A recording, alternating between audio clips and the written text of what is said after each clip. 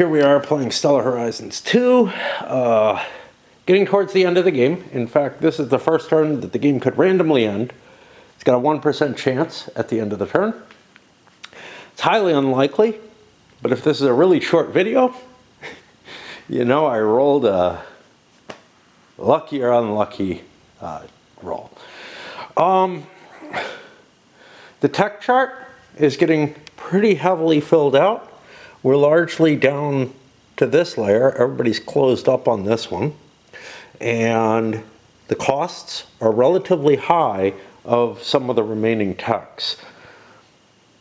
They're only worth 5 victory points each. That's something to keep in mind. Possibly a reason to avoid the big 40-point ones, although some of them are the more valuable for the players to have. You can see players collecting up a lot of cards. The game state is relatively high in terms of just the weight of all the material that's out. Fair amount of tech chips in everybody's hands still, which means they haven't been blowing them all, at least in most cases, in an attempt to just rush to get their techs out there. Not a lot of worry that the game's going to end in this turn. But you don't know, and somebody could get very, very lucky or unlucky based on that. The board has gotten really, really cluttered. Lots of ships in transit, especially to a couple of key locations here. Why are they key? Well, this is Earth. That's where you decommission your ships and whatnot. This one, it's interesting because of this, I guess, but also towards projecting force outward. On the other hand, people are reaching the unlimited ship range, so it's more just a way station stop. Some of these people are dropping off colonists, though. In fact, most of them. So that may actually have more effect than anything else. It is really hard to tell who's winning. I have absolutely no clue. I know who's losing. It's this guy. He's been losing since his ships got, beaten up early in the game, to some extent by the Praetorians. Some of these escalation markers are pretty bad, but you want to collect them up so that you can throw them out to keep your victory points. At this point in the game, keeping victory points might be more important than keeping these advantage markers that give you like an extra tech marker or something each Earth production. We've got 2 more of these left. One of them is the initiative. The other one is... I don't know. I don't know what the other one is. Let's take a quick look. Got base. The other one's trade goods. Trade goods, I've got to be really careful with that because there's a lot of game state that affects the trade goods. There's a lot of game state that affects a lot of things, especially on these cards. It's really hard to remember who's accumulated which capabilities. It was hard enough to remember player special abilities, and now the cards are a really, really painful thing, especially when I'm operating, where I'm just going hex by hex and seeing, can anybody do anything here? Can anybody do anything here? With like trade goods, you pull per player, so I should, theoretically, be checking the cards for the player that I'm pulling. I don't know that I've been very good at that, though. Got some interesting stuff, like wormhole capabilities over here on these 2 players, where they can jump from one base to another, but notably not Earth, which is kind of interesting because Earth is where you really want to be able to jump. So the fastest way to travel might be for green if they get a base. They have a base down here, a base over here. Fastest way to travel might be here and then here. However, they have to actually move here and end a move here in order to take advantage of that, I think. How is it work? Treat systems where you have to... No, it's actually actually not. I think I could move here as 1 hex, 2 hexes. Now that's the same distance as this, so it doesn't really help me, as is this. For pink, they don't have any bases too far out. So I don't see too much leveraging of this at this point. But if people build a base out here, they could then jump back to close to Earth and make it in less time. Wormholes are, you know, pretty theoretical in terms of could they actually, first of all, they're theoretical in the sense that we assume they exist, but I don't think we have absolute, you know, any kind of significant proof of them. Although I thought they had created a tiny one or something, or shown evidence that they had. But the idea of being able to transit, you know, a ship full of living organisms and all the complexity involved in that through one is really out there, right? Not quite out there to the extent of straight up faster than light travel, which the game seems to allow, although only when you start hitting higher tech levels, really the CV movement when it gets down to 0.5, which it is for most people. There are situations where you can move a distance at a significantly lower amount of time than you would be able to in terms of turns and whatever. We'll see what we get from here. I gotta get this battery charging. And for personal life, I don't know. I really want to get outside. It's pretty. I don't know what I want to do. Maybe some yard work. Maybe a walk to get milk, although I hate hauling the milk. Like, the milk is heavy. And hauling it up the hill on my back is not as pleasant, but it's also not as big a deal as hauling my cart all the way from the main food store. I don't know. Acid I forgot to mention, anomalies have run out, which means that there are some people who have directives, and there are some additional directives over there that cannot be fulfilled. I haven't checked the rules on that yet. Right now, everybody's directive could be conceptually fulfilled, which means they still have to pay to get rid of them, but I think once a directive is no longer capable to be fulfilled, you can discard it and you get a new pick from within 2.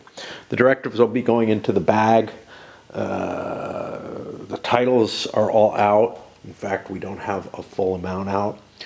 So the only other thing that goes in that big bag nowadays is the events, which is once every 7 turns. I pick an event, such as the chit cups are all kind of healthy because people bought a lot of tech last turn. Here it is, still Tuesday. I went out, did a little bit of yard work. No longer than I would cutting wood, but just playing with the weed whacker on my hill. Nothing too strenuous. And then I read for a while, and now it's raid time, but I don't feel up to it. So let's get a little bit of this in. And it's going to be an initiative turn. Okay, that's important because people get to get rid of their escalation. That changes some things. We had some instances where initiative mattered. I have to look at them. So for example, here, these 2 ships can resolve this. This ship can resolve it. Makes it interesting. In order to compete in the initiative, I think you have to play influence.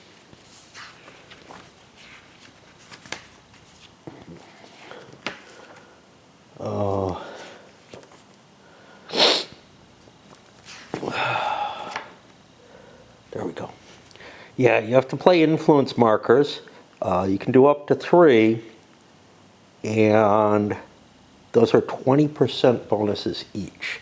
That's going to change the math normally that I face, because I think this is well worth it. People have gone out of their way to get there, but I don't know how many points. I'm going to use my normal kind of mechanism for that, which is roll a die kind of determine. I haven't figured out my calculation yet.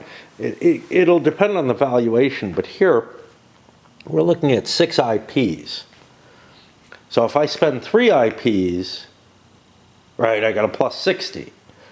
But if I come in second to the other guy, I've wasted 3 IPs. So I don't know. Probably about like 60 to 80% for the first IP, and then 50% for each of the next ones if I succeed. Conceivably, I could just chunk that in if I had a formal mechanism in place with their order, with them in order as the die rolls come. But I think I'd rather do this separated completely with from the die rolls, as it would actually happen naturally in a game. A location where there might be a similar competition. Let's see. He's got 9. He doesn't have enough, so I don't think there's any need to spend on that. But then there's like contributory stuff. For example, whoever gets the advantage might be able to get this where someone else wouldn't. But again, I think the points say that red is going to get both of them if they want them. It's getting kind of late in the game. I gave everybody else a 1 in 10 shot to put one in there just to try to edge things out. Otherwise, I'm reflecting them by expending them up here so that when I get to that player, I can add, the 20 or 40%. None of the 1 in 10 shots happen. Those payments only matter where they show up relative to what's going on, but it does fix the full value. He had a plus 20%. I gotta say, I remembered to go check the directives that they've collected, titles that they've collected, which might give a bonus as well. I didn't see one there. I don't know. I don't really remember what's up here. This one nobody wants unless they're not sitting on any. At this point in the game, maybe grabbing this might be worth it.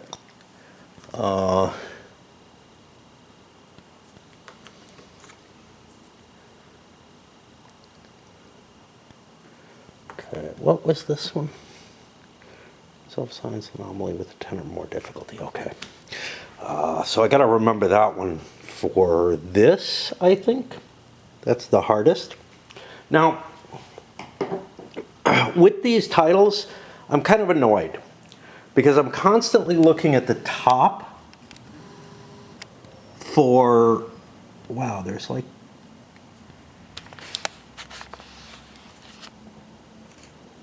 I don't know, I'm getting this weird glow on my fingers. I think it's just my display screen,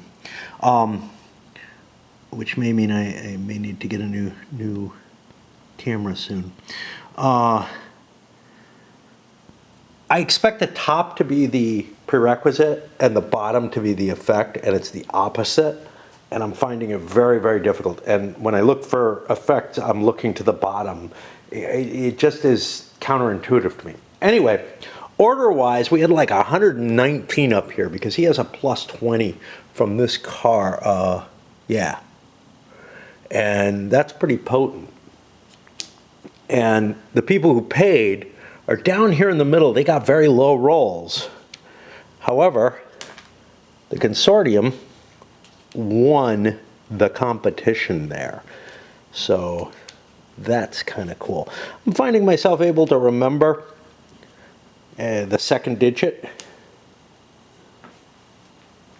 So my mind's not completely shot for short-term stuff, at least.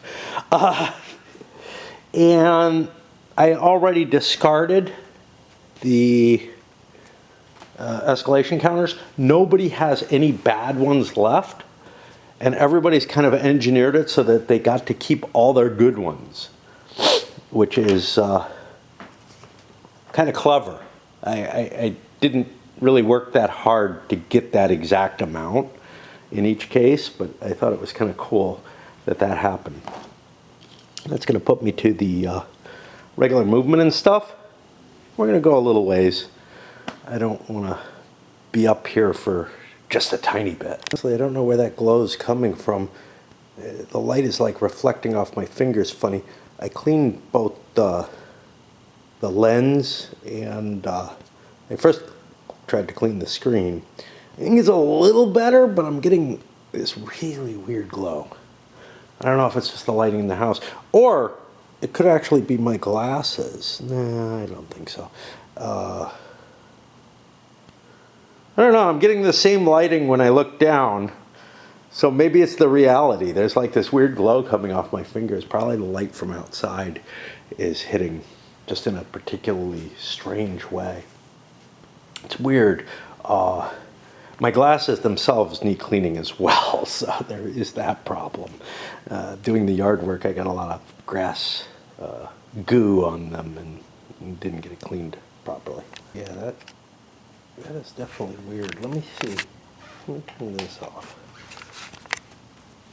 No, it's like creating this weird artifact. Really odd. Oh, not a good sign. Anyway, a fairly decent number of arrivals, and this is dark.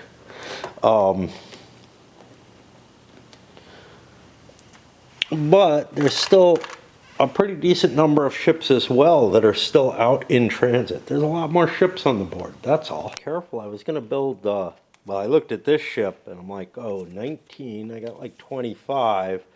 I wouldn't be able to build the settlers that this can haul. So then I looked at one of these faster guy CB7s, which I could build and build their settler. But then as I looked over, I'm like, oh, wait a minute, I got a shit ton of stuff that I got to build. I got to build 12 bucks worth of settlers. So this guy would be 15 plus 16 is 31. That would be the same cost as building this and all of its settlers, which I don't really want to do, because unlike some of those other turns, I don't think I have any materials that I'm selling or anything, so I don't see any source of income on the board for me just yet. Oh shit, I caught myself doing it again. Starfarers. These are people I didn't think this would happen to, because, you know, they've been in my head as being behind all the time, so I never really counted their ships. 1, 2, 3, 4, 5, 6, 7, 8. They are not one of the people who has 8 ships even now. I don't have an easy way to rectify the situation. What I'm going to do is disband this ship, which I think is what I was planning on doing anyway, instead of paying the $2 to repair it, because it left its base. But honestly, it probably should disband without giving me any money. But I'm going to fudge in their favor. I don't feel like they got too much of an advantage. Really, what would have come down is they would have had to destroy one of their REs. But, you know, I just wouldn't have built a ship is what comes down to it at some point. Okay, whatever it is an artifact not of the lens, because I moved the camera and it's like a glowing that just, it moves a little with the camera,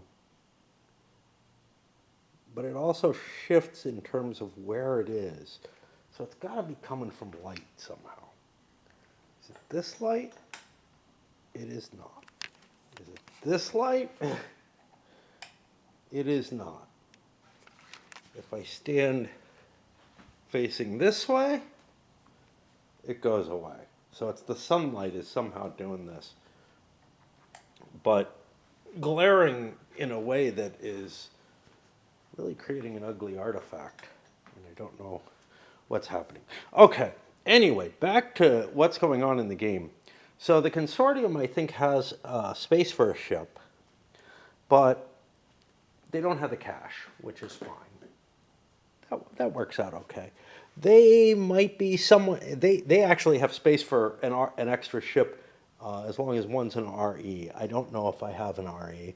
I didn't pay attention to that. So let's see, 1, 2, 3, 4, 5. This is not them.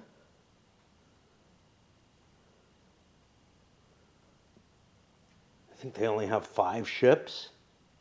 So they're way below for some reason. Does that make sense? 1, 2, 3, 4. Can't be. 5, 6. Yeah, that's what I had come to before. Okay. And none of them are REs. They could go up to 8 if they bought an RE. And maybe I will, because I do have that extra ship for that. But I have this CV4 here that I could demobilize and get $6. That would get me to 11.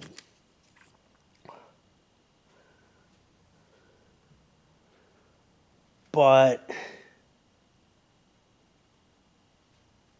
see, I need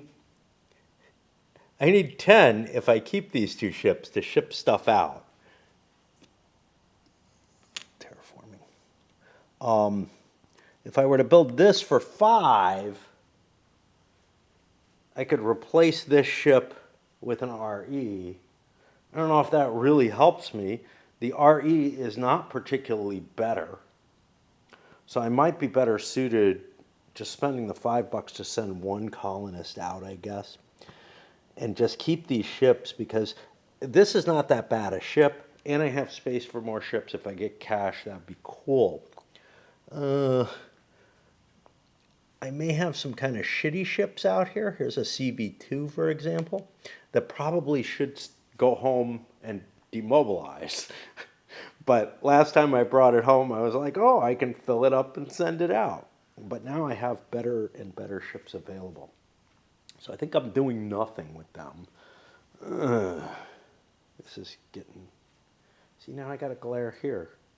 No matter what, if I'm on this side of the board, I get this weird glare from the sun, I think. And if I step back, it gets broader. And if I zoom in, it turns into this weird thing right through here. And I don't know if you can see it. Let me swap batteries and stop paying so much attention to this weird visual thing. For it's worth, it's a different quality, but it was happening on my camera over there that's loading as well, and it's showing up on the bar and everything.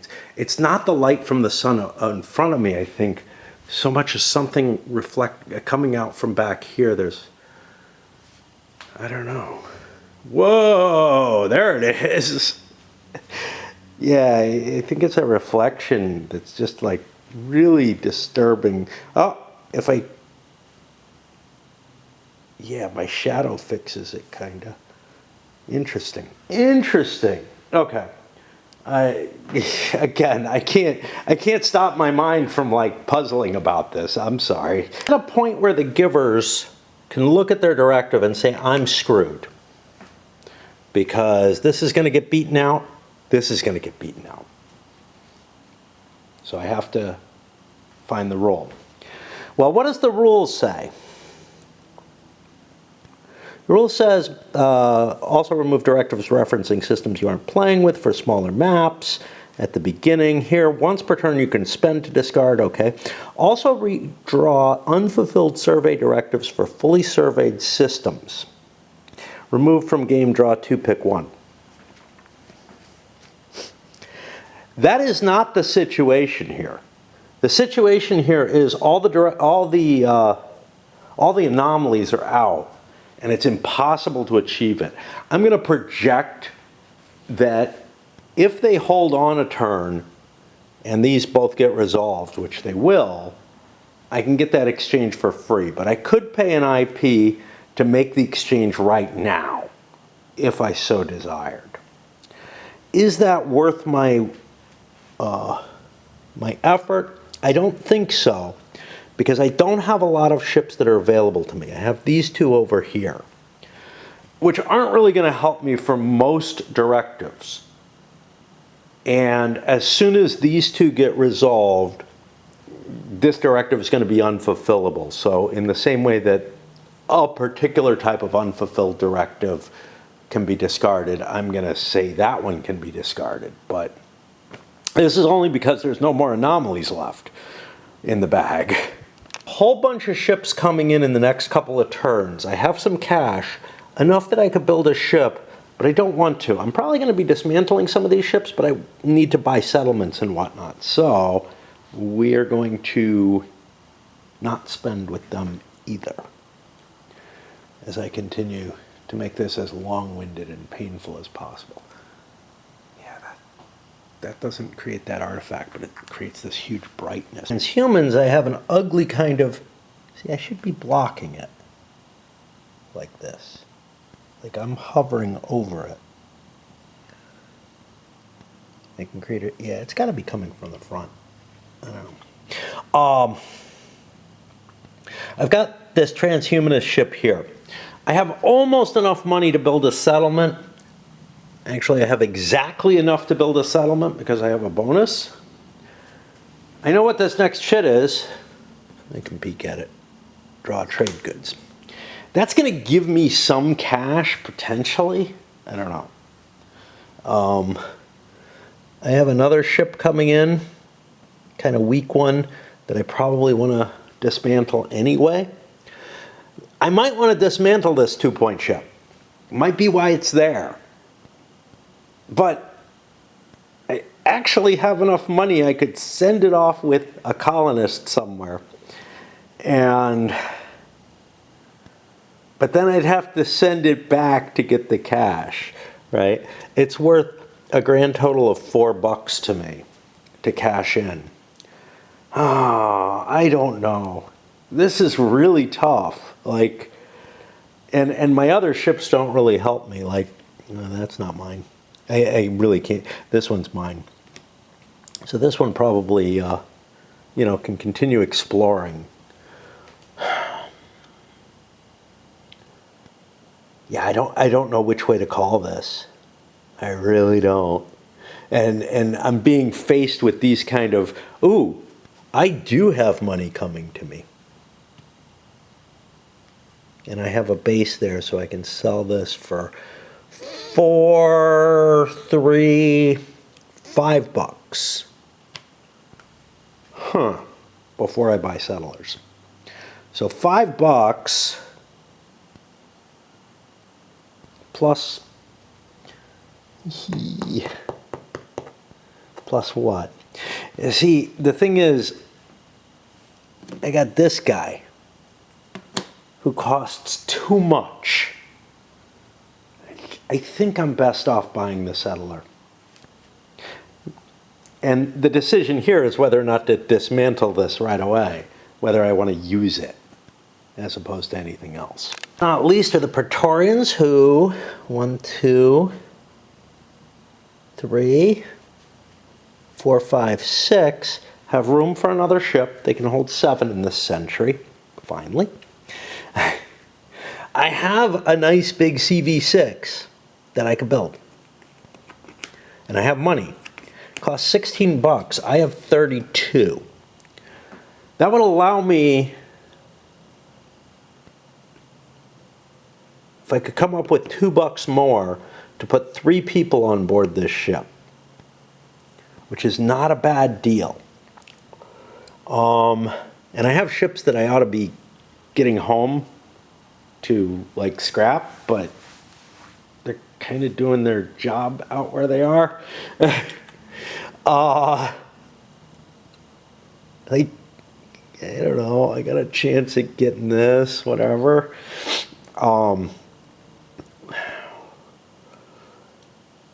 Do I have trade goods on hand right now, anywhere? And this is a scan the whole board, looking. What do I see? What do I find? And I don't find it. Now, I could spend IPs, but again, I don't like doing that. 2 more bucks. What are settlers worth in victory points?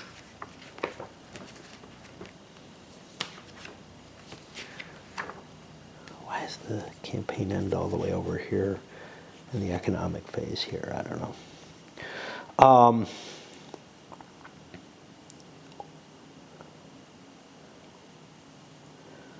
Looks like every 5, so settlements, The distance from Seoul, half the distance of Seoul, is just, is that, yeah, that's per settlement. That's per person.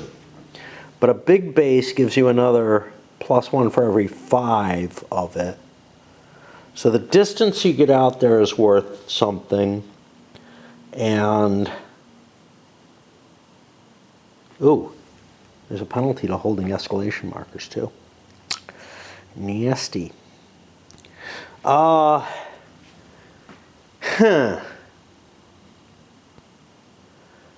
again, I could fill 2 of the slots, but on the other hand, I could build this much cheaper ship for 11.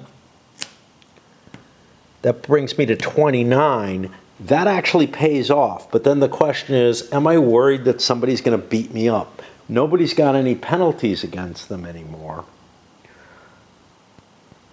So do I want to take a shot at that? You know, because this guy obviously has big ships.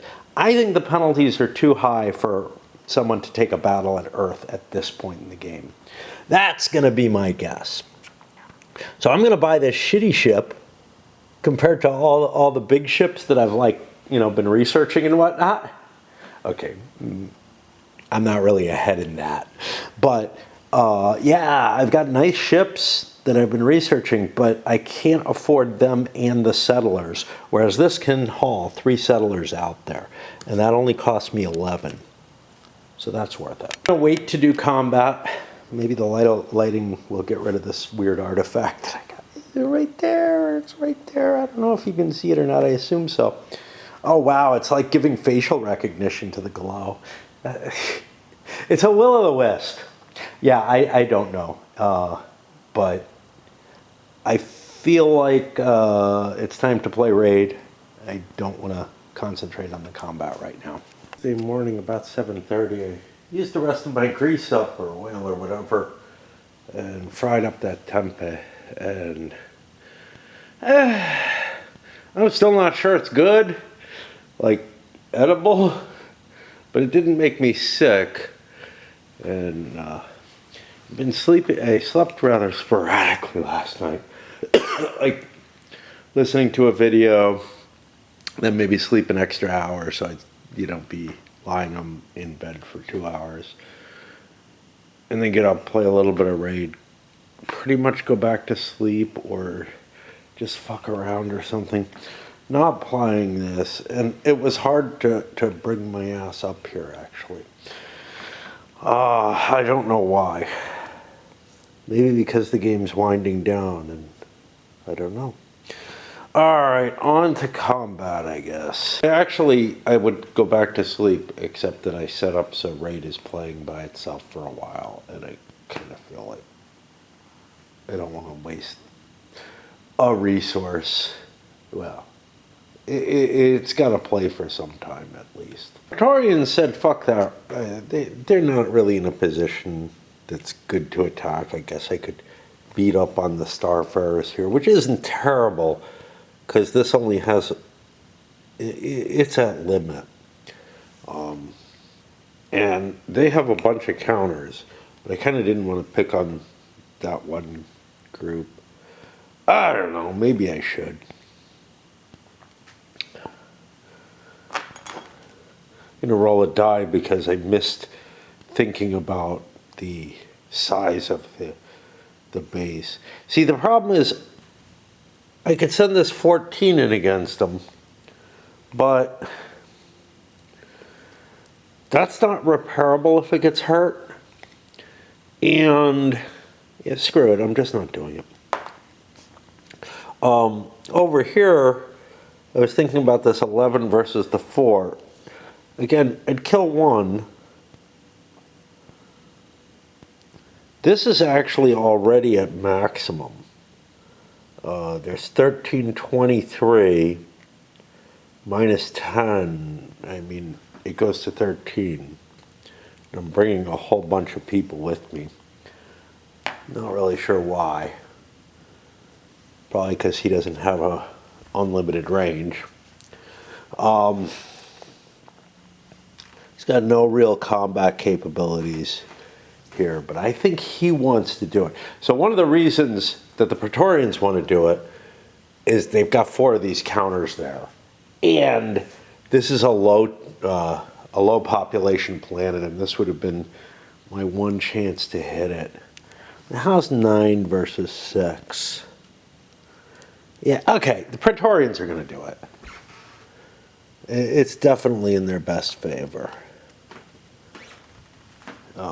Yeah, I think we're going to see these pickoffs, especially with people who are sitting with goodies on their sheet. Now, those goodies,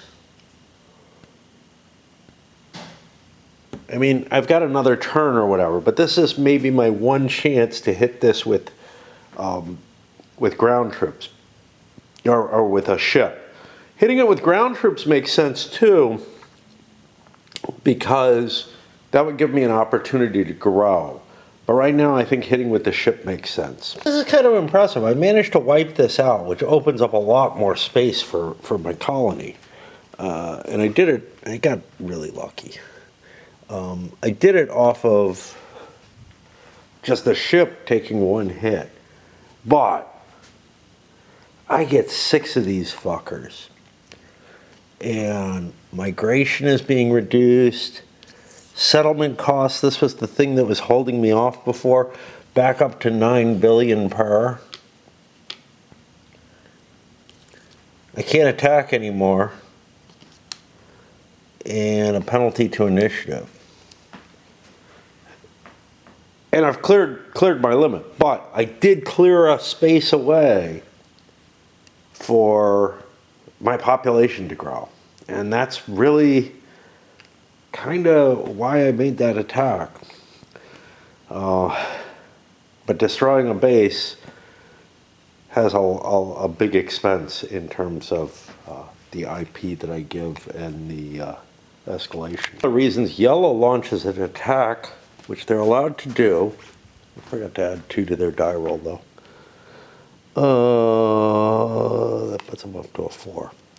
So they're going to do 3 hits. Anyway, they're allowed to do it because they have less escalation than the Praetorians, especially now. And I end up doing 3 hits, which doesn't wipe out the base. That doesn't do me any good. And that 3 hits is going to work out to an attack. 3. It's going to work out to 5 counters and 5 IP handed out. And I take 3 hits, which is pretty painful. He still has his +1. There's no -1 on him anymore. That's not going to wipe out a base, so that's only 3, not 5.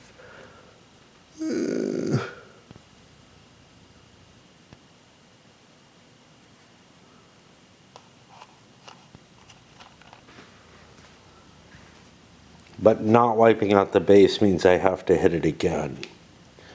And we should give him a yellow marker.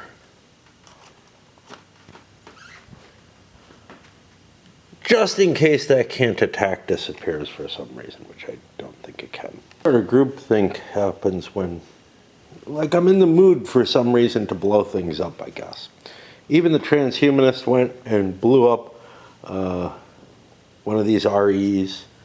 They figure if they can't attack, you know, having one of these, but, you know, it could end up being a pretty bad one. In this case, it's a migration chance drop. I do know that this counter is going back in soon. So, there's some level of like, there's a good chance I'll get rid of this one counter that I pick up.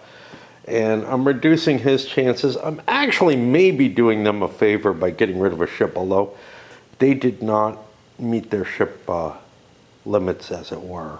So, probably not. The things that some of the players' choices have been involved in is, hey, the game might be coming to a close, wiping out people's bases now, and it just happens to be when they're hitting max population, etc. as well.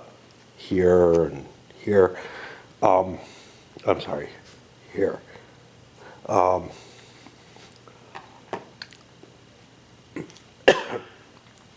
that takes a significant amount of points away from another player. And that is one factor, is that, like, if you play a game in which violence is a regular occurrence or is more likely to happen or whatever, oh boy, those scores, you know, what do they represent? Yeah, they represent how well you did overall, you know, compared to like a peaceful galaxy or whatever, one person playing alone. It's just hard to.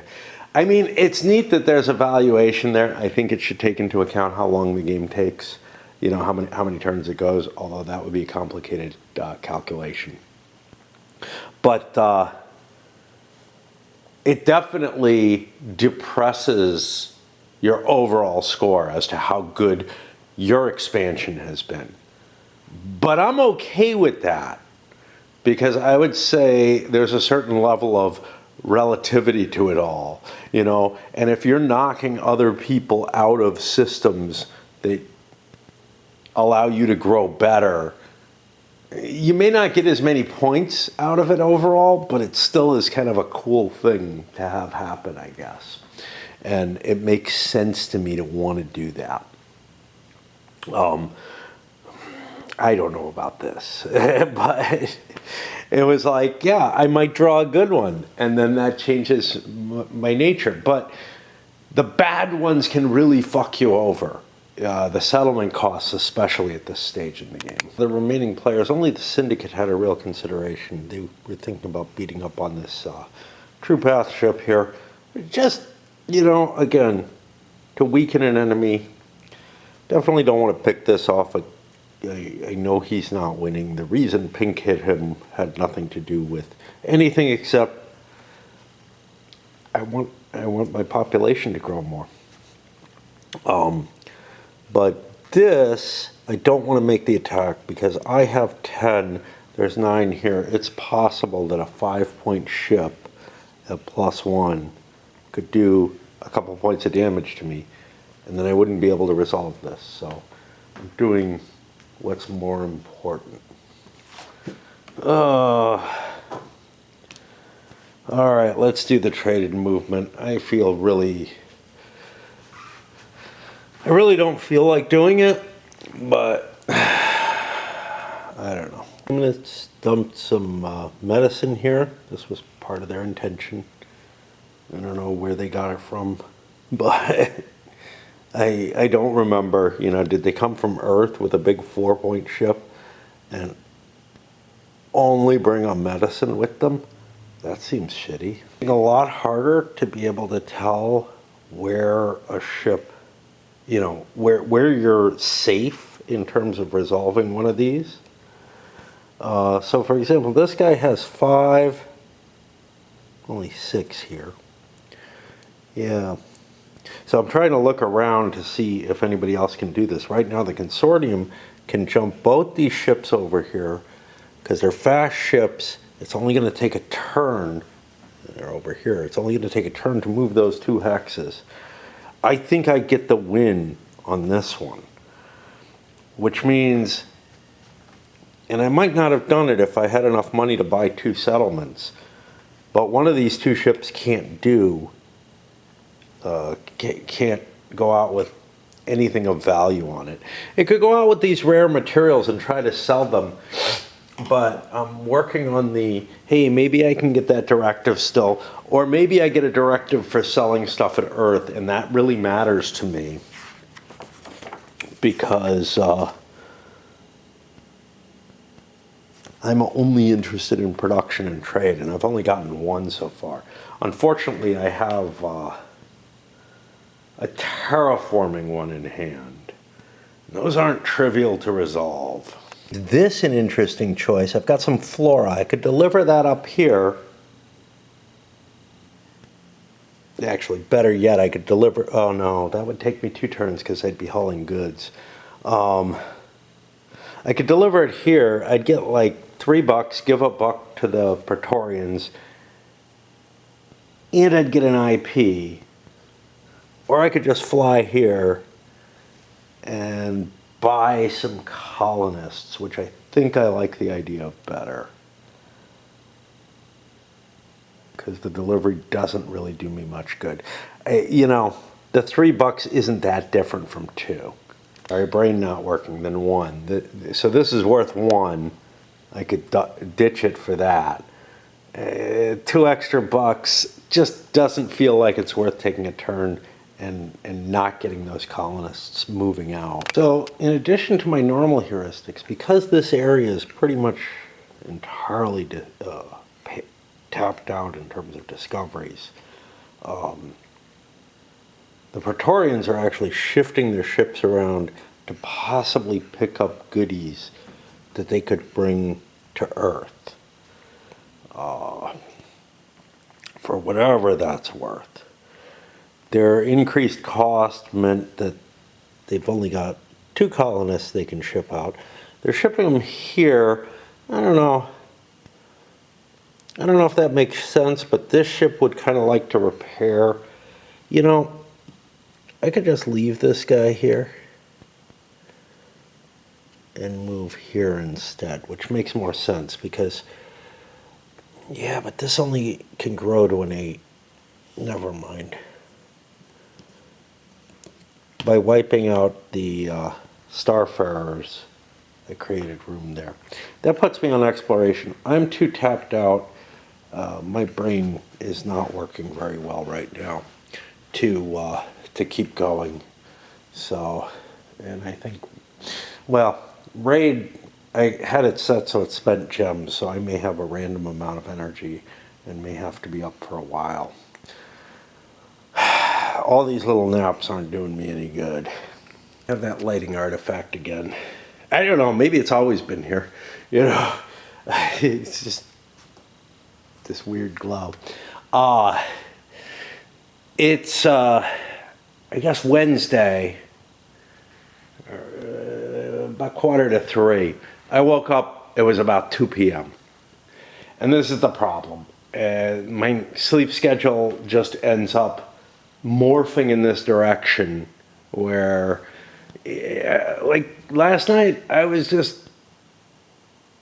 just couldn't sleep for a long period of time. And I wake up and there's something to do on raid, and then I figure I'll come up here, and then I go back and try again.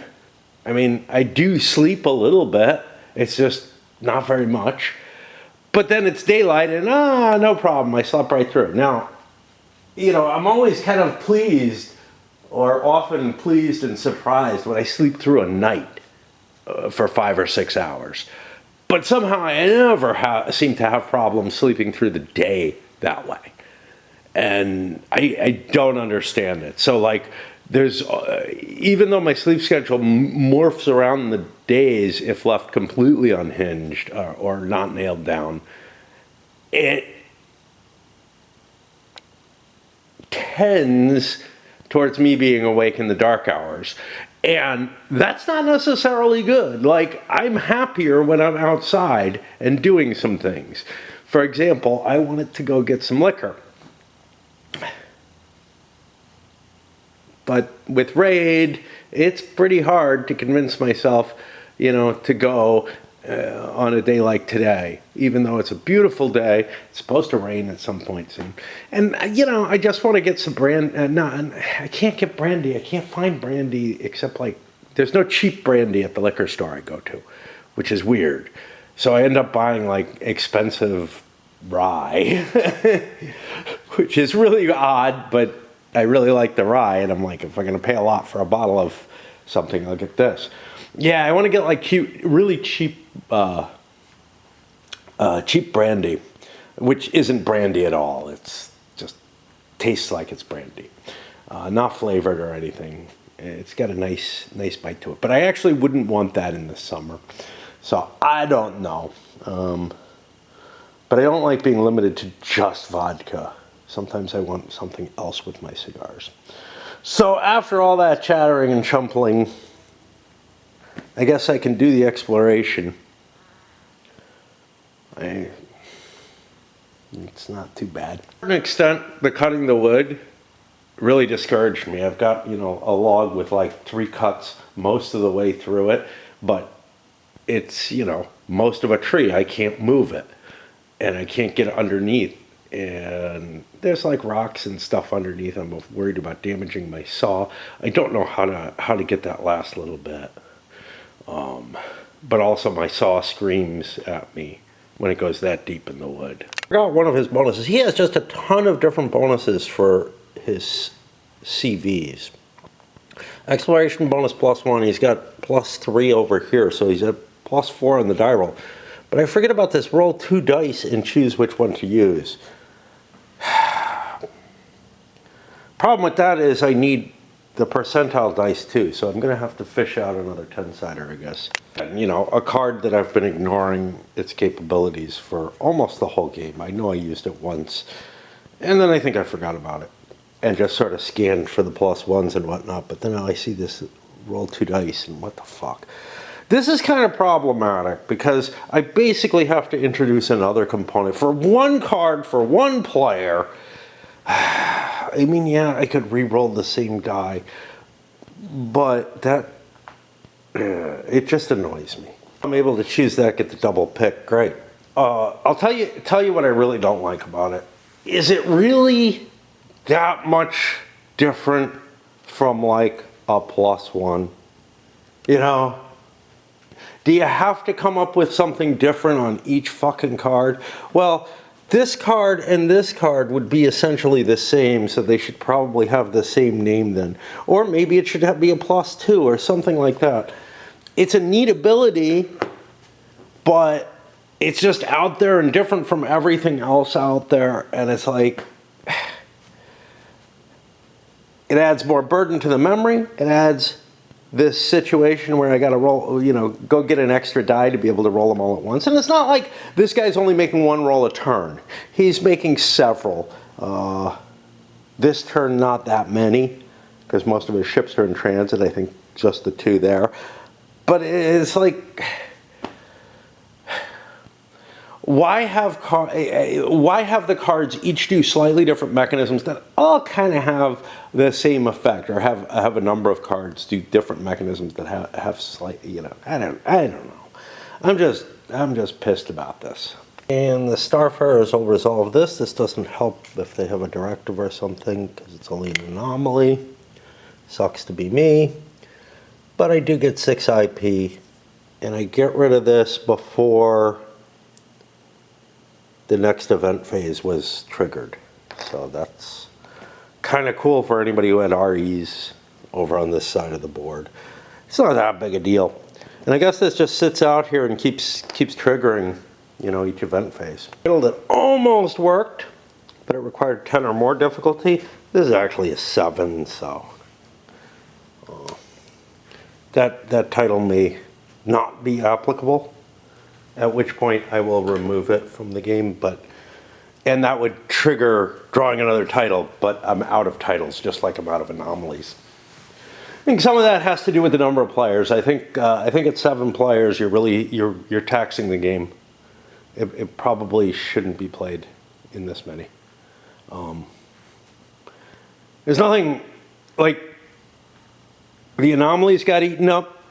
The chit cups got dredged down to the point where you're not getting, it was getting close. I don't think anybody ever got screwed, but it was getting close to people getting screwed, which is problematic.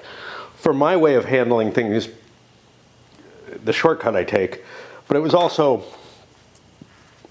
somewhat,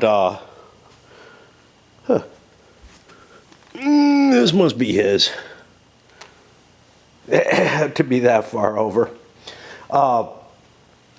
It's also just, you know, kind of an annoyance. It means that someone with low initiative presumably gets a penalty, although it's supposed to be done simultaneously, so like, yeah, you just, it's whoever grabs last. So actually my way is just as good as what the rules as written are in terms of being, avoiding any problems. It fails.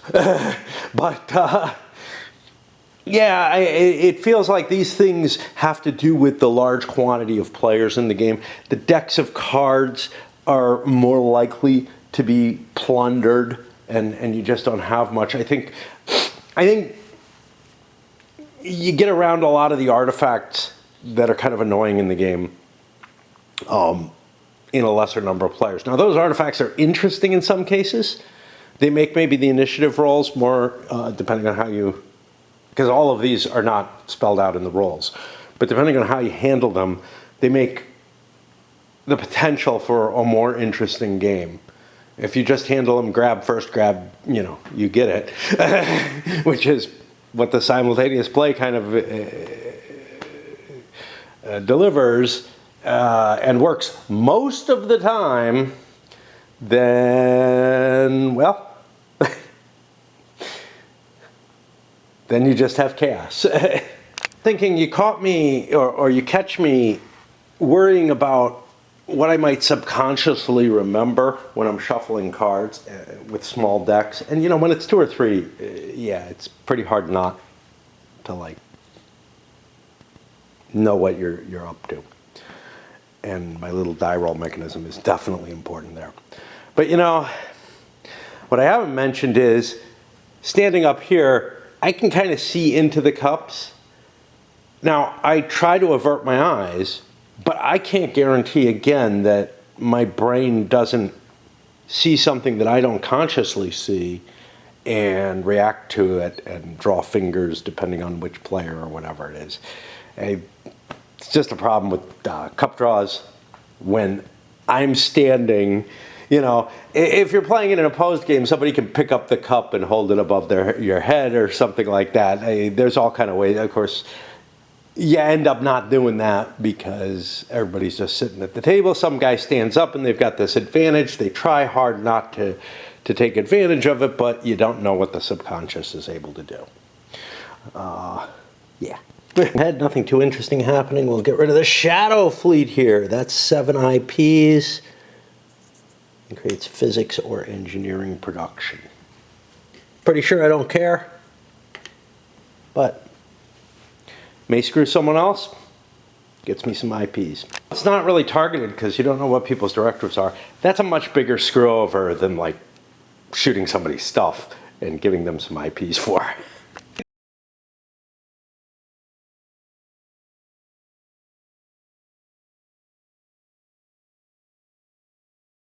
The cards are bad, the quantity of cards that are out and everything. Not as big a quantity, but these titles. Barely readable to me.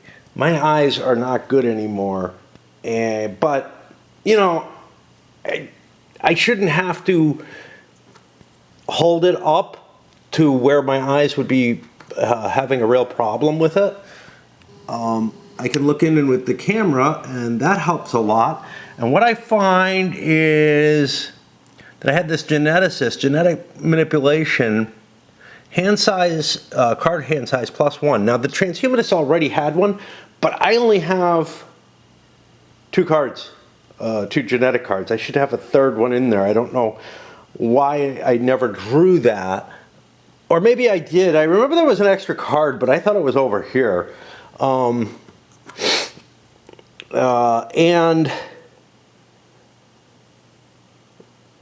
the cost is less for those. I don't think I've bought one. I might have bought the Spacefaring or whatever. I probably owed a couple of tech. Fuck it, I can't go back and fix that. But at least the cards, I can read what they say while I'm standing, at some distance from them. With these damn titles, you basically have to be poring over them, with a magnifying glass in my case, or the camera, in order to be able to even read them. Because they're too small a type for me to really read well at, this distance. And then if I zoom in with my actual eyes to this distance, I can't see shit. Because maybe with my newer glasses I could, but my farsightedness, whatever, my old age eyes, as opposed to my just bad eyes, have have gotten to the point where these glasses no longer really work for really close-in work like that. But there's not a lot in this game that requires that kind of close-in work. But I mean, you would have to hold it and bring it up to the to your eyes like this to be able to see it, as opposed to being able to just sit back and kind of see what's going on.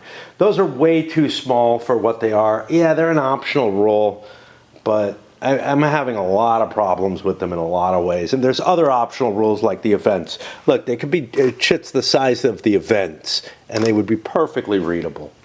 I also have my problem with which side is which. And now I've kind of lost where I am. I think I did this, but not that, honestly. Found the problem. It's that this guy has the engineering, which is the mirror of that. He's the guy who had the extra card, and I don't know if I threw the card out. I ended up not redrawing that. So I got to fix both of these. And in both cases, I completely forget the cost reduction, because it's hard enough to scan all these big cards. There's so many out there, so much fucking game state. To start scanning stuff I can't even see, yeah, that's out of my league, man. I'm in an especially pissy mood. It's got to do with waking up so fucking late, and then seeing that I fucked up on here too. I can't even get this shit right in my life. It's bad enough that I can't keep my life right, but I can't even do the gaming reasonably well. And it's not like I'm good at Raid either, okay? I'm really shitty at it. It's just trying to waste my time. I'm just fucking trying to die here. And then I thought about this counter, whatever it was that I knocked off there. It's actually most likely got knocked from there, caught on my shirt. I'm giving it to him anyway. He looks like he needs it more, but oh boy. And what have we done? We made our way. I think I finished his action.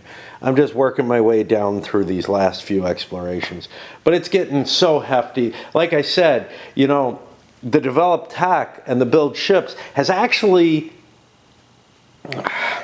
maybe gotten a little easier with maybe gotten a lot of that. I don't know what the fuck I'm using word-wise anymore. I'm not in good shape today. I don't feel bad. It's just like my mind is doing weird shit and making me especially aggravated. If I had stopped smoking, it would make sense, but I haven't. The develop tech and the build ships has gotten a little easier, maybe just through practice, maybe through some other aspects, although build ships is kind of painful because I keep fucking up and finding places where, oops, I had more ships than I thought I did, and I got no way of keeping count of that. Might find that I have a faction that has more bases than it thought it did. Maybe I've done that already. I don't remember. But the amount of things that are going on, like exploration, is becoming a real pain just because of the total amount of ships on the board and whatnot. The cargo, the movement is becoming kind of a pain. These were things that were relatively easy early on, but now it's the whole fucking board, and it's just a mess because there's all these places. Sure, I can discount the black counters, but it takes some work to go through a hex and make sure when I've got stuff like this, that this isn't a ship, or that this isn't at the planet, and it's just the brain has to go through a little bit of processing. I'm not saying it's even all that conscious, but you can feel it whirring. This one, at least I don't have to roll as many dice as I thought, because 3 of these ships are taking care of this. I was really kind of not looking forward to rolling 5 sets here. I paid the 6 IP, took the fauna. What happens? Well, one, we can build bases. More fauna and settlements during production. Cool. That becomes an attractive place now. I don't know what's up with, I think, early on in my videos, I think that rage appeared quite often. Anger with myself, whatever. Anger with other things. Feel like that mellowed out over the years. I don't know where it's coming from again. It may be the wrong tobacco. But that's sort of that's how I used to feel when I didn't smoke. Maybe I slept so long, it was only 5 or 6 hours though. And yeah, I got no answer. I got no answer except this fury with myself, which I don't know. Haven't felt in a while, I think. I don't know. Mainly like I am upset with myself. I'm angry with myself and stuff, but it doesn't quite hit the same level as often. I don't know what that means. Again, maybe I'm in a turning point of some sort. I don't know. We slide into develop tech, and I'm just too pissed to keep going. Very few counters left in the BioCup. Kept pulling from there, even very early, and I'm thinking, oh boy, am I going to be in trouble. And nope. But that means people who develop bio, at least, probably will want to throw some chits in the cup so that they get something out of it. I don't know. My nose is full too. That doesn't help. Anyway, we're stopping for there. I don't know. I'm too pissed to play. I did a little bit of yard work, played some Raid, sort of close to the minimum, and then went out and sat on the porch and read for a while. Now I'm still getting those visual artifacts, damn it. What the hell, man? All right, let me see. I expected them to be gone here. Maybe it's the lights above that are doing it. Again, it doesn't come in this direction at all. Weird. I don't know. Oh well. There's a bit of a gloss to the board, but anyway. I'm going to do the develop tech. I'll come back with that. And I don't know what's going on with the camera, the visuals and whatnot, and how bad it is. It may just be that now that I'm paying attention to it, I'm seeing something that's always been there. I was looking at the Syndicate, who have a bio card, the flying one, that they want to play. And then I look over here. I bought up to here. Now, they have not bought any level 3 genetic manipulation, so it isn't a big deal. But I don't see them here. Now, I don't know if I moved them down. I don't think I did that. If I did, they're going to have to be penalized anyway, because I got to buy this. And I could have done it in either order. But yeah, I got to spend the 5 to buy that. I doubt that they want to buy anything else, but one way or another, I fucked up. The minor one is if I bought this without realizing they didn't have this prerequisite. And that's the most likely, I think. The more important one is if they had this already and are paying 5 extra resources, because nothing has come of them buying that level 3. Starfares, and now I'm getting it over there. It's got to be those lights up there, and I don't know. Picked up this cargo capacity increase. It's not really important to them. They don't have a lot of money for it, but likewise, they don't have a lot of money to take advantage of a bigger crew. But they bought infrared vision. Which is interesting if I can remember it. With the additional settlement growth. What's growth? I don't remember. Can't remember which is growth, which is migration. You know, it's just, you know, what the two mechanisms are. And growth is the automatic. So this is going to create an automatic extra person in each base where they're red or brown dwarf stars. I don't know where I'm colonized. It's so fucking... So this is a binary. That would not be.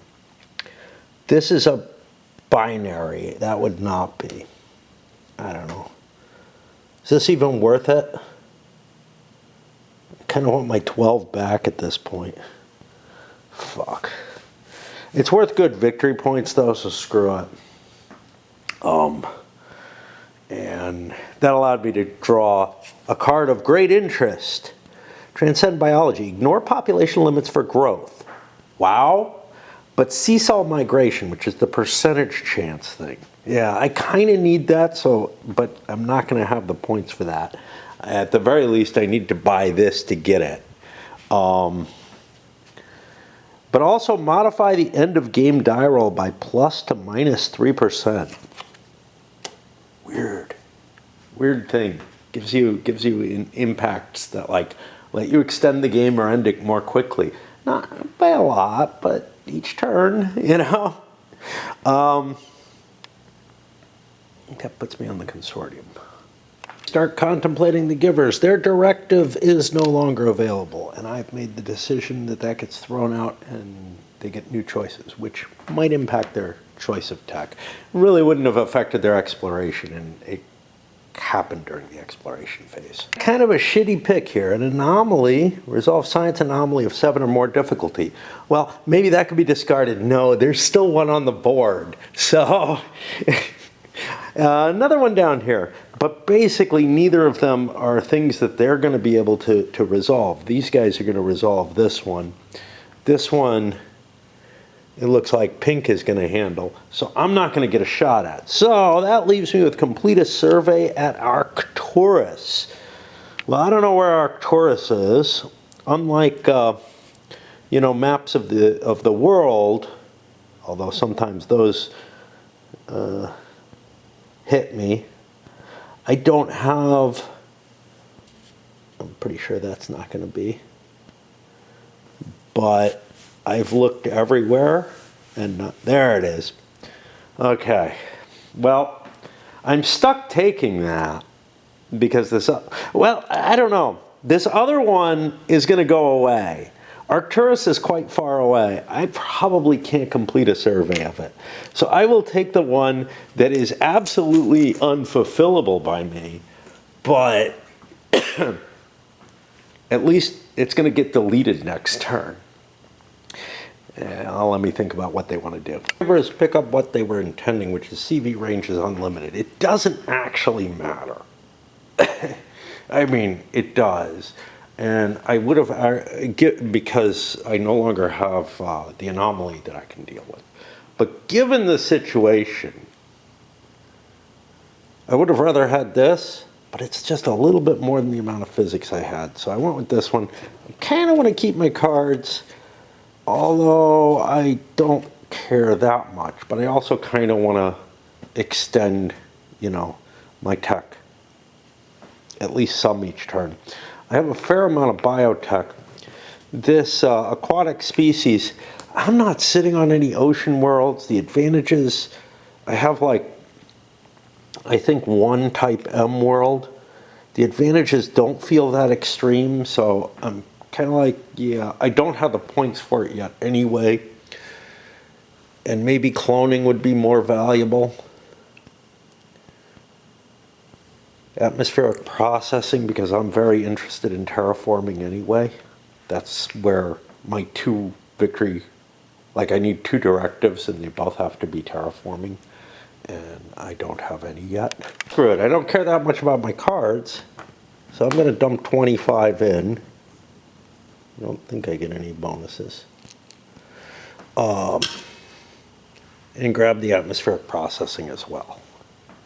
I'm short on engineering, I can't get any of those. If I end up not being able to get my cards, too bad. If I end up getting my cards, the extra terraforming may give me an advantage towards being able to create ocean worlds or something. Path or whatever, the shining truth, the true path. They bought the CV range unlimited, that's going to fill that out. I'm running out of fill out markers, but that's fine, I can just pull these up. It actually suggests, doing that, but I haven't needed to so far, so I'm like, yeah, let's do what we can here. They also bought Skill Artisans because I know Trade Goods is coming up on the next shit.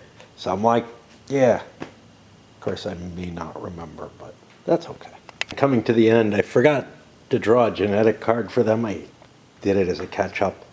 That's the kind of thing that I think will happen often in opposed games. I just know that people forget to, take some action or something, find out they don't have as much as they should. And easy enough to correct. Although it might not be fair because there might not have been what was available at an earlier time. So, what do we got? We cleaned into here. That's fine. And everybody has these. The terraforming advantage now. Pink went into the level 3 genetic. That's what they bought on theirs. I think I've gone over everyone else. Here, we once again clean out a layer. Everybody's got CV range. Don't slip that in there. Okay. Here, the transhumanists took this. That gets them close to the movement modifier. It's an expensive ability, though. The Starfarers have it, and no one else. And then over here, the CV7s, I hope I took it already. Shit. I'm having trouble with my fingers doing things. I did buy put a couple of CV7s on for them. Here, this is 1, 2, 3, 4, 5, 6. Wait, 1, 2, 3, 4, 5, 6, 7. Forgot. The last one. We'll have to clear some out very shortly, but that'll be this. I didn't think I had that, but so only 6 will be here because there's someone there. And then they picked up whatever the hell that is. We knew what it was a moment ago. Cargo capacity, yeah. There's a card that does that. That's kind of weird that there's a card and a capability. Sure, there are cards that like give you a CV exploration bonus and whatnot, just like some of these do. This is kind of funky. That's all I have to say. All right, and that'll put us to, I guess, the most important thing. Can I roll an 01?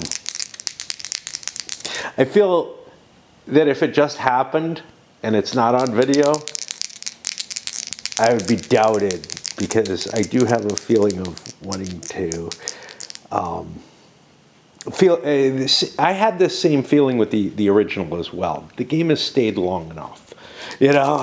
I'm ready for it to end. But it's not going to happen this turn. All right, that's it. I actually don't understand because I am still kind of enjoying it, but it's beginning to get too cluttered, and I don't have a clear feeling that anybody's winning, so I don't know what I'm supposed to do to kind of competitively play this end game period, when usually I do feel, and I may have had some of that feeling with the original as well, that like, I can't tell how well I'm doing, or how well anyone's doing. There's a lot of mess of information out there, and it's just not obvious to me. Who do I want to beat up on or anything like that? And when that competitive nature goes away, this sort of percentage roll for ending the game and everything feels like an extra overhead that's just not needed. And I would feel... So part of me feels kind of like, hey, we should at least be colonizing, we should have explored everything, colonized everything and stuff like that. So in that sense, I don't feel like the game's gotten, stayed too long. But in other ways, I kind of do. I don't know. I think everybody's going to kind of advance at the same rate. And I don't know what's, I don't know what's gained by playing more of it, essentially, in terms of an understanding of how to play, what to do, etc. But there are things that people have not been able to get to. They haven't gotten all the techs. They haven't explored all the territory. I don't know if they should. I think those should be kind of stretch goals. getting all the tech, exploring all the country, territory, maybe getting all your directives and everything. Maybe the game is more suitable for me to be a little bit shorter, and you could do that. You could fiddle with it, make it shorter, keep the same size map, thereby allowing things like the unlimited range tech to still be valuable at this point or whatever. And there are also options to take a smaller board. You probably want to make the game shorter if you're going to take the smaller board, but you might get something really interesting, like a really, really violent game at the end. As people are fighting, to wipe out enemy colonies or bases or whatever so that they can grow. So yeah, I don't know. There's a lot of permutations you can do to configure it, and not a lot of, suggestion as to why you'd want to or whatever. But one thing I do find, the full map, full game, it felt like the anomalies ran out too quickly when there's this huge ass pile of events, right? Give me a few more anomalies, a few less events maybe, along with other things that I've mentioned. But yeah. All right, gonna go break for a while and find other things to do. We are on Thursday. I got up a little bit earlier today, around 11. It's coming on noon now. I may actually go out for a hike. There's stuff I may want to pick up that would be cool. My cigars aren't due until Saturday, which is cool. I hate when they arrive on Friday. That the one day I can't be home when they might arrive. I've only had one package lifted, so it's a long walk up to my place. So we're on that last thing, which is draw trade goods.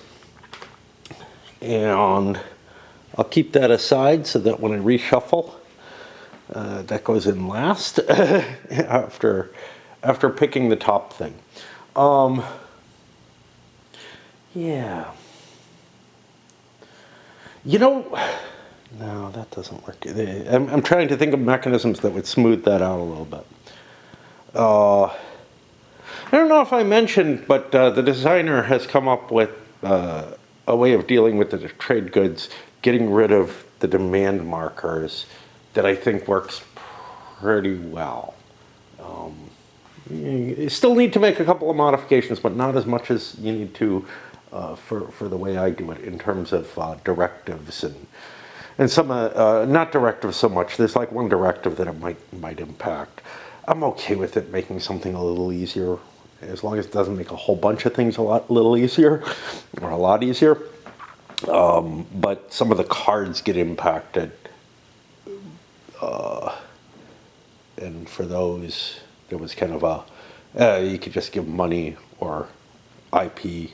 He suggested a trade good. All of those work as kind of a makeup for not getting all the effects of that card. Wouldn't be bad.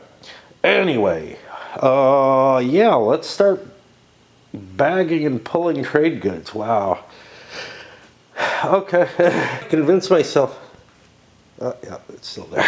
That I gotta look over all the capabilities as I pull trade goods. So I look up the number here. I think about what else they might have. I don't think there's anything over there that impacts trade goods yet. Probably not at all. But I did run across something that I'm like, this difficulty of anomalies and events by 1. So here's where that gets in trouble. Is when I'm looking to see, hey, can I handle an anomaly or whatever, like say this one. I'm just looking at the numbers. Again, you gotta look up and understand all the game state. Ideally, you would be able to remember all the game state at all times. I can't do that, right? I don't have that kind of mind for this amount of game state. But it's really what you need. Otherwise, pretty much every action you take, maybe there's something that impacts it.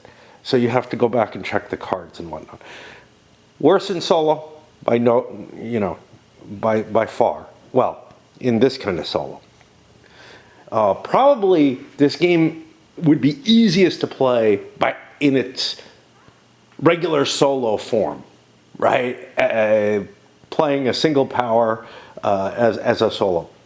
Because I feel like that's when it's easiest to pay attention to everything. You know, nobody's around to distract you or whatever. There's a lot less out there. You're just one power, right? And you can kind of optimize over the board without people getting pissed off at you for analysis paralysis and all that kind of stuff. But you know, I'm always bringing up the difference between what I'm playing and opposed play. Pretty much are the same number of players, the 7 players. Good luck getting 7 players for a game this long, right? I mean, I've done it, but not in a long time. Not since I was near college or at a con. But yeah, I mean, I feel like there is some need to be aware of other people's capabilities too to make good decisions. Anyway, I'm figuring out my trade goods. Gotta check these too. They might conceivably affect the trade goods I draw. Nice thing for the Praetorians, the first ones I drew for, they didn't get the fine art they want, but they do have enough ore that they could, if they win the race and whatever, and they're first here, they could get the 3 trade goods to Earth, which nobody has been able to do already, or in all this time, yeah. And that gives influence for selling to Earth, which is a pretty minor bonus, but it's victory points, man. Hoarding of the tech chits, the hoarding of trade chits is causing an issue as well, where people are trying to get that 3 goods to get to Earth, or yeah, that's pretty much the big one that's hitting stuff. And that means that the fine art, ore, and rare materials are being held by 7 people in this hope of getting that 3rd one. Now, we're going to see that resolved within this next cycle, I presume. Although, it is possible this might come out beforehand. Pink has a speed of 1. They're going to be able to get it there, I think. I don't know. Maybe not. Yeah. They got this ship, it can bring it right back home. And I can decommission that ship with all the bucks I make and whatever. Be able to build another ship. All kind of good stuff happening. But basically what I'm saying is there's a certain limited pool of these in the bag. And the more players there are, the more that are being hoarded.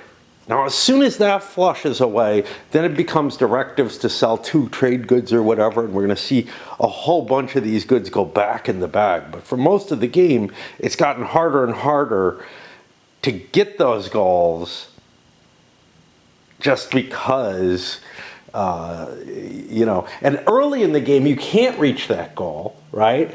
Because you don't have a lot of base.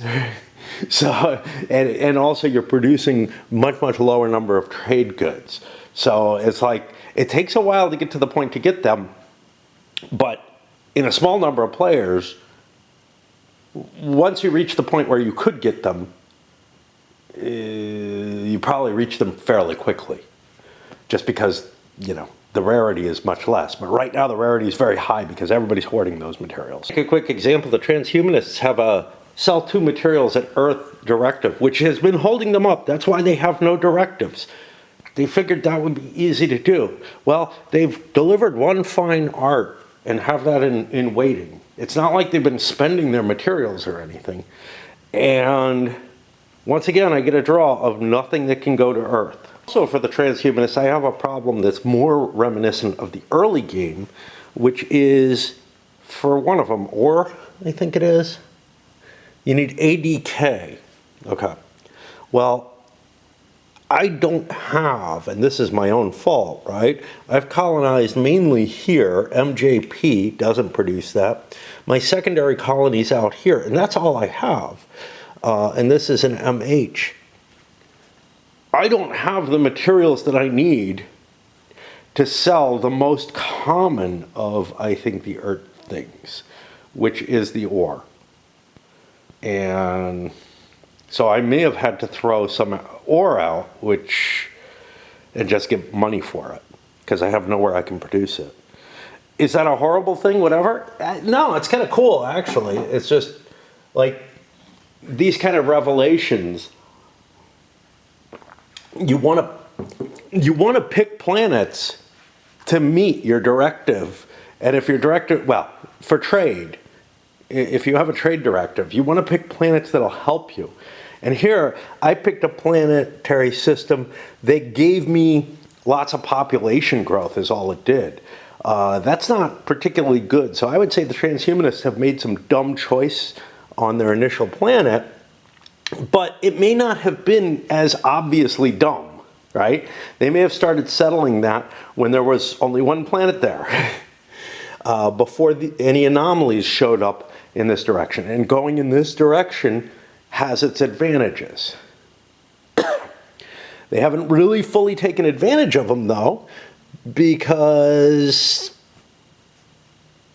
this grew to a large size, but it's not really followed up by, you know, I've got this one secondary colony and that's it. So, yeah.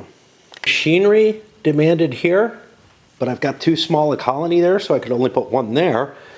There's entertainment here, so I'm actually taking my 2 entertainment there. Now, I have room for more stuff, but those are my production capabilities.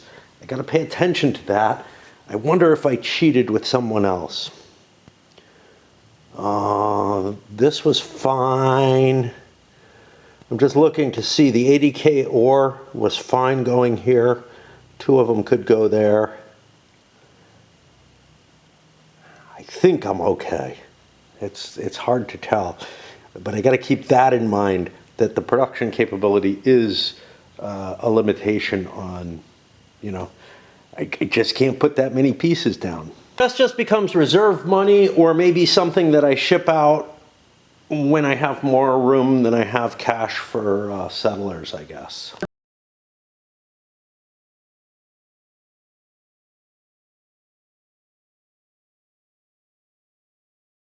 Got a particularly nice draw. Unfortunately, they have a terraforming directive, but there's still the possibility that they could get the title up there.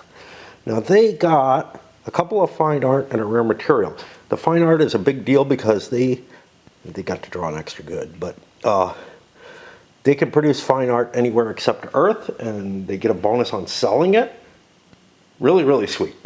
Rather sell it somewhere other than Earth if they're not getting that title.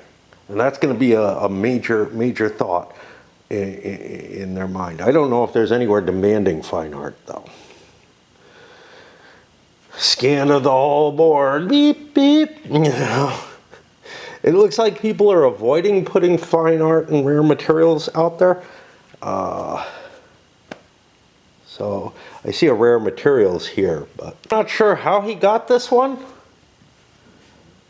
Although that may have something to do with terraforming, to tell you the truth. But he's not sitting on anything that can produce rare materials anymore, is he?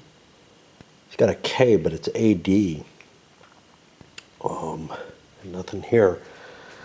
Gotta be careful with terraforming. You might terraform a planet you need for your trade goods. Shit. Which means this valuable thing is going to only create $1 for me. Got a problem again. Feel like it should be resolved in reverse initiative order rather than initiative order. But you get to pick these, and again, one assumes they're simultaneous, right? You get to pick these, and then you get to place them where you want to. Now, I've been just doing this, you know, sequentially around the board, because so far it hasn't really mattered. The rules say do it simultaneously. I guess you could do some sort of hidden placement type of thing. But if you wait to see, hey, he put his machinery there, do I go before him? No, I'm not going to be able to sell mine, is an interesting question. So then the question becomes, do you get to see everything they draw? And I don't think so. Or should they be drawing these in reverse initiative order, which I think is actually the case. Which means he would have put one of his machinery here to sell, and he's going to get screwed out. It's not a big deal, but it's something he would have chosen to do if it was done in reverse initiative order. Because now in initiative order, this guy's going to get to undercut and sell it right away. Of course, there's an M here, so the value is reduced, but there's sort of this, hey, cash things in. Look, the value is not reduced much because you're a couple hexes out of Earth and you're going to get an IP for selling goods outside of Earth. It's just, unless you have some significant reason to be hoarding stuff, dropping it right where you can, where, you know, if where you produce it has demand, go ahead, do it. Just like here, we got a beverages showing up there. Oh shit, I got this tight little squeeze I gotta make through, and every so often, my shirt, or in this case, perhaps my butt, knocks a biomarker off or whatever. That's why I said this one was the most likely in some ways for it to have come. But to get all the way down there, man, it would have to catch on my shirt. And it is not entirely impossible that it could have been this guy, which is why I chose him. Colonies in some cases are still so limited that production is not easy. So for example, yellow. They feel like they were doing pretty well. I look at them, they have 2 colonies, both relatively large. Now they may have had a colony wiped out somewhere. I think here or something. But I can only produce 1 of my ore. Sorry, not there. Where is it? Oh, back here. Conceivably, if I had entertainment, I could produce it there and sell it, which is awfully cool. Not immediately. I'd have to wait until that phase of the turn, so I can't just crank out entertainment. And that's because I have a lot of cool stuff. I have skilled artisans, which gave me 2 extra trade. Skilled entertainers gave me 1 extra trade, lets me produce it anywhere, and sells it for more. The selling for more seems like a big deal, but it really isn't. It's only a buck extra. Whereas, you know, hitting the right kind of planets and stuff like that is a bigger deal. But yeah, I can only produce 1 ore, which means this is going to get discarded. I don't know if I can produce this at all. I think I can. Yep. This is a big deal. It's a fine art. That can go back to Earth. I have 2 things already at Earth. I have another ore. Unfortunately, my directive doesn't revolve around that. It's production. Production's an interesting, so the directives are so weird. Like, I thought trade would be really easy. People have been working all game to get their, like, sell 2 goods at Earth directive, in part because of that, in part because of, you know, so that's like been this bottleneck of, if I sell my 2, I give up that title. So let me hold on to a couple of things on Earth. We'll see. He's got 2 ore on Earth. He's been waiting to. Now he doesn't have a directive to sell on Earth, does he? I don't think so. No, he has a fine art on Earth, which I don't even think he produces, which is a mistaken thing to pick in that case. Fine art is OJ. Yeah, I do produce it. Yeah, I just haven't drawn. But again, it's like, oh, look, I got to keep track of all of this stuff.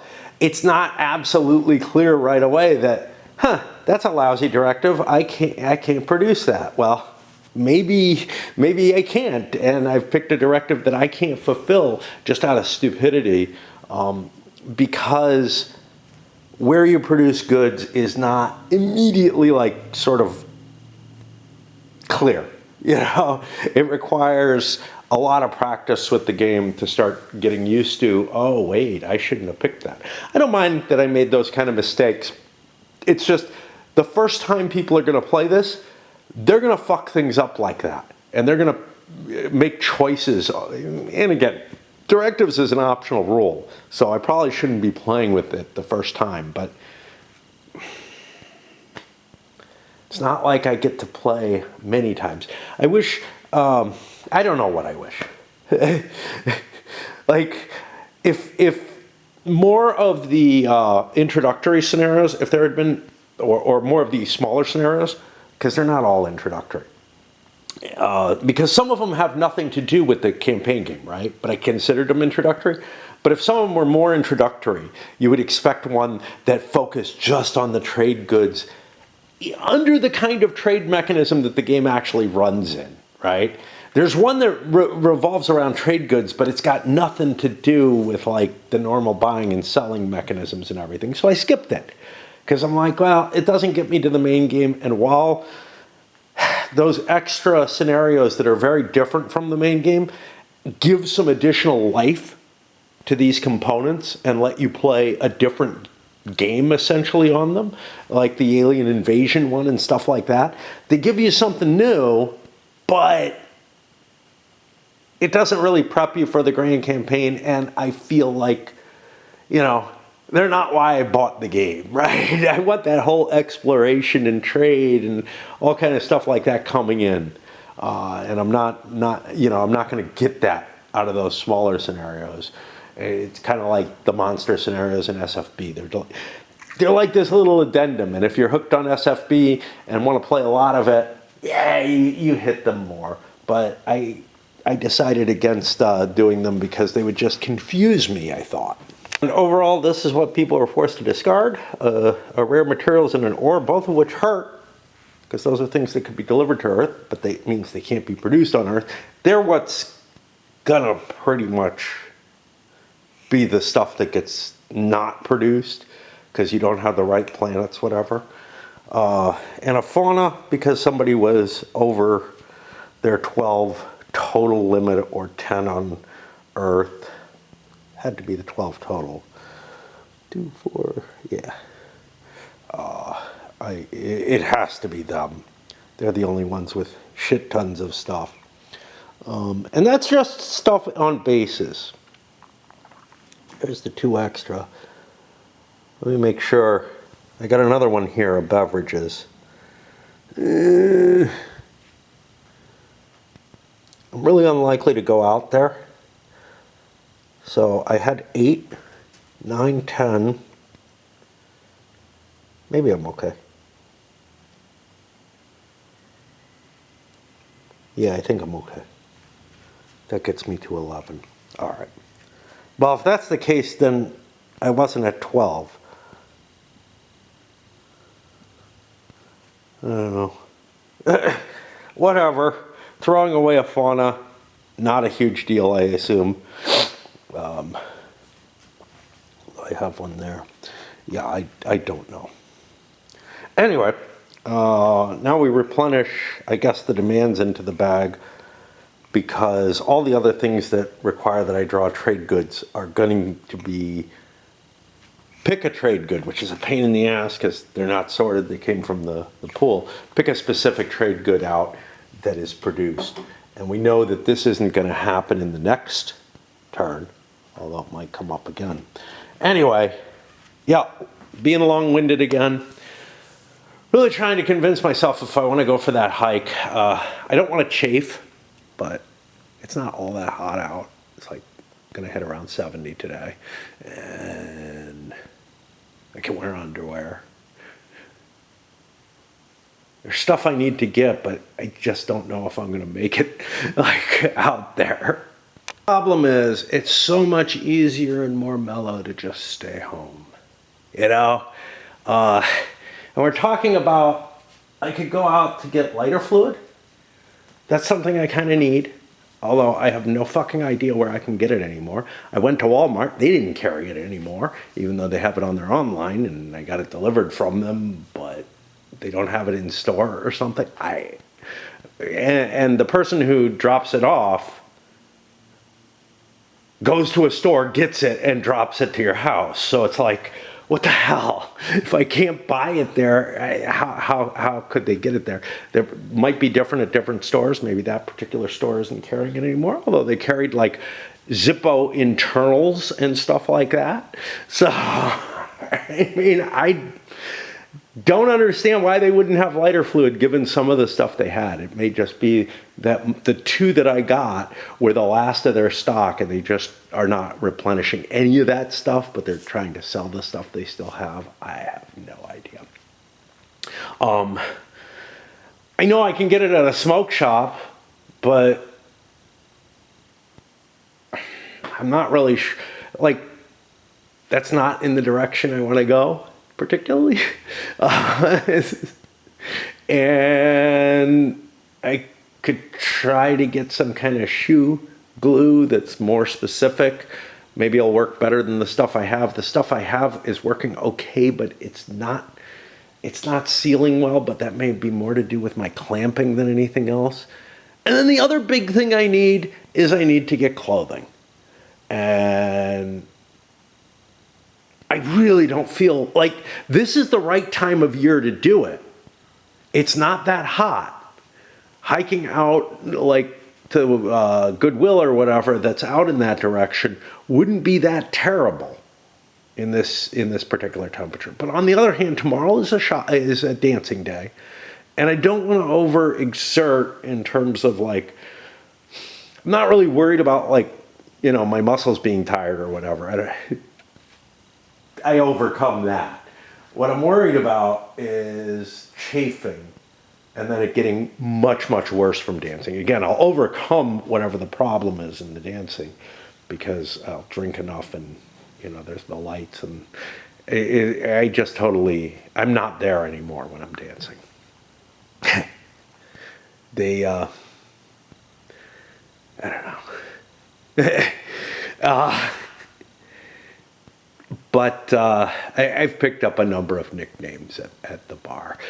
And one of them that I kind of like was a bunch of girls, and I suspect they're strippers, to be honest, started calling me Frolic. But they haven't been there in a while. It may just be college-age girls, but there's something about when they show up and everything. Maybe I'm conflating two groups. But yeah, and then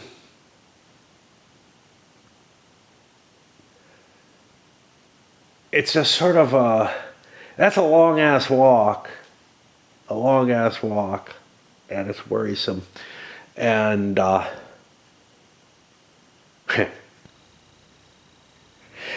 this kind of making connections out of nowhere and not explaining them very well. This is something that's very Aspie, to be honest. I've been reading about it in the Atwood book that I'm reading, and I'm like, wow. Yeah, I do that all the time, and I assume people can keep up with the connections that I'm making. That there's absolutely no reason that they would. It's just like this sort of, well, you're in my mind, right? Because I'm used to talking to me. And that's a big factor. Anyway, I think I'm gonna pass on heading out.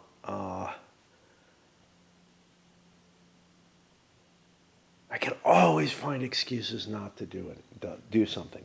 Which, if that's the case, I might as well play a little bit more and then do some more yard work today. Nothing too heavy. Again, I don't want to fuck myself up for dancing. Anyways, I feel like this decision was made for me when I made peanut butter and jelly for breakfast, just a half sandwich, and hence had to make coffee because you need coffee after you eat peanut butter and jelly, obviously. Oh, I should probably get milk though. Maybe go for a little walk. A whole shitload of arrivals. Earth here at 61 Cygni. That sounds like a Rush song, man.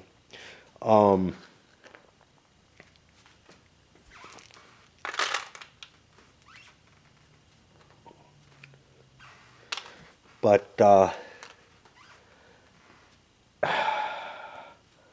yeah, the increased speeds, etc., have really changed how the world goes. And did I cheat? Nope. I'm allowed to hold 4 trade goods at a time. Okay. I just wasn't sure. I thought it might be at 11 that it switched.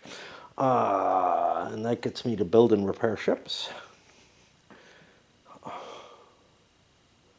Yeah. A lot of complexity gonna hit this turn, I think. I don't know what I was thinking. There's nothing that increases your base limit that I've seen, at least. There's things that increase the maximum number of ships you have, things that play with the number of trade goods you produce, your bases feels like an absolute. And honestly, it feels a little low, especially if you were playing a solo game on a full map. You couldn't really expand everywhere. You gotta pick, which is kind of interesting because picking and choosing where you want to be, I think, is an important facet to the game. And you may even move colonies to better planets. You know, a small colony can be moved, or a small base or whatever, can be picked up and moved somewhere. Uh, if you're, early in the game, you can only build bases right next to Earth. You might move those right next to Earth bases, another space out when you get to the CV ranges 2, to allow you to leapfrog and cover the whole map a little better. Uh, yeah, you're not going to have a lot more resources than you do in the competitive game, but I mean, the only place where you're gonna be trimmed in resources in the competitive game is colony growth, and in terms of if there's any kind of violence being done. And we've seen violence has its strong inhibitions against it. Colony growth, yeah, that can trigger violence. And poor Blue, they're so screwed. They've got 7 settlers out there. That's it.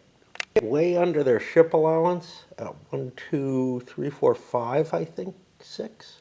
Maybe not that. 1, 2, 3, 4, 5, 6. Yeah, not that far under, but a couple under. I'm building myself an RE. I don't have a ton of cash. I don't have enough cash to build one of my big ships and load settlers on it. I'm just like, okay, but let's get some advantage out of this, out of the current ship quantity, and let's build this here so that it can run out and do some exploration out there. I don't know if it's wise or not. I'm last in order, but nobody's going to build a hell of a big warship or anything here. But he could build a little warship and attack, but it's like building a little warship isn't really worth it. Killing my RE is probably not worth it. If he does, the $4 I spent for the RE isn't that much worse than what I'm going to get off the engineering chip. Like, I'm going to get an average of 2.5 off of them, I guess, if they're evenly distributed. And I'll get an IP, which kind of balances it out. So it's like, it's not going to really hurt me if he decides to destroy it, and it will hurt him. Nobody's buying ships. I'm looking at settlements, though. People have enough cash to buy themselves a single settler and send it out. Okay, great. Of interest, I hit the givers here, who have a reasonable amount of money, actually. I think they got a tenner under there. They have a reasonable amount of people here. They get $1 off their first settler.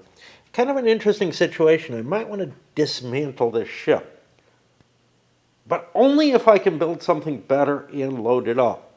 I don't have anything that's as heavy a hauler as it, is the problem that's available to me. And so, since I have a ship there to defend it, it kind of makes sense to me to fill this up. And this, if I can. Neither of these is a fast ship, so there's no particular penalty for carrying a load with me. I'm just not seeing any kind of real reason to do anything other than increase the amount of settlers that I can send out to my max. And that does not involve dismantling this ship, and I don't want to dismantle this. It's a good ship. What's coming in? More of the same. This one will get dismantled. There's no question about that. I probably won't be able to keep this flow up, even though I've got a lot of trade goods and whatever. But maybe. Who knows? This brings me to one of the play things from long, long past. An old buddy of mine in college. I would say something like, "Who the fuck knows?" And he would come back with, "Who the fuck knows? You the fuck knows." I'm easily amused. To note, money has become so important that the cost of repairs, I'm pretty much just saying screw it to repairing ships, which is perhaps one of the reasons why this is so awesome. You know, I look at green and I'm like, you know, I get a 1 in 10 bonus towards success at exploring or whatever if I spend 3 billion on it. Look at something like this. It's, you know, taking 2 hits. It would cost 6 though to repair those 2. It would cost 6 to repair 3, or it would cost 3 if I move to an appropriate base. It's just like, I'm really beginning to economize so much, whereas earlier in the game I felt like I wasn't. I felt like getting that edge in exploration was more important. I'm not sure now. I might be right. Yeah, I'm pretty sure I'm right now that it's not worth spending the money. I might not have been right then. It might not have been worth ever spending the money. It might be that 1 in 10 is just too small a thing.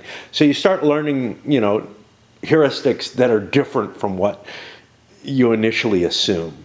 That's a very Eurogame thing, I think. Again, I'm not saying that, like, you know, I sit down to a game of TSS and I immediately know which columns I want to fire on, but I know pretty quickly, right? But in this, I feel like I put, you know, some thought into, hey, do I want to repair these things? Yeah, $3, who cares? You know, $3 isn't much. I basically, and this is the thing, the structure is different. Because back then, I'm like, well, I get my money when Earth production happens, and that's it. And then I build what I can, and that extra money's not going to do me much, and the ships aren't flying back to Earth and picking up colonists and whatnot particularly. I'm so busy and so focused on the exploration side of things that 1 in 10 is more important, and my stupid battery keeps fucking me over. Now, there's more money coming in. Trade goods is one facet of it, and there's a lot more schlepping ships back to Sol, either to decommission shit that is damaged and not very big and not very good, or whatever. And I just find myself, I might get cash relatively soon. There's base production, which can cause me to make, there it goes again, make the same kind of choices of like, yeah, I could take money, it's becoming more valuable, instead of tech. I still think the tech is really, really important. Until I fill those out, there's big penalties and victory points. Money just slows down my advance a little bit. You know, the amount of settlers I send out and everything. But settlers are important to victory points too. Not as important though. I think they're kind of more expensive if you think about it. So you need like 5 settlers for it to make a difference. So that's going to cost you like 20 billion, right? And that is like a point. Whereas 20 billion equivalent in tech, which is 20 points of tech, because you can turn the money into tech at 1 for 1, is like a 20-point thing. But that's going to cost you, that's going to give you 5 points instead of 1. So I feel like advancing the tech is more important than advancing the settlers, but that's just on pure victory points.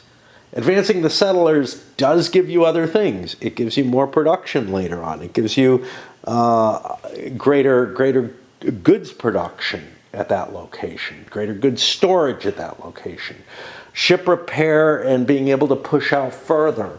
Of course, tech gives you advantages too, but not all of it is the same. You know, like CV movement modifier, that's really good. Building a C8, yeah, if I have enough money to build it and stow all the settlers on board, sure. Our email function and exploration bonus, it's getting Again, the exploration bonus is getting kind of late. Of course, that's a relatively cheap one. This one's twice as much, the cargo capacity increase. Is the cargo capacity increase worth it? Well, probably, like, maybe not in terms of being able to haul settlers, although that is, again, a big deal. Hauling settlers costs so much money that I find myself, okay, you know, I can still only afford one even though I got room for four. But I can haul trade goods, which can get me more money, which can mean the next ship that comes in can fill up more settlers or whatever. And it's just like there's all this interweaving of different values, essentially, things that you can generate off of, and none of it calculates very easy. It's not like you can just look at it and say, yeah, this is what I want to do. Is that good or bad? I don't know. I don't know. The way it's presented makes me desire it to be simpler, right? Because the presentation of this tech chart and of the intermingling of so many players in the same systems and whatnot, all that makes it kind of not generate the kind of narrative that I'm used to. And when it's doing that, I'm like, I'm not so sure anymore. I'm not so sure. I don't know.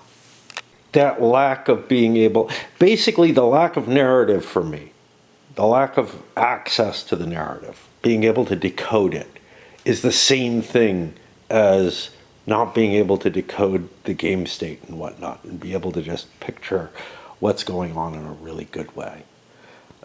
Everything is just so jumbled in so many ways. And that's how I feel about most Euros. And when we get to the heavier Euros, the jumbling just reaches a point where I can't picture so I can never picture the narrative in a Euro, right? It doesn't come to my mind, but I can sometimes picture the competitive advantages. And this goes with coin too, and other modern designs. But if it starts getting too complex and too messy, I can't even play it on the competitive level. So I'm left with kind of this, I'm just being buffeted around and I don't know what the hell's going on. Honestly feels too much like life. This ended up decommissioning a piece of shit ship. Badly damaged, I think this one. You know, hey, give me $4 extra. I don't really have anything to do with it right now. I do have an interesting issue. First of all, I have this. I could slip a colony in here under, you know, kind of under the noses of the Praetorians because they have a you can't attack. Isn't it a terrible place to be? The biology marker there. I'm assuming I am either waypointing or sold stuff. But I think it makes more sense to go out further.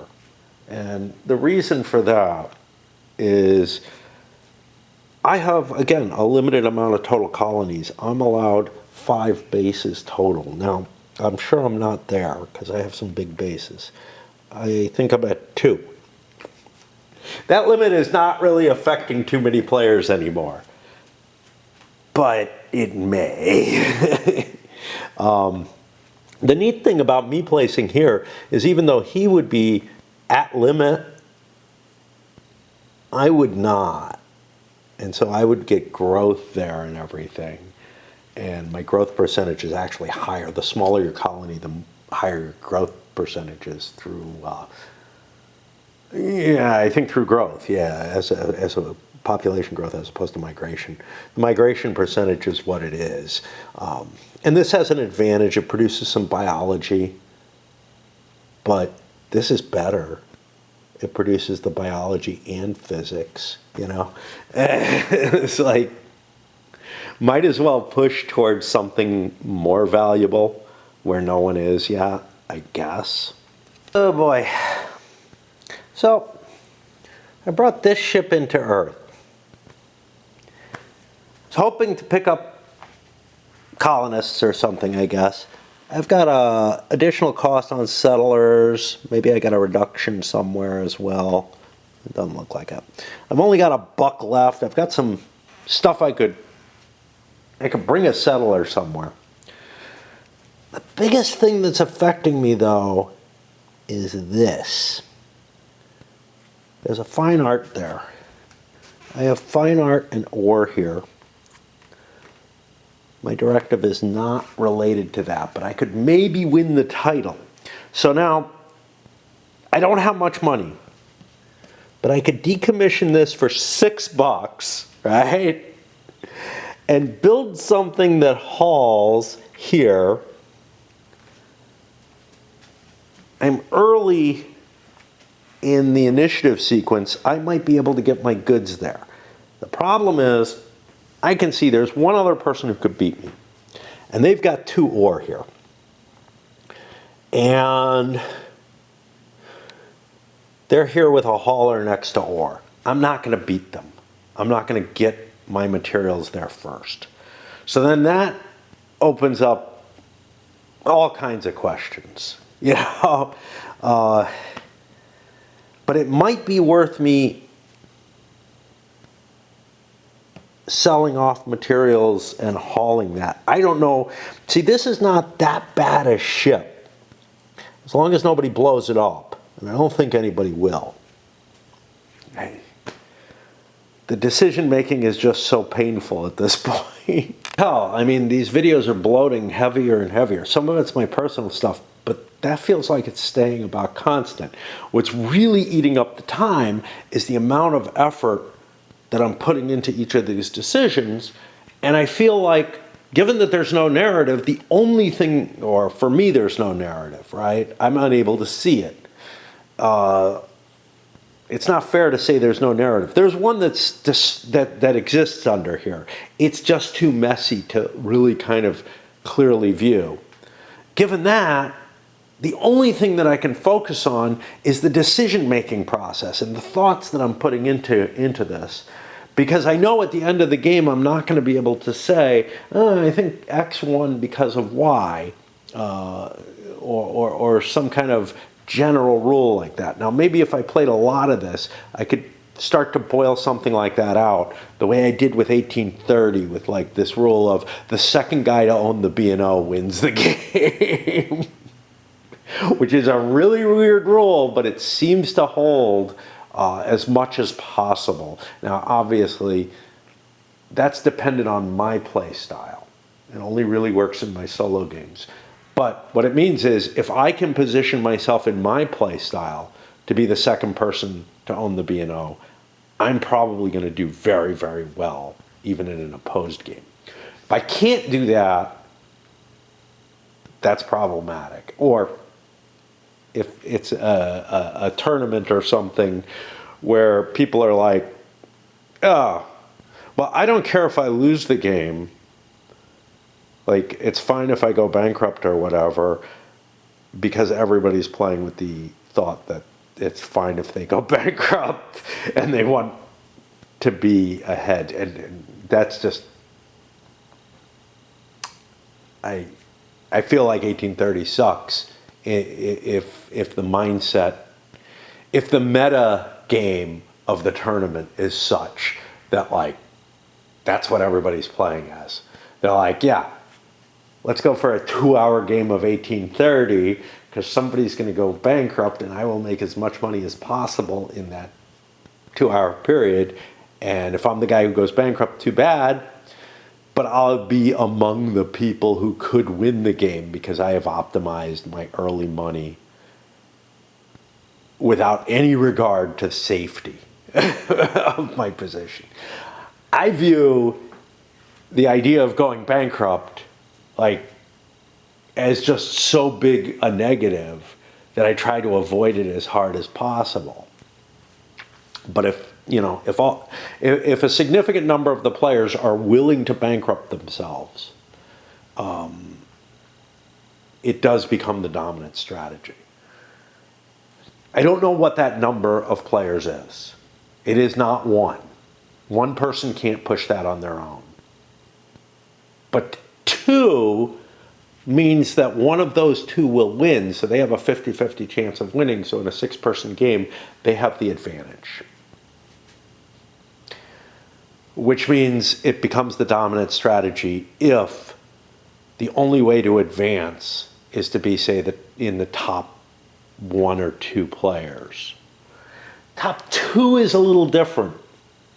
If it's the top player in a round, that is how you have to play.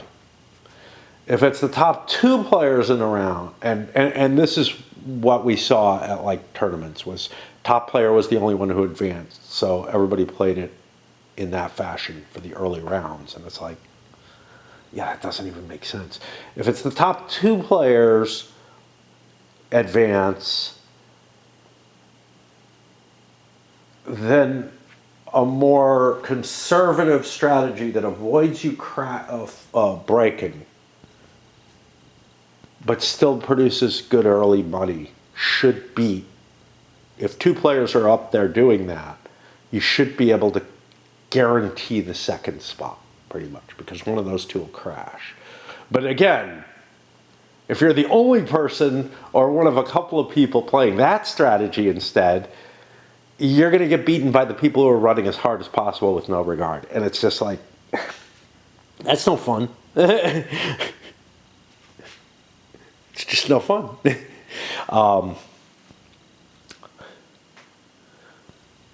And you can't go off of like total cash or something, which makes the long game attractive, because total cash, it's very hard to, like, it's not a normal winning type strategy to try to engineer to make the game go longer, to prevent somebody from crashing. Yeah, I don't have an idea. Like, I'm trying to figure out some way to change the metagame. And yes, I'm completely off the rails here. This is why they're so damn long. Yep, and I don't produce fine art. Brilliant. I checked before I do produce it. I'm like thrashing here. I really am. My mind is, when I try to focus on the game, I say things like that, and it's like, yeah, it's just not true. I figured this out before, but I can't hold it all in my head. And I don't know. But I can't draw fine art. Yeah, I'd say that's true. I can draw stick figures, though. I made it to the end of building repair ships. Wait, oh no, I don't want to repair this. That'd be expensive. I did repair a ship over here. Oop, oop, oop.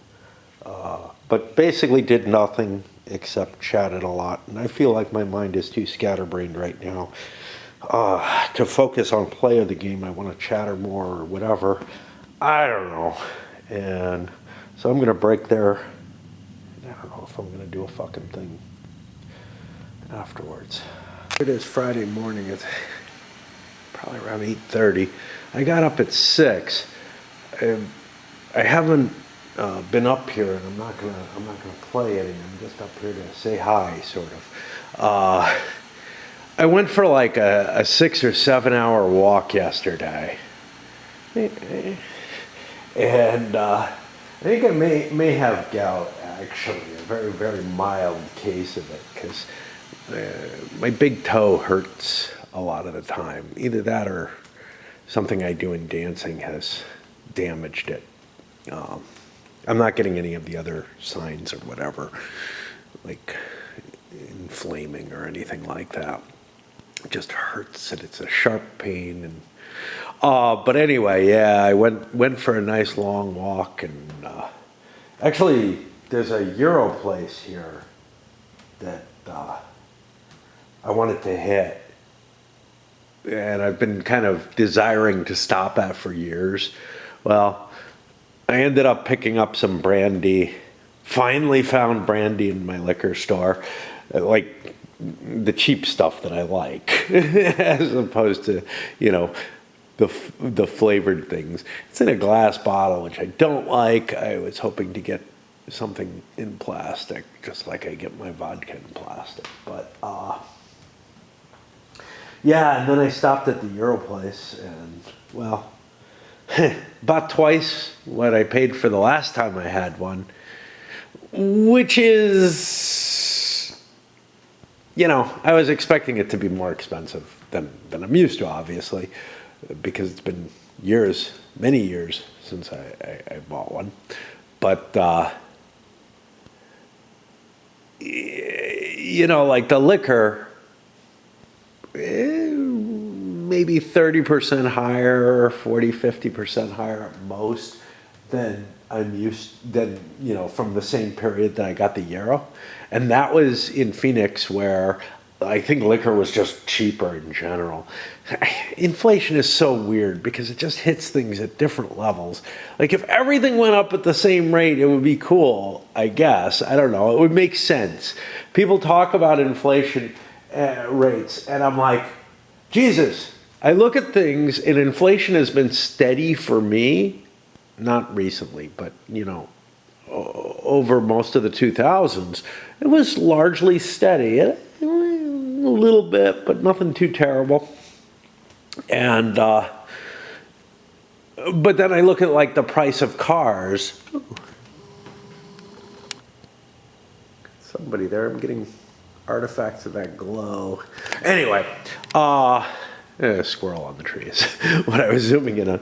I'm just stopping him because I probably won't be back on until Sunday at the earliest. Oh, I've limped back up here. It's Friday, around noonish.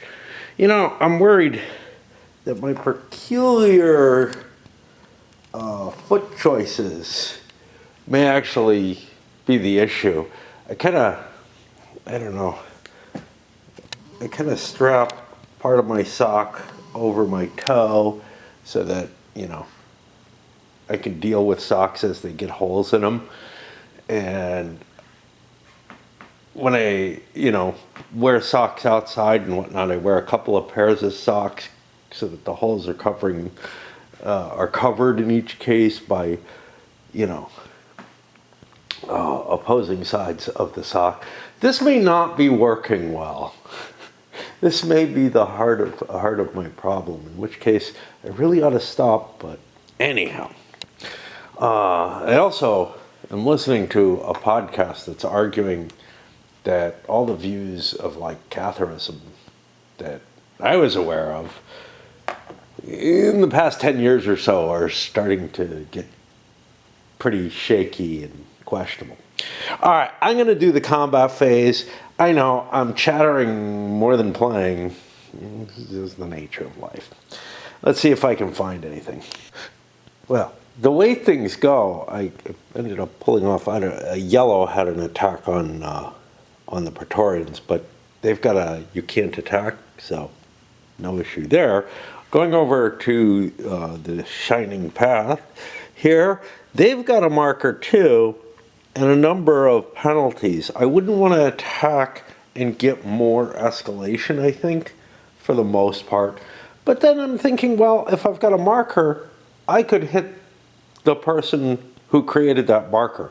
But you're really unlikely to actually be able to utilize those markers for the most part, unless you've already reinforcing an area that's being fought over or something. Whatever generated that is probably wiped out, right? That's often the case. And then that means I have to already have forces in flight to be able to return fire on the next turn. In order to kind of continue the war. So these wars don't really just sort of go on forever with two people having markers unless they're both piling troops into the same, or ships into the same area. Sure, I could attack here. Yeah, that doesn't look good. I'm at a penalty there, especially with all the modifiers I have. So I really doubt I'm going to make an attack either. Where the transhumanists attacked, they blew up one of these REs. I could blow up another one. get another escalation marker. However, this one actually is to my advantage. Yellow goes ahead of me in the turn. If we both succeed, I will, with a survey, I will be the one who gets the marker because I'm later in the initiative. So I don't want to attack. Going forward a little bit, as far as the consortium finding, no one wanted to attack, but then I run into what is one of these yellow locations, and I actually kind of do want to attack this at 8-1.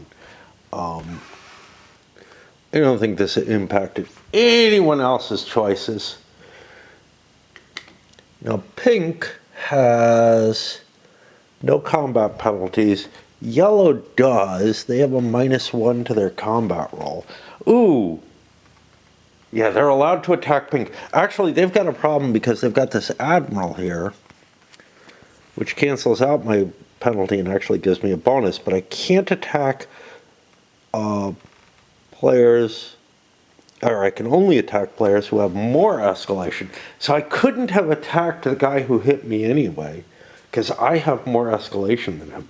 But I can keep picking on this. Now, the question here is, do I want to do the ground attack and lose a settler, or do I want to do a ship attack? Remember, I am at a +1 on my die roll. So the ship attack would likely destroy that settlement. And I think I'd rather take the hit on the ship than on a settler. So I'll have the ship attack. It's at 4 at a net of +1. These guys are at 1 at a net of +1. Red for the pinkos. So they do a hit. And we wipe out that colony. That's an attack, a settler, and a base is wiped out. Base wiped out is 2. Is this on here? It is. Excellent. Yeah. So it's going to be 4 more escalation for us. Problems with getting a bunch of positive escalation the way they have is that you kind of want to avoid losing those. So you keep fighting and get lots of negative to go with it. And that's what we see here. He picked up a second positive one, but he got a bunch more negatives. What's this? Earn less money for trade goods, -1 for combat rolls, and -2 for earth production. Ouchie. But it was worth it because I wiped out a settlement in a low habitability area, and now it's mine. Well, until somebody else goes. It's beginning to remind me a little bit of games like Conquistador, where if you settle near someone else, they're just going to go beat you up because it's not to their, it's to the disadvantage. It's to your disadvantage to have neighbors. Something about Vlad the Impaler. Bad neighbors make good fences. I had planned on this second attack last turn, so there is that. The only reason I noticed it was I kind of, it takes me a couple of players to get into the flow of how I want to assess the board, which is one problem with, playing in an opposed game, is that I wouldn't have those options. So I think I'd keep making the same mistakes each turn I hit. But also there's the color factor. I noticed this because it looked like the consortium to me. It doesn't look as bright yellow as their ships do. It is the same color, but the size of the counter, lighting, all kinds of things makes these kind of all blur together for me.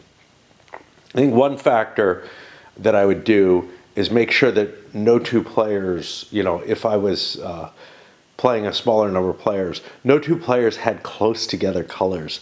That would mean gray, brown, and yellow. I could do gray and yellow. The tan of the consortium couldn't be in there with either of those. And I think the pink and the red, I often get those kind of confused. I also kind of get the gray and the green confused. And it's just a matter of like, there's so much on the board that my color processing gets downgraded. It certainly doesn't help that the trade goods have similar color schemes to the counters on the board to differentiate them. They're different kinds of things entirely and have nothing to do with the nationalities. But, you know, I'm looking for, hey, can blue attack pink? Oh, here's some pink. Oh, no, that's not that. Someone else. The Syndicate ends up wiping out a consortium base, filling out a few more negatives, but getting a couple more positives too. So like there's this, ooh, want to keep attacking? Well, they might want to here to just beat up on this True Path force. They managed to pick a you can't attack, so that's not going to happen. So that's the end of combat. It's going to put me into the cargo transfer and trade. I don't think I'm going to finish the turn on this Friday. Yeah, I got a couple more hours of sleep. I've actually gotten a reasonable amount of sleep, but I want to get some more. Just because Fridays, I'm, you know, if I'm not getting a ride, I get home somewhere between 4 and 5. And that makes sense. I get out of the bar at like 2:30, an hour and a half, a slightly slowed, you know, transit due to alcohol, but I also will often stop for a cup of coffee, and I'll hunt food on my way home. So it does take longer. So it's not that unreasonable that I get home as late as 5. Anything later than that is problematic. It's happened. I don't know what to say about those nights. There's different reasons for different nights. 3:30 or so, which means I have about an hour and a half.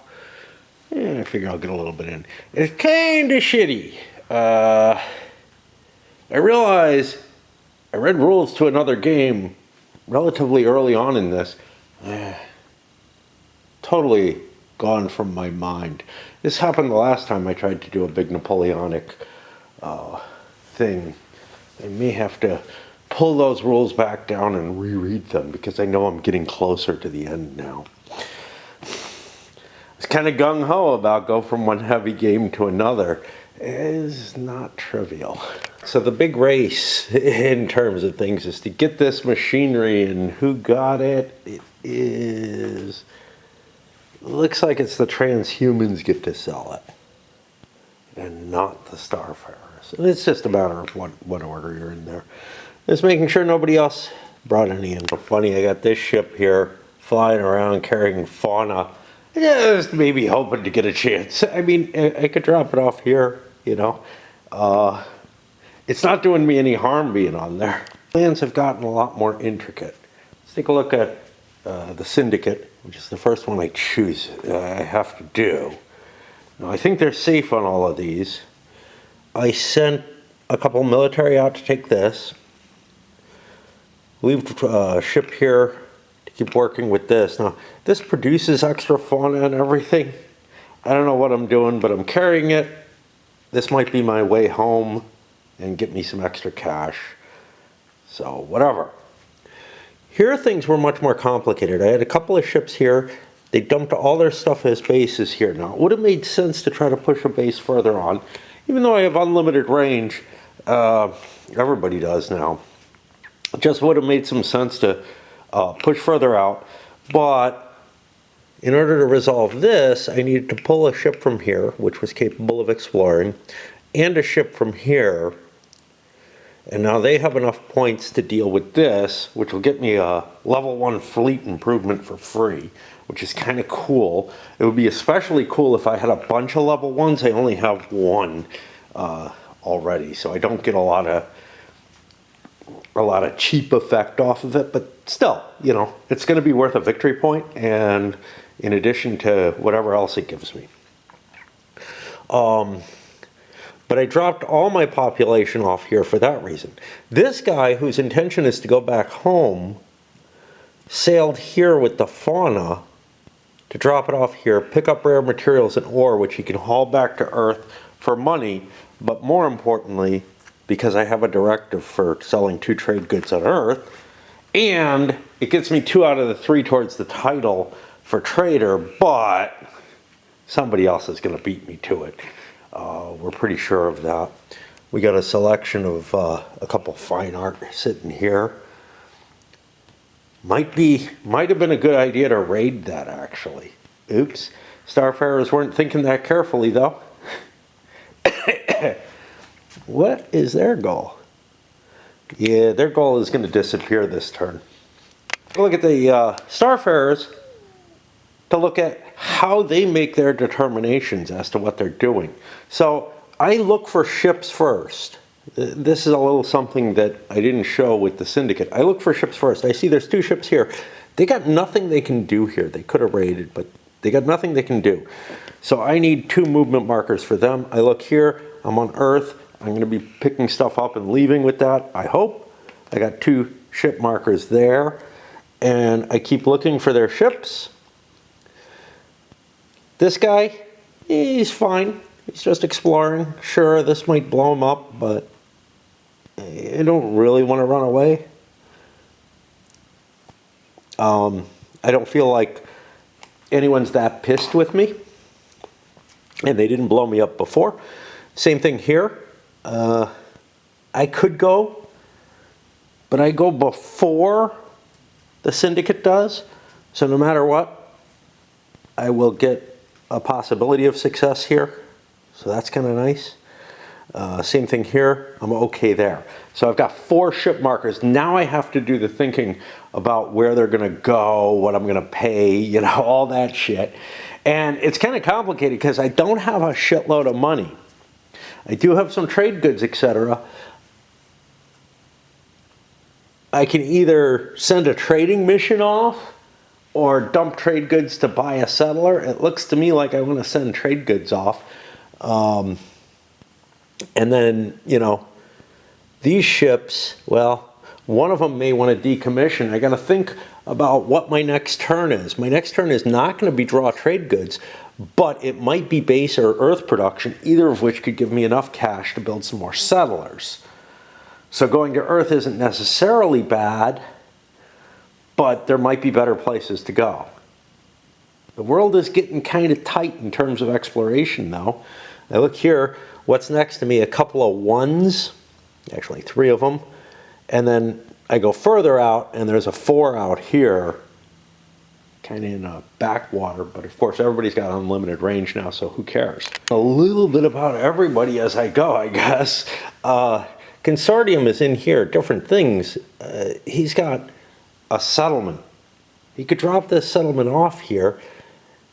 There's a high population. However, there are a lot of people here. There's a really good chance somebody kills me if I go there. So I think I'm going to just move on to another area, maybe here, even though somebody's coming in there, where maybe the desire to attack me is significantly less. Still don't have a fast CV movement rate of 0.5. Only the Starfarers have that, and they took advantage of it. Jumping colonists, are actually trade goods up here instead of here. I think I pushed colonists out. Well, not really that far. That's here to beef this up. Bigger settlements, really unlikely to be destroyed and painful to attack. Little settlements, not so much fun to hit or to have, because they're really easy to wipe out. Like, we saw 4 settlement get wiped out. It took 2 turns, but it had a good chance of going down in 1.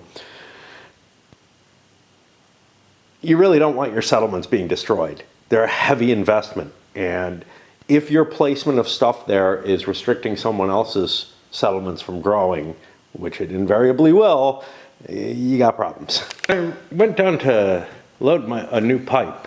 I had a thunk, which is that Asperger's has a connection with walking kind of on your toes, and whether or not that might actually help induce gout or gout-like symptoms.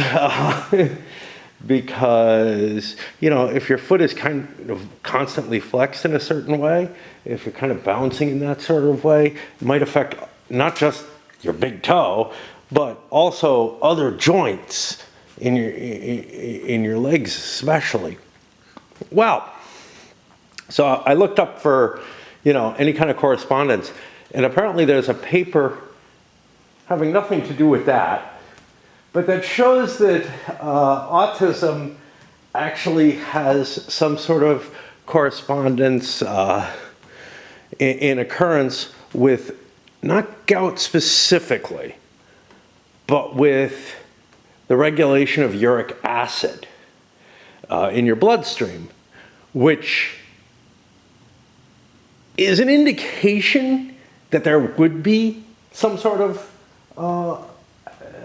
you know, because gout is essentially an issue where you're getting too much uric acid in your bloodstream, and not what I expected at all, but amusing.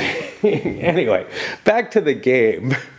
But it's just, you know, this is on my mind right now, so I'm like, wait, what about that? Obviously, this is the kind of thinking, you know, that in some can generate scientific results, but in others, probably in many more, can generate things like conspiracy theories and stuff. Seeing these connections, doing, you know, a minimal amount of research online or whatever, and then starting to think, hey. So you got to be careful with that kind of stuff. But now I want to go look up what the whether there's a correspondence between autism and belief in conspiracies, which would be really, really telling, because you know, there's essentially, let's call it a conspiracy theory, but there's essentially stuff that came from a paper, like I just looked up a singular paper I found, that, you know, was linking autism with vaccination. And of course, you know, now we have a secretary of HHS who absolutely believes in that, but even though it's completely discredited. But then you think to it and you're like, the people who are most likely to attach to this conspiracy are people who have some interest in autism. Maybe they have an autistic kid or whatever, or maybe they're autistic in and of themselves. And then, like, so they're going to be the most likely to kind of follow into and get caught up in that. But then, you know, if there's a predisposition, and since autism is at least partially hereditary, it would make a lot of sense that some of their autistic tendencies might be to follow, to accept conspiracy theories. So conspiracy theories surrounding autism would be incredibly, like, boosted over other conspiracy theories. Let me get my map and my string out. Click on the givers for the next little tidbit. The number of bases is exceedingly limited. I have 1, 2, 3, 4, 5 bases on the board. Now I'm reinforcing those bases right now. But that means I only have one more base that I can build. And that's a hard call, right? Like, you got to judge things like population size. This is an incredibly appealing place for me to go, actually. And in fact, I think instead of here, this looks safe. I'm actually just going to go here. This is an incredibly appealing place for me to go because it's got 2 bonuses. Settlements are doubled for that. It gives it extra physics marker. Now, I'm down in one that has 3 of those, although they conflict. One is for cash production, one is for tokens. I have this base, which is not incredibly bonused. It's got a greater habitation. I might actually move these guys out of there. Is there a distance bonus for bases? I seem to think that there is, which makes this less valuable. But you gotta haul people so far away. Yeah, there is a distance bonus on a per settlement basis for your bases. But there's also a bonus for size. Each settlement is worth points. Getting them way out here is definitely worth it. But there's less tasty stuff out there, and this is kind of nice because I have a strong locality among those 4 bases. Allows me to defend them better, allows me to trade better, all kinds of nice stuff. I think this one is very appealing to me. Anyway, again, just back to, I'm trying to justify something. It's almost impossible to calculate out what all the effects are going to be, especially without knowing how long the game is going to be. There's a lot that's just make your best guess, because even if you calculated it all out, you would come up with a manifold that's so complex over the randomness factor that your best guess is all you can do. And you're probably going to be affected more by, did somebody attack you? You know, like, and nobody's out here. So that's appealing. So just caught, because the next person I'm going to I know had it, but this is the, hey, not being able to remember one of these. Now, if I catch that at any time during the sequence, I can take a buck back. But what was really important was I spent a trade good that I kind of want, especially if I'm going to be hovering in this area, because I can deliver it. And it's always going to be worth a buck. I can always cash it in. So, yeah. Big potential. I got a big hauler here. Do I want to bring him back to Earth? Nah, because I'm bringing another big hauler in. I actually have 2 of them coming in separate turns. So I'm almost certain going to be able to eat up whatever money I have for settlements and even grab trade goods if I want to do a trading mission. So this guy's doing fine out here searching. But in some cases, you might want to call off searches in order to get more capacity to pull your settlements out. Early in the game, it felt like searches were more important. You want to get forward on that tech tree. It seems really important. But right now, I'm worried about getting myself stabilized and getting colonies built. There's no clear shift, right? There's still plenty of places I can explore, and there's still plenty of tech for me to buy. But there's definitely an issue of, like, it feels like settlements have become slowly more and more valuable. Anyway. And it turned out Red fucked up. They went into here with the hopes of getting this derelict well. Pink beats them on this, but we're at the end of a shuffle. There's a possibility that that could come up next turn. The new initiative rolls, which means there's some chance that Red could get it, so it's not a complete fuck up. Red was just so focused on, you know, they were in position to do both of these, and they're like, yeah.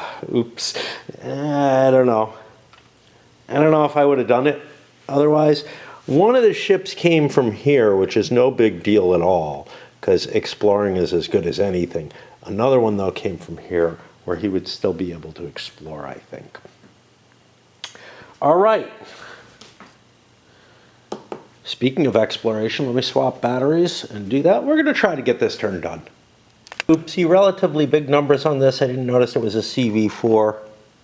I just rolled its exploration, but see that I can't do it, so I'll just shift over here. I don't think that really affects anybody.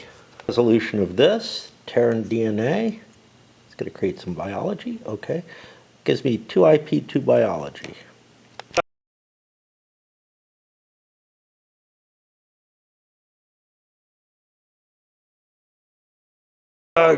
Just detected another screw up, another CV2 sitting over here with a point of damage on it. That should be going home. I don't know. That may have done something already with that damage, as far as I know. This guy did something and he succeeded, so I'm going to get rid of that in order to race another unit in.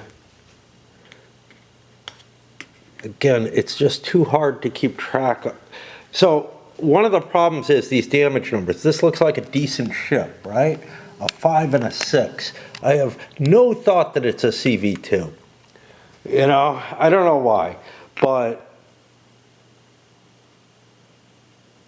I don't have $3 I want to spend or whatever to repair it, which would have been an option.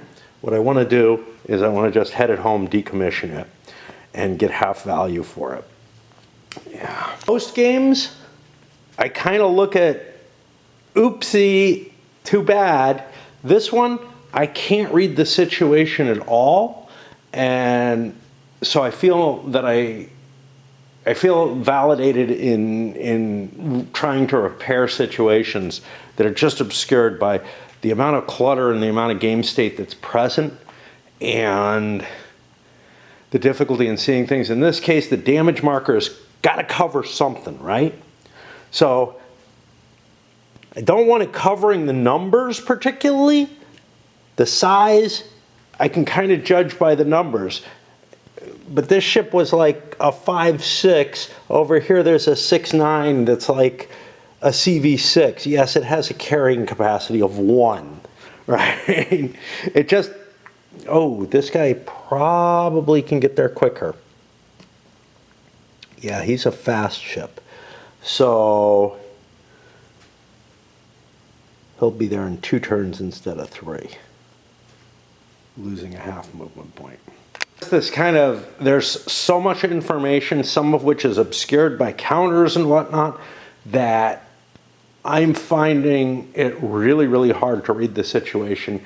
And I just look at mistakes of not being able to see what the hell's going on, which sometimes I'm willing to just, you know, like, I'm willing to say, oh well, you know, even if it's a completely hidden counter, like a strength point counter underneath a unit in, you know, a tactical war game or something along those lines.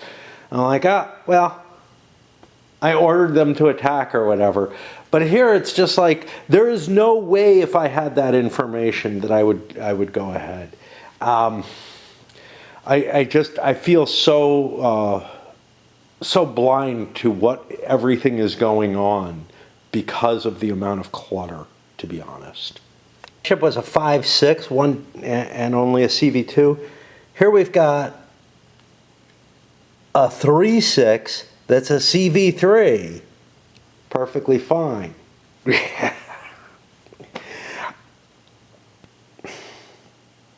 Again, different groups have different capabilities and everything, but it just feels a little weird. Now this has the addition of a science little marker, but so does this one. They're both fast. It just feels astonishingly wrong. Now, if you get used to your own ships, you might be more comfortable being able to assess, is that a decent ship or not? Yeah, is that a bigger ship or not? But this feels like a really good CV2. This is a pretty crappy CV3. Hello here has had a couple of their REs fall apart. They're only 1-pointers. They're really cheap, and they have a reduced cost for them, so they're like $2 each. But they take up ship capacity. However, they have a big 8 ship capacity and a lack of money, so it hasn't been bad building them, but I'm kind of like, wow, what are they? Just totally disposable? The fact that they're so cheap actually is kind of cool, right? Like, the fact that they have just shitty ones that are really cheap is kind of neat because they're almost as good as better ones. Like, the fact that that's like $3 for a 1-pointer, and yeah, I build the bigger ones. Let's take a look at this one. I haven't rolled for this yet. This costs $5. It's got 2 better exploration. That's a +2 on the dice or whatever. But the chance early on, when you're really relying on REs a lot, of them getting wrecked is fairly high. It's not huge. It's not as bad as the damage chance for CVs, of course. But they're going to get wrecked, and you're mainly relying on these values. So this is providing 6, this is providing 3. So I have a 90% chance of finding something, plus bonuses, because it's late in the game. But especially now late in the game, that little 1-pointer is not bad, because here it would have a 6, 7, 80% chance of finding something, and almost no chance of getting destroyed, although apparently yellow's building them really crappy. That explains the cheaper RE cost. We're at the end of the line for that. That means we're on the develop tech buy cards. We'll just do that. Oh, got nothing to shuffle. Huh, thought I did. Thought people discarded cards last time. All right. Nothing too exciting happened. I highlighted the one that did. That is not the last of the science. There's still a science here that has to be done before somebody gets fucked over. But I do believe that we're out of big military ones. Somebody had that. That's a science at 5 or more. Was it him? No, he's got a science of 7 or more, which still exists. Neither one can get it. But they're just holding off. They don't want to pay an IP for, you know, a little bit earlier knowledge of what's going to happen. I don't know which way to go with that. But the problem is that there are directives out there that are going to be resolved. This military, this science. So that's not the only directive that maybe is bad.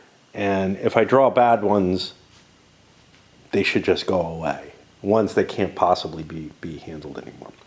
Of course, I did modify the rules, essentially. The rules as written don't pertain to the anomalies. But in this many players in the campaign game, it's pretty clear the anomaly pool runs out, and I think the only reasonable thing to do is to treat it the same as a system where you can't possibly resolve it, rather than just charge somebody an IP and keep throwing it back in the bag. You know, that becomes just hellish. Syndicate bought that big flying card. Let's see if I can remember it. It's getting really cluttered. It's really dark over here. There are no level 1 or no level 3 genetic capabilities out there. I guess I'll pull a 2, taking the last one of those. Again, as players start filling these out, the deck disappears. And you may not be able to take cards. It's possible. Again, you know, there's a lot of time. There's potentially a lot of time left in this game, and people might be hoarding these chits to buy cards, because cards are worth victory points at a higher rate, even at, you know, in general, even if you're paying a premium on them. Although, I don't know, if that premium gets pretty high, the victory point value of the card starts going down, and you're better just hoarding chits for hoarding chits. But in either case, these chit pools are going to disappear. All kind of weird shit's going to start happening as the game enters what I think is the real end game. When all the tech is bought up by at least one of the players, I think things get to a very, very different place. And we're not far from that. But there's some big techs left to be bought, so whatever. People are collecting what they collect. Nobody getting anything new. These guys went up to CV7. It's interesting, after their CV7, there's no CV8. They have a CV9 and a CV10 available. Remember, you get all those at once, but you just got bigger ships, which is weird because, I don't know. It's just, but they're really potent ships, I guess. But the Givers didn't have a lot of resources available, so they had to dump their cards, and they had to take a couple of crappy cards, honestly. Okay, all kind of complexity going on. Transhumanists wanted to buy this because they have some level 3 bio tech that they'd like to buy in their hand.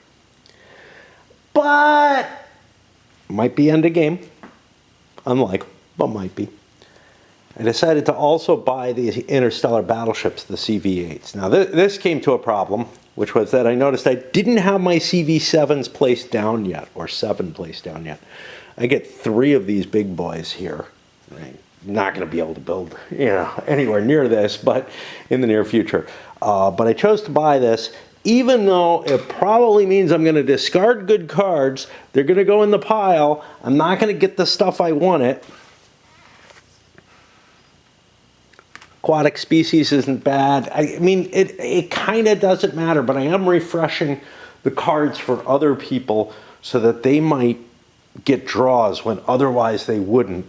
And I was holding on to some, and the question is, how much is that worth? I don't know, but I just made the decision of, you know what, I don't really need the CV8s. It would delay me a turn and buy me another turn, but I threw them in the cup already, so screw it. Yeah, the one advantage I get out of it is I get the IP, nobody else does, but I did have to pay a lot for it. I gotta swap batteries again, it seems. There's a sign I'm babbling too much off topic, which I don't think is the case right now. It has been over the course of the video, but, or I've been playing for far too long, which I think is the case. But I gotta press through this. Pretty sure I already assigned the IP for this guy here. We got a couple of people hitting the CV7s. What's that give me? 1, 2, 3, 4, 5, 6, 7. That's the whole boat. Yep. We're out of counters. So we'll take this whole first row off. And we'll place it there. Not a big deal. Not a big deal at all. Got somebody else slide into here. Getting faster REs.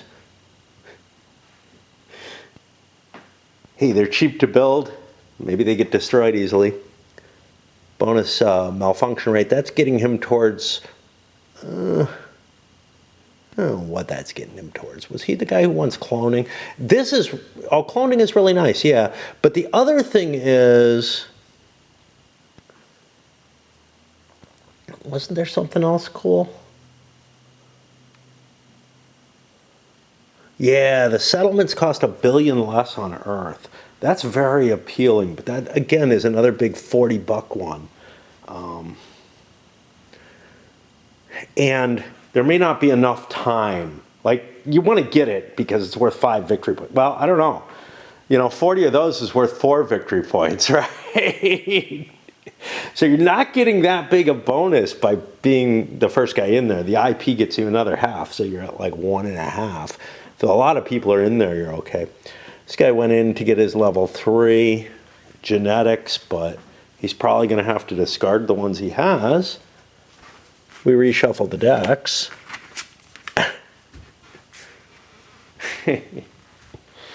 Next discards are going to be kind of cheap. Go to the next turn, I guess. We got all kind of shuffling complexity to do and an IP to place. But before we do any of that, can we roll an O2? I kind of hope not. Much as I kind of want things to end, I also kind of want to be able to jump to the ending and do the scoring and everything, and I will not have time today. So we don't, so we're lucky on that one. The pile is correctly randomized and I actually have no idea what's where, which feels about right. Put these back.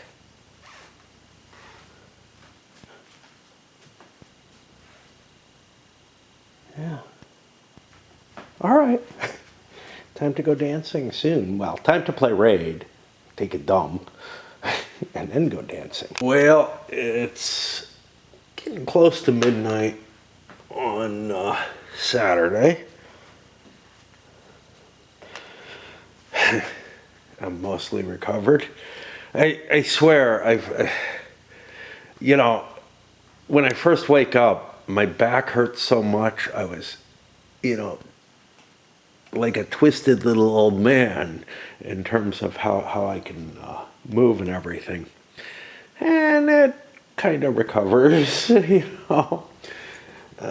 Right now in Raid, I'm in a position where I'm kind of waiting a few hours for something to happen. I did what I could, or did what I must, and also took a bit of another nap.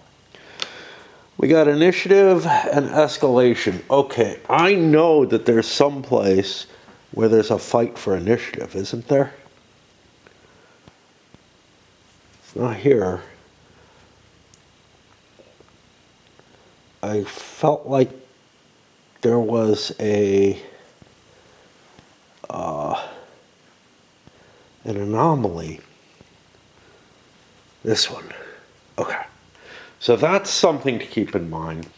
Other things, probably a lot less important.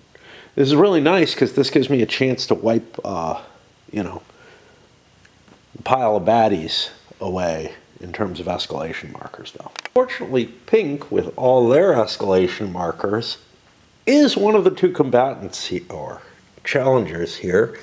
And we've got a, oh no, that's the initiative. Okay, just a minus 20 isn't that bad. I thought this was in initiative as well. Yeah, negative 20, I can fight against that. Especially since I think I have a plus 20 here to cancel it out. So that's pretty cool. I'm pretty much, I think, on equal level with these guys. So how important is it? It's a fleet improvement. That's going to be worth a few points.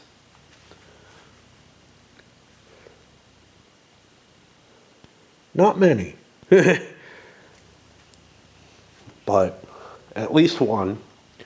So it almost seems like a couple influences worth gambling on it, but you know, it's hard to tell. Each of them is spending one, so they'll get a plus 20. But I also looked around to try to see, was there anything really key in terms of deliveries or something somebody wanted to make. Most things, the initiative, it's worth just letting it end up where it does, to be honest. And I couldn't find anything. Notably, he's coming in with enough ore to get that directive. Title, sorry. Syndicate wins the dice off with a roll that ended up over 100, whereas Artorians are down here kind of in the middle of the pack.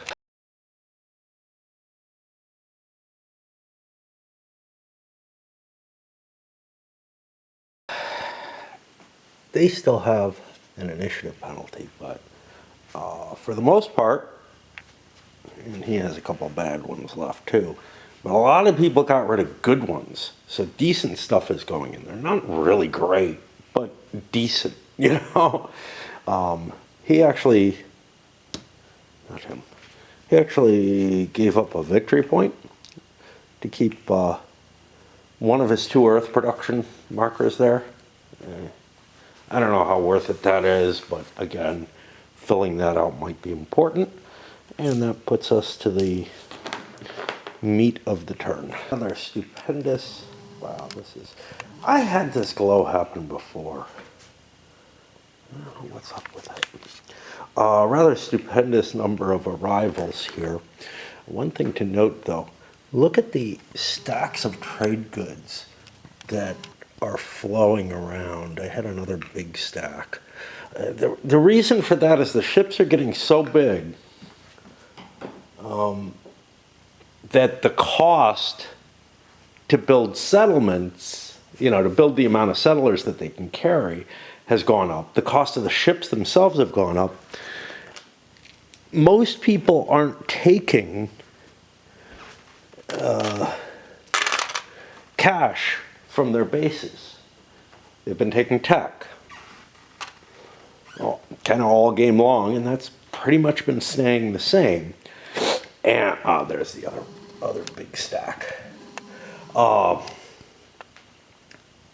And what that means is that I'm constantly at a shortfall in terms of cash, but a lot of these ships are able to carry big piles of stuff, so might as well haul goods, get the cash off those goods, especially when I have a lot of goods that I can drop at one place. Of course, this ship, I think, is planning on hitting a lot of different locations and just cashing in each time. You get an IP for it, that's a half a victory point. That's not something to completely sneeze at. And, you get the money that'll help fuel your further actions.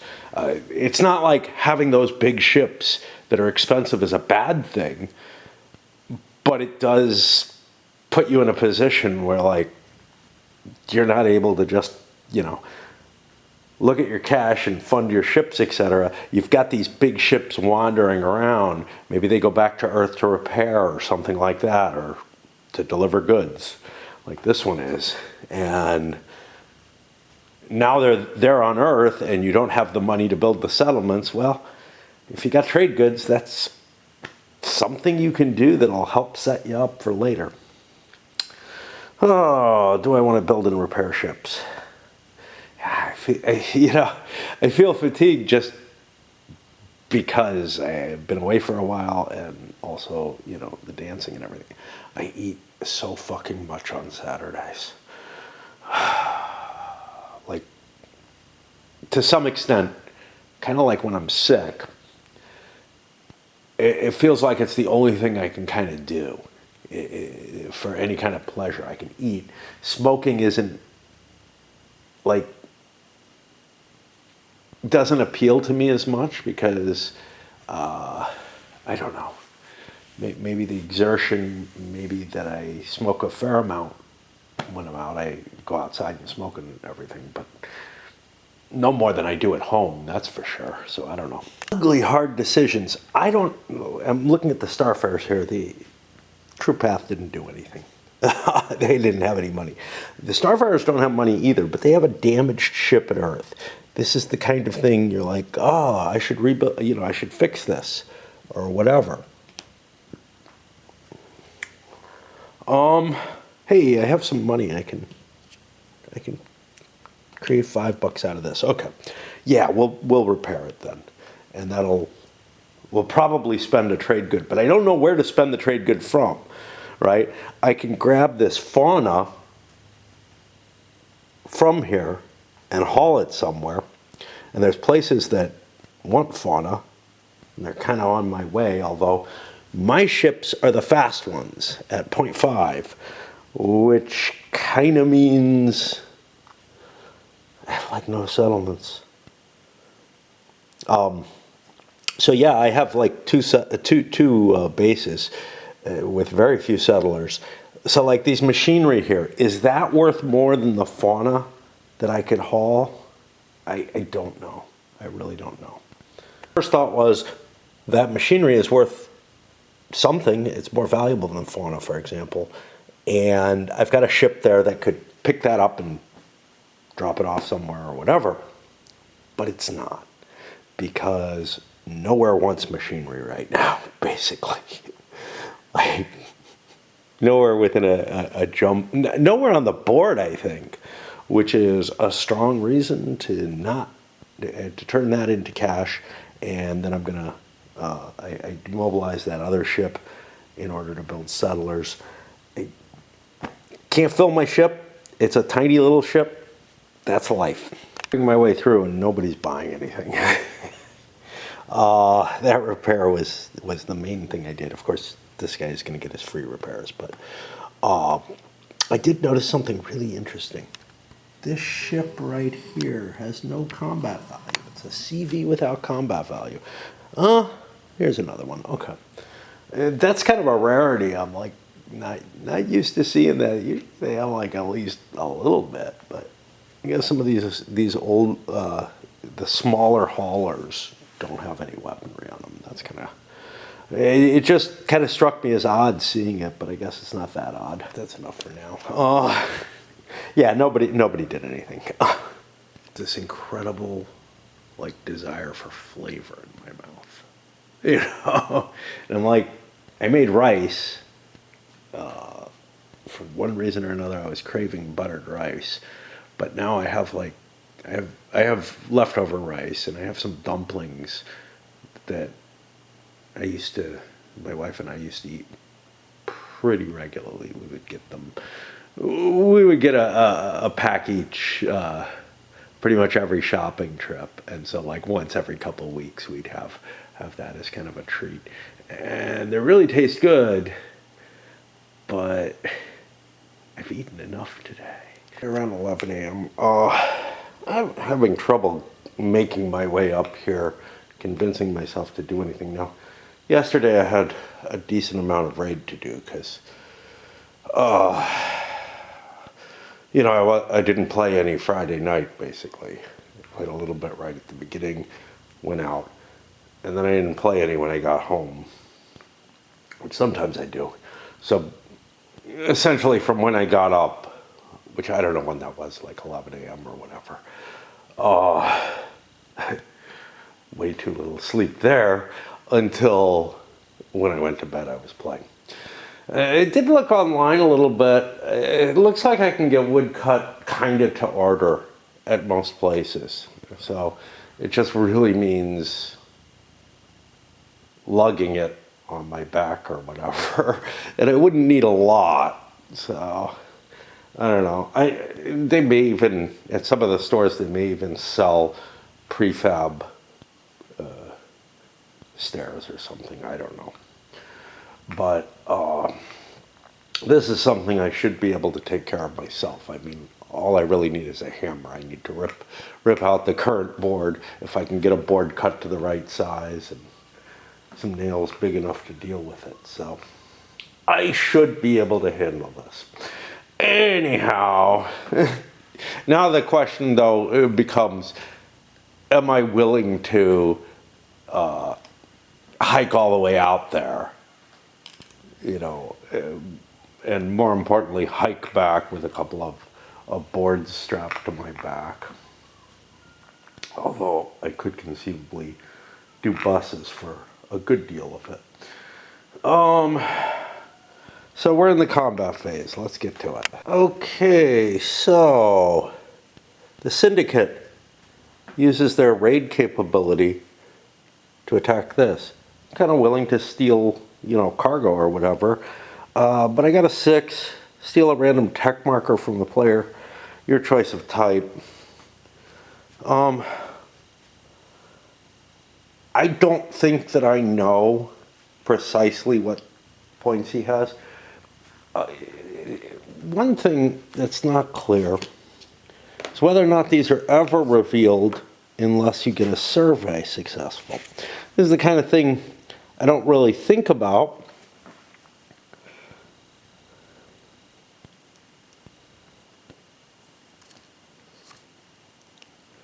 Earn a tech marker. Place the tech markers on top of exploring ships and flip ships that malfunction. Then resolve surveys in initiative order. I don't do the flipping, I just put the damage or destroy them, but for REs, malfunctions are a big deal.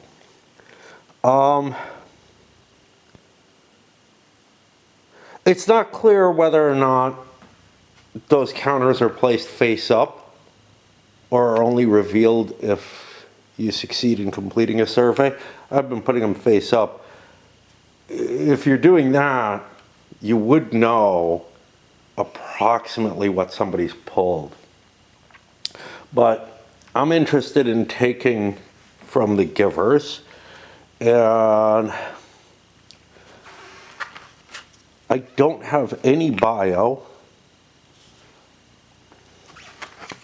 No, I'm not terribly interested in my fleet stuff. I don't have any bio at all, but I've gotten decent gains in bio.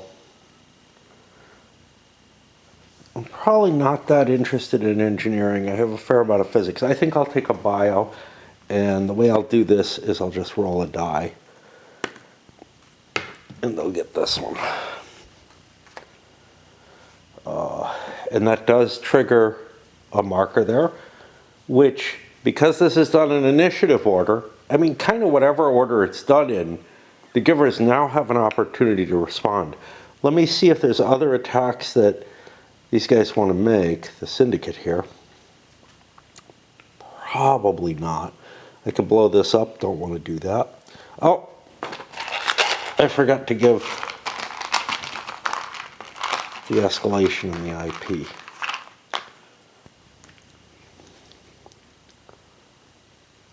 Earth production's reduced. That kind of sucks. And it's a 1-point IP. I was checking to see if I had to make change. I do see one attack that I want to make. The Praetorians here, they got beaten out on initiative, but they got a trump card. They got a higher fleet strength. They beat this up. It's only got 9 tech, going against a 9 tech thing. So I actually have the possibility of trumping over what he did. I don't think he has anything that particularly makes him better at combat. It is an expense, though, to make this attack, but this is the kind of thing where it's worth making an attack, because I'm going to get something good, you know, out of it, and I have to defeat the enemy to do that. All right, let me look for green and see if they have any. While doing this, I realized that this ship shouldn't be here. They should have demobilized this for $4. It's a beat-up CV3 that they definitely don't need. You guys do get to keep their little marker, which they're not going to do anything, which might be important, though, because they got a fleet coming in next turn. They could do a raid next turn if the Syndicate's moved on. Sardium is in a position to do just that, and that's what they're going to do. They've got a fleet where they can do a raid. Might as well. Now that's going to trigger an attack marker there and possibly an escalation. We get a 2, we get to steal $1 billion. Oop. Oh, no escalation because I got the marker. That's the whole bonus from this. And no IP for him. Okay. And that's a big deal because I get to do it again somewhere else too. Up here, I have another military capable ship. I can do another one. So I can do these raids. Now they create the attack marker though, which means that this can continue. And I'm going to lose mine at the end of this because it was generated last turn. Let's see what this other one here does. Steal $2 billion from the player. Put myself in a kind of shitty situation where I've got this base that I was planning on establishing here, a good place to build a base. Yeah, except there's a warship coming in that I have just handed an attack marker for, which means probably not where I want to establish it. I don't know where I want to go. You know, it's like I went out of my way to get out here, and now I'm like, yeah, that's not looking too good now. The thing is, this can destroy a 1-point settlement, you know, a base that's just 1 point very easily, and he's not going to even get charged at any escalation. I'm not going to get any influence out of it. They're just going to butcher my settlers. Looking through for the Praetorians, there's an argument that could be made that somebody, if they had a decent-sized fleet, but nobody does, would want to destroy this ship to prevent the Praetorians from getting that title. nobody's strong enough to really have a chance of knocking that ship out, though. So now to this attack, that is going to put a Praetorian marker over here as well. The Praetorians could attack yellow for free. I haven't really been paying attention to that. I don't think they've had any opportunities. But here, this is a big deal. 15 to 11. Okay, that's the starting basis. So Praetorians are at 15, 11. So it's not that close. It's too close. You wouldn't normally want to make an attack like that. But I have +1 to my combat rolls as the Praetorians. These guys do not, but they have their damage recovery, which makes this better. Okay, so it's 15 at +1 to 11. 11 at +1, 15 at +2, because of the size of the ships being involved. 15 at +2 is an 8. That's going to do 6 hits. 11 at +1 is going to do 3. These are going to have to get allocated. What did we say? 6 and 3.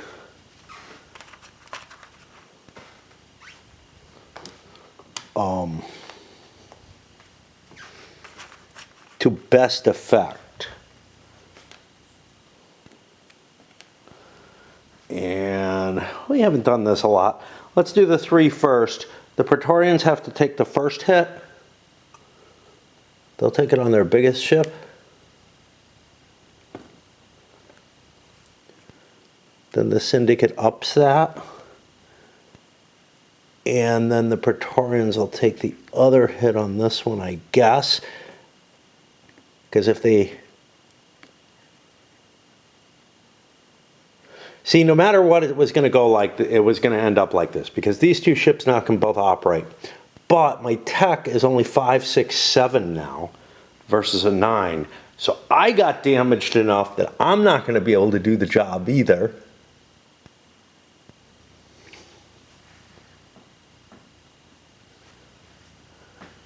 Except, am I missing something? The exploration bonus. Oof. I may have misread my chances here. The exploration bonus anomalies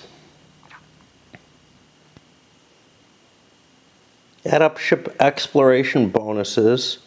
Research ships have a +1. Wow, yeah, I miscounted a lot in there. So each of these ships, neither one's a research ship, is actually at +2. So I'm at 5, 6, 7, 8, 9, 10, 11. So I have enough left. Let's go to the Syndicate. What do I want to hit with them? Well, their ships are also at +2. They don't have any research. I guess the Syndicate will take their first hit here. That's another one of these. The Praetorians will knock this ship out of action because it's taken half damage now. Which means that the Syndicate is not going to be able to resolve this. I'll take my second hit like this. The Praetorians will wipe that ship out. And the other 2 hits will be on this. Well, wiping that ship out gives an engineering and a biology to the Syndicate. But then we also have the value for the combat, which is 1 for the combat, 1 for destroying a CV. No settlements were wiped out. So this is a relatively cheap 2IP, 2 escalation attack for what was actually a pretty big effect when it all comes down to it. That's pretty nice. I'm glad I don't have a can't attack. I actually thought about holding that there. -1 to combat rolls and more victory points. Great. Okay. So that was a success, actually. I would deem it. I'll look around, see if they have anything else, but I think they're done, and I need to swap battery. And this doesn't happen every time I pick up the battery charger. It's kind of odd that this action actually triggered it, but this is sort of the kind of thing that my everyday, many times a day, I touch an object or whatever, even a very common use object, or I wash dishes. So in this particular case, it brought back the memory of using that battery charger to test my various outlets, because some of the outlets didn't work. And, you know, whether or not the battery's charging, it produces a little light when there's a battery in there. So I could test every outlet in the house, and it was something my wife and I were doing when we first moved in to see which outlets worked and which definitely didn't, because that was kind of an issue. There's a few that just don't work. Oddly enough, that didn't show up in the inspection report that I got. I remember being very confused by that like he didn't test the outlets. He did a lot of other stuff that, some of which I found really, really ridiculous. But anyway, this is the kind of little tiny pain point that everything I do seems to have something associated with. This is enough of a pattern and is enough of an alone time that it doesn't usually trigger. But if I'm washing dishes, something I have to do today, that's definitely going to trigger it. Eating, and yes, I ate those dumplings last night. I needed the taste. Making the dumplings and eating them. Yeah, that was kind of a pain point. It's getting duller. Overall, I'm not sure how I feel about that. I feel like that means that I'm losing something of me. Since a lot of people are picking on the Syndicate, even though they aren't the ones who really hurt me, the Starfarers actually did a raid against the Syndicate as well. They ended up getting a tech marker, great, and a victory point marker in exchange for the IP and the attack marker. They lost their yellow attack marker because, well, they would lose it no matter what, but they didn't use it. I don't think I got more attacks I want to make. Yeah, my other ship's there, so that's that. And that puts me to yellow, who has no attack markers, has penalties, probably doesn't want to attack unless it's really to their advantage. Will not. Raids are kind of cool. Like, they just sort of let you take something to some extent, right? Like money, goods, whatever. Or maybe destroying a settlement, but you don't, that's not really what you want. You want to get the successful raiding effect. Is it worth it? Nah, I don't know, because these can be pretty bad. And we just did the initiative as the first in the sequence, which means it's going to be a long time before you get rid of escalation markers. The Starfarers thought it was worth it, though. Mainly because they're just like, I try to be nice and everybody's picking on me still. That's going to put me to the cargo transport and trade. I kind of want to do that, so I guess I will. A fair amount of trade happening at this point, even before we hit Earth, where the Praetorians are going to get that title. Interesting situation. Starfarers just delivered some fauna or something like that, flora, I think, and they've got a ship with a lot of stuff on it. They happen to have food when food is drawn as the next, off the thing. They choose to take that, and now they're going to generate the money from the food as well. It's not a lot of money. It's going to be $1, $2, $3, but it's one kind of neat thing about having a lot of goods on board a ship. You might get demands for the stuff you're carrying. In addition to all the trade we're seeing, base was being settled here, so fauna was picked by them. You know, the stuff that can be sold at Earth, I don't tend to put that out further out, even though it can make good money out there. It's kind of like, yeah, I always have a drop-off place for that stuff, so I can always shuttle that stuff back. Of course, you might not have much of an option. For example, here, where he got to draw 2 to replace 1. Well, he got to draw 3, pick 2, as far as I can tell. He put the rare materials here. He actually had the fine art as well and could have shipped fine art at more money. I don't know. I have some rare materials at Earth. It might be worthwhile for the consortium especially to hold on to trade goods that they can sell at Earth in the hopes of getting a directive that allows them to do that.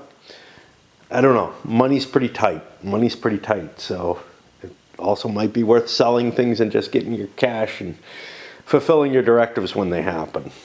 4 ore at Earth, which produces some $16.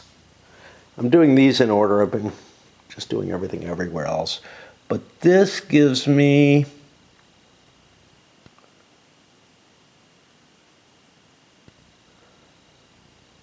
the Guildmaster if I can pay for it, which I certainly can. I can't read that number. It's too small. Looks like 9.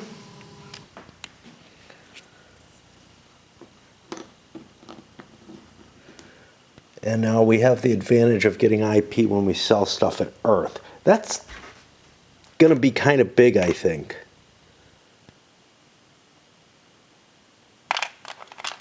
Because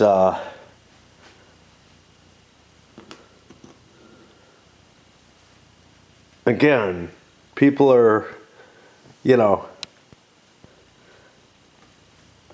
you're regularly going to be going back to Earth to pick up passengers. And in doing that, that kind of means that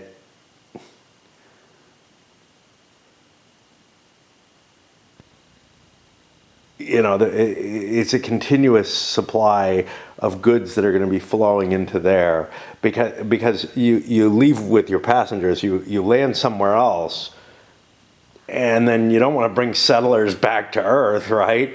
But if you're going to haul anything, if there's any goods you can sell on Earth, that's probably where you're going back again with your big haulers so that you can, you know, keep moving those settlers out. That gives a nice pile of money for next turn at the very least. The last couple will have gone after that, and that means they understand the title's gone and they won't be saving up for whatever that's worth. No trade going out past Earth. In fact, anywhere on this side of the board, basically. That means the complicated part of figuring out what cargo to be carrying at any given time and doing the movement. In reverse initiative, let's get to it. The thing that's not entirely clear is how far you can paw through an opponent's stuff. I'm not sure I want to send this here.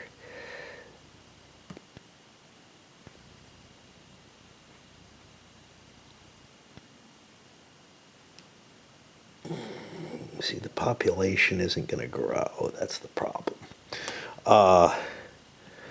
I sent... Blue was sending a ship there possibly to colonize because it's got nice bonuses, whatever. But it's also not a big deal because I have very few colonies and I have capacity for a fair amount. But yeah, I was looking at this ship, And, you know, it had a movement mark on top of it. Can I look through, see what he's carrying? Doesn't seem like I should know that. But on the other hand, I don't know. I was a little confused. I'm working backwards, not forwards. So Pink was the one who was trying to make a decision in terms of looking at what Blue had there. And if they can look, they can see that that's okay. If they couldn't look, it becomes more tricky. Like, I think that they actually want to fly out someplace like this, because the further out you go, and my settlers are so expensive that I want to get the most points for them. You get more points the further out you are. As I construct that sentence in such a horrible fashion. But there's no fauna on my way. Oh, there was one here. Huh. And why don't we go there? Instead of a one move, spend 3. This looks like a relatively safe place, and then I can make my decision. The one advantage to going here is that I could suck an extra settler out of this near place and move it further out, which kind of feels okay. In any case, I'm not really gaining any distance on this location. I don't know. But I get more money for my fauna going here. Screw it. We'll take the money. It's just so hard to balance everything out in this game. The only thing, I feel like I have too many balls in the air, even on a per player basis, to figure out what the fuck I'm doing. And it's really starting to take its toll. I don't know. It's part of the game has sort of stuck around a little too long kind of feeling. Unfortunately, this is something, the GMT game on this, and I can never remember its name, feels that same sort of way, where I'm like,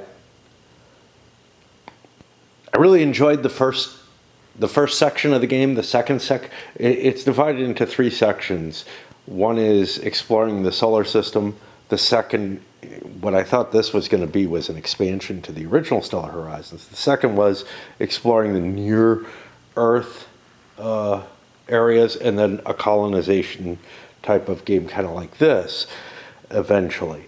Once it got to that second stage, it was starting to feel a little too complex for what it was. And then when it got to that third stage, there was just too much going on. With the first Stellar Horizons, I was feeling like there wasn't anything left to do. Like I had played out most of the system, if I recall correctly. Not so much that the world had gotten too complex. This one, the world's getting too complex. And I may be wrong about these memories, but this one, the world's getting too complex, and it's just each decision is becoming, or each phase, all the decisions involved in it are becoming, there's more and more decisions to make, and each decision in and of itself is becoming harder, because there's just so many different options of places to go and whatnot. And then there's the simple fact that the game state is getting so messy that it's almost impossible to understand everything you need to make those decisions. Not just to make good decisions, maybe to make legal decisions. The number of bases plus the weakness of, you know, the danger of a weak base like this one, although I've got a ship coming in with more colonists very shortly, that may not save it. The fleet has to be hit first, though, so, well, I could do an attack on the ground, on the ground situation.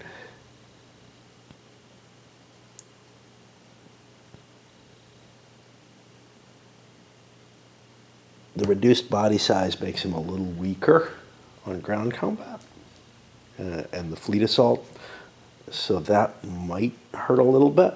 But yeah, I'm looking at him, and he's sitting on 1, 2, 3 bases consolidated over here.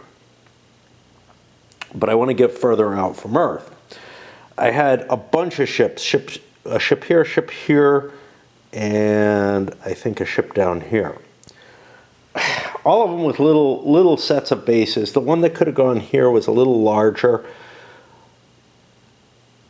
I decided to consolidate my bases here, although the population limit is lower.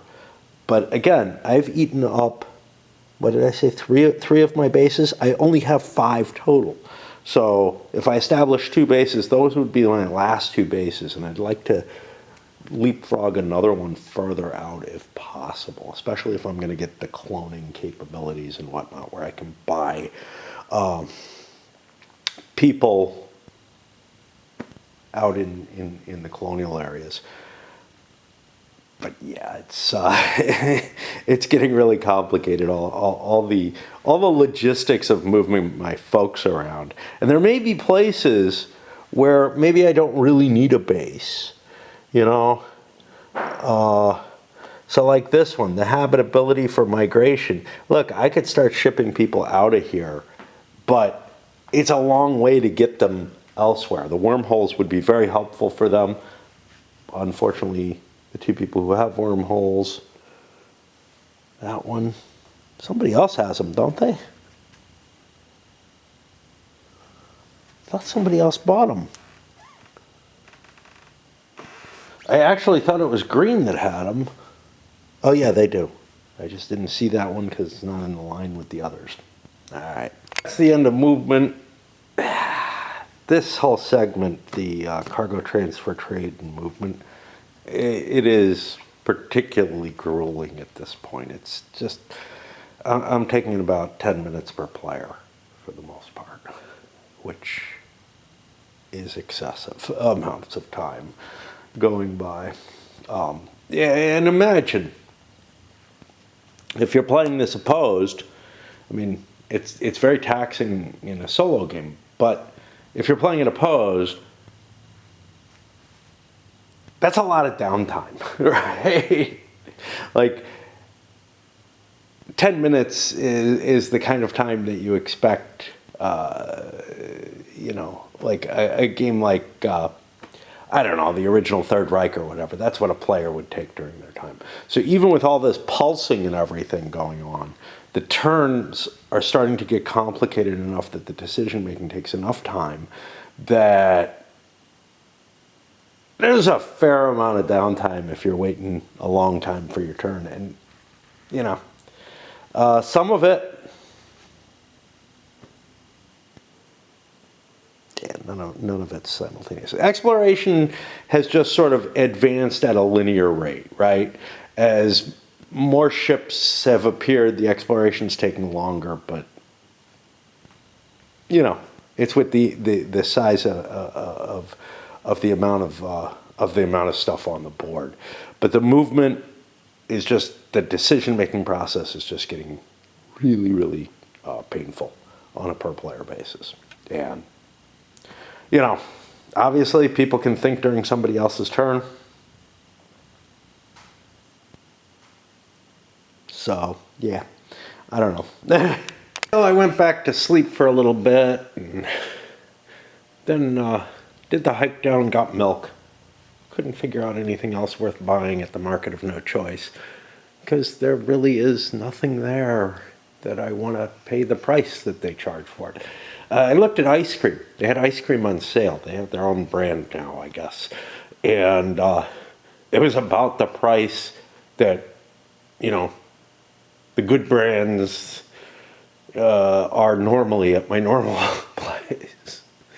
It's just, I would have gotten some if I wanted ice cream, but I decided I didn't want it at that price. If it was much cheaper, I would have bought it and said, I will want ice cream at some point. And it would be very helpful if that place had ice cream, because a 25-minute walk, of course, I didn't have my cooler with me, is a lot easier than an hour and 15 minutes when summer comes and whatnot. Okay, before we get to the game, I have a thought for the day. The word agnostic, I think we pronounce it wrong. I think it's meant to be the opposite of Gnostic. It denotes a lack of that special knowledge that, faith and whatnot is based on. It's almost the reverse of it. Now, obviously, it's not simply opposed to Gnosticism, but I think it should be pronounced agnostic, not agnostic. Anyway. We're on the exploration side. Cool. Some people are going to lose their directives at this point. Especially interesting system just because of all the modifiers that green has to their die roll. So this thing and this thing were both 5s, 6, 7, 8, 9, 10, 11 on their base die roll with 2 dice to roll. As it was, they only got 1 of those special rolls, but this one didn't hit the 11. And they found nothing of interest, honestly. The competition for who gets the final chip. 2 people succeeded, yellow and tan. Tan's ahead in the initiative, so they get it. And oopsie. Ran into a space where there's no exploration available. Yes, maybe I could do something else, but I should be heading somewhere else with that ship. I didn't move them during movement. Going to take care of that now.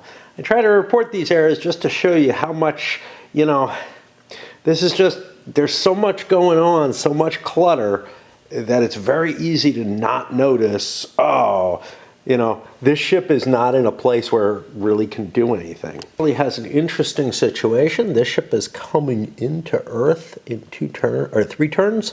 This guy could move to here in 2 turns and then deliver his payoff and then head in here, but that would mean 2 ships at Earth at the same time, both that I want to keep. I think I'm just going to move here in 1 turn instead and deliver the fauna here, and that means I can go on if there's something interesting to go exploring in this direction, or I can head back. It'll take me longer, but this ship is coming in and ready to be repaired. Big question is, why does this guy have all this damage? He has it because he just got whacked, so it's okay. He got whacked this turn, so he should have that much damage. There's almost no reason for this guy to repair his ships unless he's going to go into combat that turn. Simply, or in a nearby turn. That's got 3 hits on it. I can repair a point of damage when I fly into Earth for free. Then I have 2 more damage on him. As long as I'm going out 2 more spaces, 2 more turns worth of move, because it might be less than 2, it might be more than 2 spaces in that case. I might as well just let it heal on its own. Figured that there was a successful resolution here. I'm going to look at this. 5 and 2 is 7, which isn't enough, but he's got the pluses of +2 per. So he solves this. He gets a level 1 fleet improvement, and this is pink that's getting it. The way I've determined is that this is just, he gets this card for free. RE Malfunction is bonused. It's worth a victory point. Whoop, whoop, whoop. And now what's going on here? More physics or engineering, your choice. And then we continue on with regular exploration. Still not seeing a lot of the mining or research opportunities being taken. There are a lot of places where you aren't going to have bases. So you're always going to have the opportunity to do these, but it just feels so much better to go out and explore stuff. The points that you get for that, I don't know, they're not really higher. Like, it may make sense to start, first of all, money is getting more important, so mining might be more important. And even for exploration, you're still kind of aiming to get a chip, right? Sure, your ship might be more likely to get a chip in an unexplored area, but certainly as these numbers start getting down low, you're not really that much better, are you? Haven't been taking advantage of it. That's the problem with me. So what is it? Research less than or equal to the world's research plus half your ship's exploration value. This is especially good in worlds that have a highly developed research value. So like a 4 here, it's not as good as a 4 here with the +1 and all that. And you also don't have the opportunity to get 2 chits. So I don't know. But certainly if the board does get fully explored, there are still opportunities to use your ships to generate tech or money or whatever. Final one here, this is a 4 IP gain. He doesn't have anything now. It's like 12. I do not like these 3s. I do not like them at all.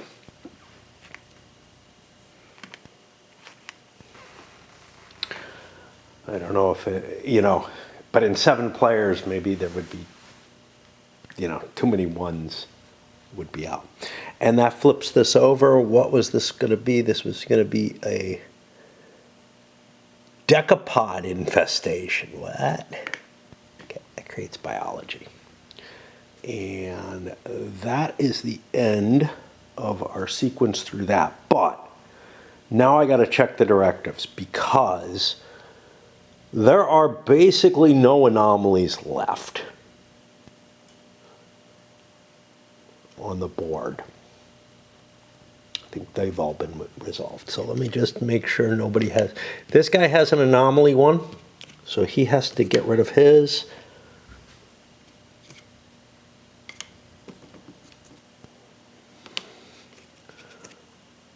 He has an anomaly 1. I don't think either. I know he doesn't. He has a base production. Okay. And the anomalies are in the bag, so I get to draw 2, pick 1 in each case. And if I get another anomaly 1, because there are no more anomalies possible, everything is known about the universe at this point. It feels like there's way too many events and too few anomalies, but because there's no possibility of anything weird being out here. We just found too many anomalies. If any anomaly markers are found in this process, they'll just be taken out of the game and you get another draw. The ugliness of finding different places. And this one's Proikyan. That is one of the ones that I picked. 18 for a survey. That's already completely surveyed, so that's not possible. This other one is 18 Scorpii. I don't know, I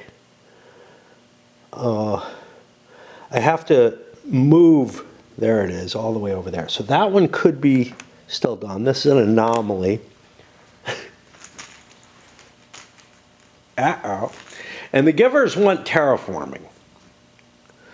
So they get a combat and an 18 Scorpii. Combat, rate a base of the player with the most settlements. Oh, fuck. That's just so obnoxious to determine, right? Like, and especially since it's most settlements, it's not even most settlements on bases, so you have to paw through everybody's ships and see what they're carrying. It can change in an instant.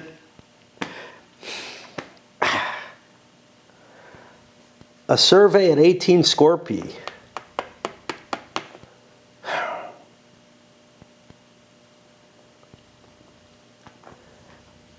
I just don't want to do this combat one.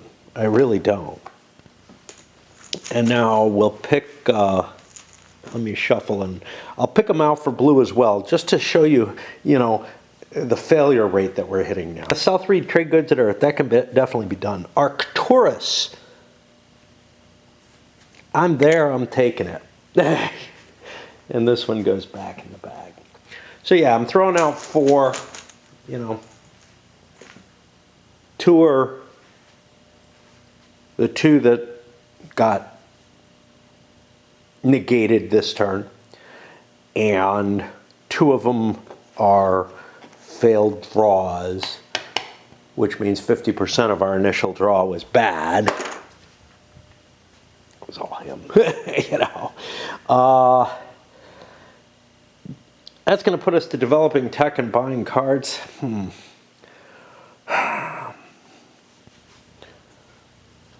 I think I'll take a little bit of a break. I can't play Raid for a couple more hours, like 4 more hours. I did try taking another nap. Kind of dozed off a little bit for an hour or so. Well, my secondary game is down for maintenance. Which means I guess I come up here and I do the tech purchases. Yellow opened up by buying this Traders Guild card. Doesn't particularly go with anything they want, but it's worth 4 victory points for 15 tech. That's a pretty good deal. And I will draw, and again, this probably shouldn't be in this order, but I will draw a level 3 fleet. Now, why does he have an extra fleet marker? We were at this before. Why does he have an extra fleet marker? Because he has this. Right? Oh, and it costs 2 less. Fuck. I gotta rearrange what I put in, but this may end up costing me money. Exactly what chits I put in. So I was actually able to juggle them around so that it came out to exactly the 13, not 12, 13. Yeah, these little markers are really hard to remember. You know, I look over all this, I look at his special abilities, and I'm like, what? But again, there is something there. Who only built this for 5? The reason is I may need to delay. I might have had other things I can do. I doubt it. Things are getting really expensive right now. But I kind of want this Transcend Biology. Of course, that puts me in a position, I know I'm losing. So that puts me in the questionable position of, do I want to try to accelerate the game? I was actually having the thought of, it'd be kind of interesting to calculate what the victory points are now, when it could end, and when it does end. But it's going to take a long time to calculate the victory points. And quite honestly, I don't think that, like, an opposed game of it, I don't think people would take the time to stop and figure out how many victories. Like, I just don't think that a group would agree to figure out that, because it would take probably about an hour to figure out what all the victory points are. Well, that's because I'm doing it, you know, all on my own, as opposed to, but I'm not sure I would trust, you know, the reporting, just in terms of, not even like trusting the players to be able to accurately determine what their victory points are. It's just such a massive point salad at the end that it's like, but there's no, you know, looking at the board, looking at the game state, trying to absorb what there is of, you know, available from it. It's just like a big blur. It's like a pile of vomit when it comes out. It's a point salad that somebody partially digested and spat up. Consortium here tapped themselves out of points so badly that they dumped their hand, which is kind of a pity. They bought this so that they could go towards the advantage on cloning, but they need to buy cloning. They need to buy the huge expensive card, which was like 40 points, 50 points, 30 points for the Cyborg services, 30 physics for the Science Academy, both good cards. The Science Academy, yeah, actually the Science Academy is worth a lot more victory points, but I just don't have the points in hand to do that. So I'm dumping my cards, saving up, gonna buy techs and whatnot. Maybe I'll get a chance at good cards again later, maybe not. I drew a couple of type 1s, which I'm perfectly willing to dump as well. I ran across an oopsie. Transhumanists bought this that they already had. They're gonna get 13 physics back. It was mainly small quantity things. I don't know what they're doing in that case. Yeah, I was looking and I'm like, there's 6. I just missed the consortium. They didn't have the points, and now I looked at the givers. They didn't have the points, and I'm like, there's going to be a problem. Yeah, there's double on the same guy. And I pretty much remembered the chits that I spent on it. I don't know why that sticks in my head and some of this other stuff doesn't. It's very short term. All right, let me go back and try to figure out what the fuck they're doing. By the way, speaking of 2-1 cards, these guys have a pair of 1s as well. They got forced into it last turn. We'll see what they do. They're not really rich in tech, but I gotta fix this problem. 2 dumped their cards. Now they have 3 genetic cards they're allowed to keep because they have the geneticist, which gives the same kind of advantage as whatever, the physicist. I don't know what the hell it is. The engineer, sure.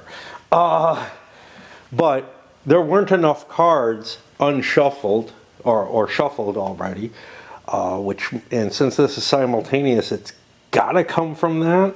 And again, I'm going in the wrong order, but in my view, but that meant that he only had 1 card he was allowed to draw. We're getting to the scarcity of cards. We've got so many out on the tableau that, like, all right. That means if he dumps his cards, he gets nothing. In order to avoid that, even though, again, I want to save up for cloning, whatever, I spend a good 13 points for this, which allows me to treat M worlds and O worlds with higher population. Doesn't give me any growth, might not mean much, but it is worth 3 victory points for the tech, whatever. Also, so far out of points, you know, I have a lot of physics points, right? There was nothing I wanted to buy for physics. I don't remember what I just threw. Yeah, I threw 2 that required engineering points. Yeah, I didn't have. I don't really want to. I don't want to overpay for stuff at this point, and I certainly don't want to overpay for stuff that doesn't look like it's going to give a lot of victory points or some kind of game advantage, which was the case with either of those. They had mining bonuses of some sort or another. But yeah, so ended up also dumping. That means, you know, all of these, this card was face up. No cards available to redraw. A lot of people are sitting without hands. It's going to mean that for whatever reason, there's kind of an advantage to the reverse initiative. That's just a matter of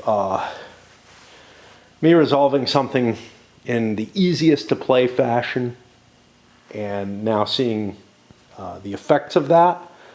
But it's actually not something that's supported in the rules at all because this is supposedly simultaneous. I don't see how it can be. And you'd want it to be in reverse order for buying, preferably in initiative order for drawing cards. But that was just too much of a pain to implement. For most of the game, it hasn't really mattered. But now late in the game, when the decks are low, it really does matter. And what's going to be kind of tricky is people are going to have numbers of cards that just don't make sense when it comes to their turn. Hopefully I'll be replenishing them at the right pace and rate. Hey, I think we're at 3%. If it ends here, I don't have to worry about it. Close.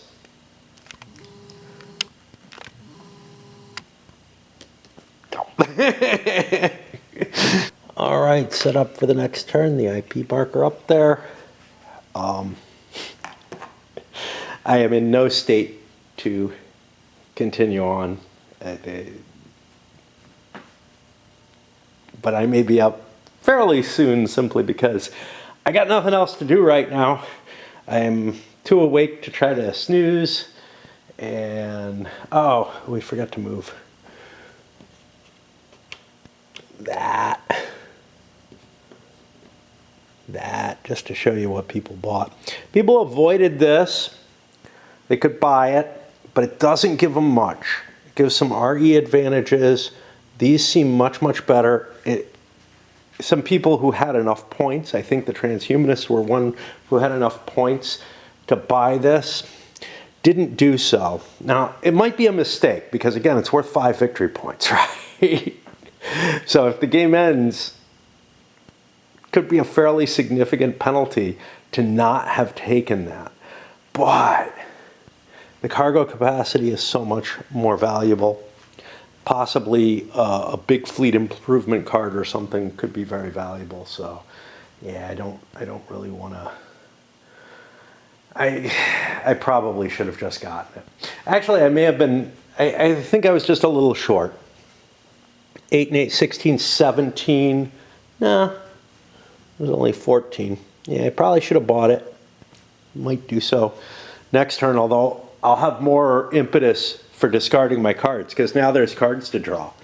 The fact that other people are discarding cards and stuff doesn't apply. Those cards actually get reshuffled here in another segment after everything else.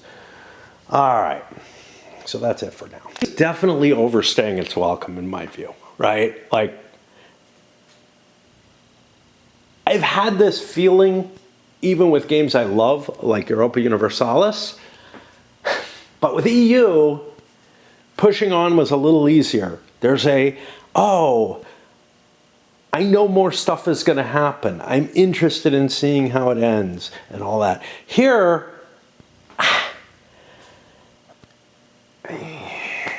I just don't feel like there's that much that's going to happen. It's just getting more and more cluttered. And it's kind of at the point where the clutter is sort of at its maximal value anyway. The game is being played differently now, which should make it more interesting, but it kind of isn't. Like, I mean, it is being played more differently. It kind of isn't getting more interesting. The fact that I, have to figure out hauling trade goods as well as settlers and everything, it's just not adding to the game. And that's kind of my problem with the things that this version, that Stellar Horizons 2 added to it, is that they're just not, they're not adding value to the original Stellar Horizons. This isn't like not an expansion or anything to it. It's a completely different circumstance, but using very similar systems. But the additions to the system to handle this, the trade system, for example, I'm just not feeling it. I see where I have to do this additional thinking, and I have to haul things, to trade locations, because I want my bigger, better ships for when I can haul that many settlers, and I can make a little bit of money, which makes it possible maybe that I can haul settlers at a later point or whatever. There's advantages to those bigger ships, but in terms of like adding to the play enjoyment, it's just not happening. It's like the game is becoming less and less enjoyable as it goes on. Which, I mean, to some extent, like EU, I've had that same sort of feeling. The game got really kind of unenjoyable to me once I hit the 18th century. I started feeling like,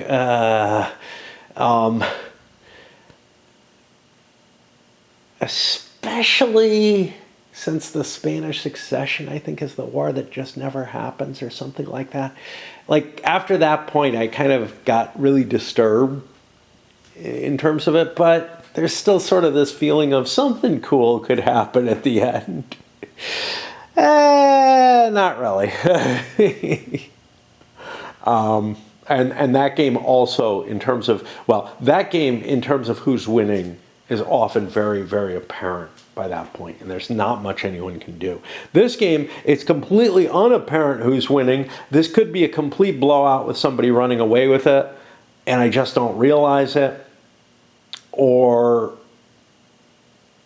I think it's more likely that it's still relatively close, that everyone except the Starfarers is gonna be kind of in range of each other. but I don't know what that even really means, you know, because in the end, it's just going to be this huge point calculation. And that point calculation, you know, is a 10-point difference a big deal or not? There are things that, you know, a couple of tech, right? Doesn't seem like it's a big deal. So I don't know. On the 25-30 turn, we have Earth production. Yay. Okay. That's easy enough to do, although I have to pay attention to different shit that's out there. Not doing it in my normal order. Very quickly it became apparent the physics cup was going to empty. Luckily I caught it at a reasonable time. Pink already went, and they were relatively late, but they would have gotten their materials. Blue ended up one physics short, so they get $1 billion for that. Yellow is going to get $2 billion instead of their 2 chits, which really kind of sucks. It's a lot to do with the number of players, obviously. The higher productions that are coming in, but I think the most important thing is the high costs of the techs here mean that you're just saving up, you know? These 40-point tech, well, the physics, 2 40-point techs are what people need to get to. And it's hard to get to it if you can't draw anything, right? It doesn't help that maybe some people threw bigger chits in than maybe they had to or whatever, but they had their own desires for that. But now, there's no reason to do exploration in a system that is physics-based. And there's like this, yeah, but next turn there'll probably be chits there, so moving is kind of weird too. Obviously mining, if you have a mining ship, makes sense, but other stuff really, like, it feels very skewed that the cups can run out. And yeah, there's a rule to handle it, and initiative order is the obvious tiebreaker, even though it's not specified. But there may be some place where it's specified that anything, you know, that's not done in order should, that the order is not specified should be done in initiative order. I don't recall that, but it seems like the obvious solution, that you give the chips to the people who deserve them. There is a rule that you get $1 instead, but $1 does not make up for the tech, you know? $2 might be a deal because money is more fungible, you know, you can exchange it where you want. All right, I guess we'll push on a little more, because that was a real easy thing, even if a little funky. Kind of the low end of the arrivals at this point in the game. Not a lot of ships were in transit. A lot are in places where, you know, they wanted to sit and do stuff. So that's fine. And build and repair. Got to remember to repair all the red ships by 1 automatically. Some of them are in transit, so that's kind of a thing. The people to build, and you know, everybody's got tons of money now, right? You know, like I think this guy's got 40, right? Which is a whole shitload, and I've got this cheaper money and whatnot, or cheap settlers, all kind of good stuff there. But you know what I don't have? I don't have ships that I really like. My CV7, which is the biggest that I got, I didn't buy my CV8s yet, only has a cargo capacity of 1, which makes it not really appealing at this moment. My most appealing ship is probably this CV3 here with a 3 hull, but I might not want to put that out there. If somebody thinks I'm in the lead or something, they may end up shooting me up. Both of these, I have actually a decent amount of ship capacity, I think. 1, 2, 3, 4, 5, 6. I think I'm allowed to carry 8. None of them REs are out there or anything. So yeah, I'm going to build for maximum carry capacity. It only gives me a 5 military, not great, but I don't know, you know. a big expense to shoot somebody in Earth orbit. Shoot them up. The thing with Yellow, they have a number of damaged ships. I'm not repairing them. I've kind of decided the cost of that $3 repair, it's just too high at this point in the game. It makes more sense to just leave them out there until they're so damaged that they can't function anymore. Fly it back home. Movement speeds are high enough. Turn them into cash. Yeah, it means you have less effective ships out there, but I feel like they're good enough. Is kind of the whole thing. The repair costs are just too high when you want to keep shuttling settlers everywhere. Transhumanists have a couple of haulers sitting in Earth. Ooh, there was damage on one of these.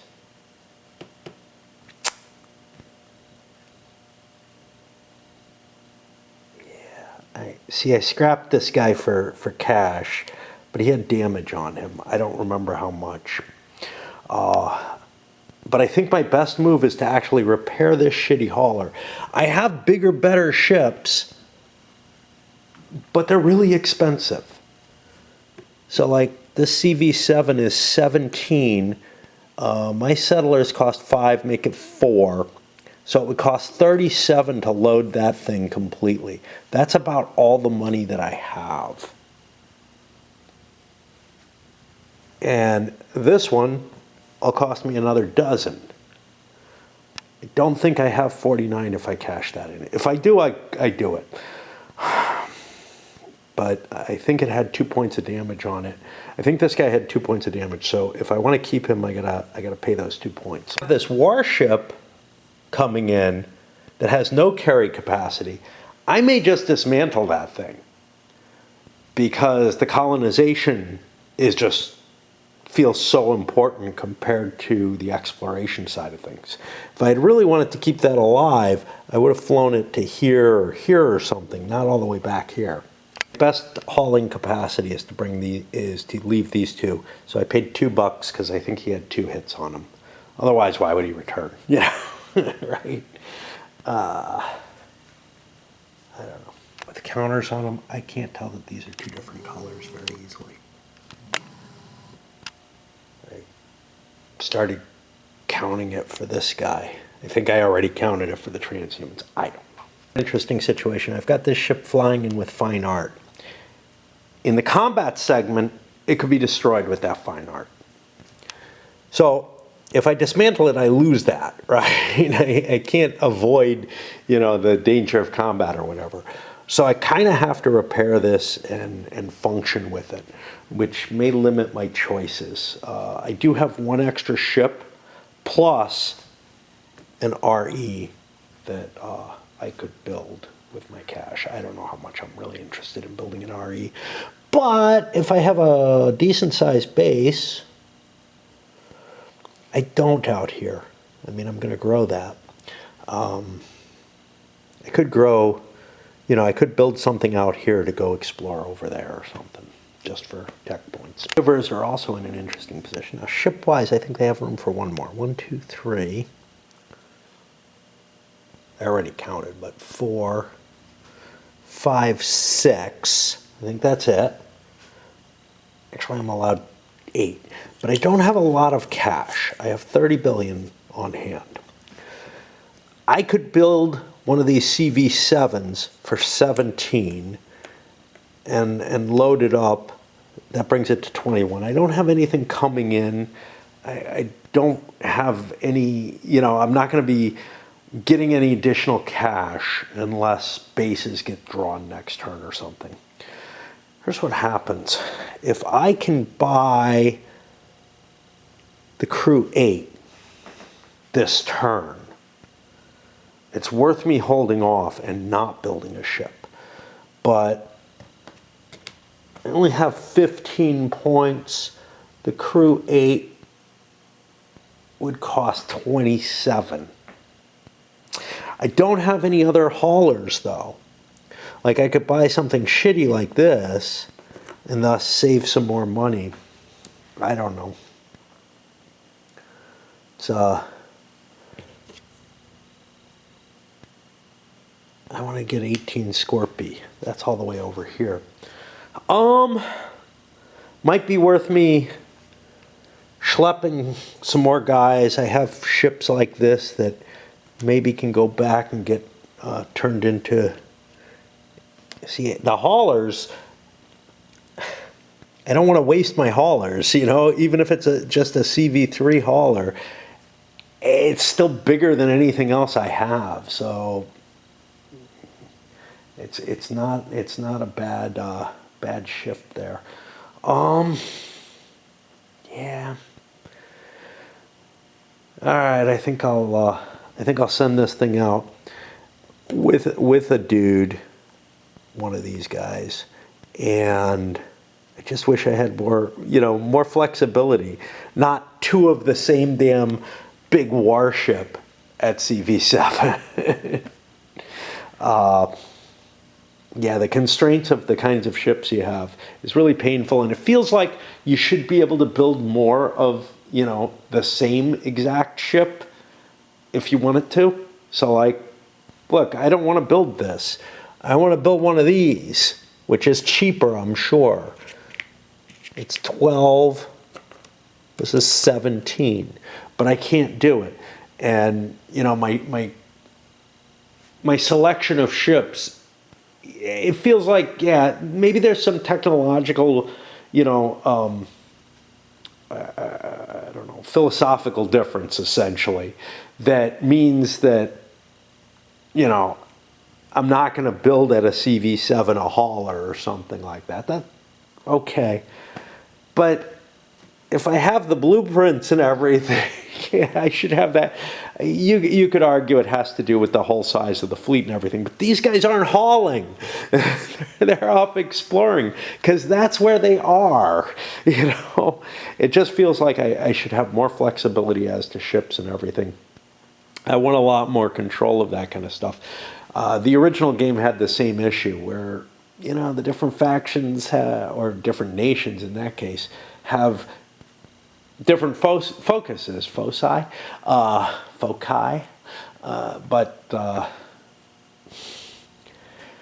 it feels like I don't have a lot of control over what they do, and if I'm off using a hauler for something a hauler is not particularly good at, I'm going to pay a penalty for that. And yeah, maybe I should be thinking about that and not use this ship, which is not particularly good at exploration, for what I'm using it for. But it's there! I gotta say, the Givers feel way too militaristic with these ships. They're the Givers. The Givers of death. Yeah, all that money means lots of new ships at Earth. There's one place down here. There's some place where ships are cheaper to build. I'm trying to remember which one that is. Nobody's got a base there. Is it this? No, this is the weird, underground thing. I swear there's one where ships are cheaper. -1 settlement? How nasty. Oh, that's dicky. I thought it was plus a settlement. Wow. Yeah, I thought there was one where bases allowed you to build ships cheaper. Huh.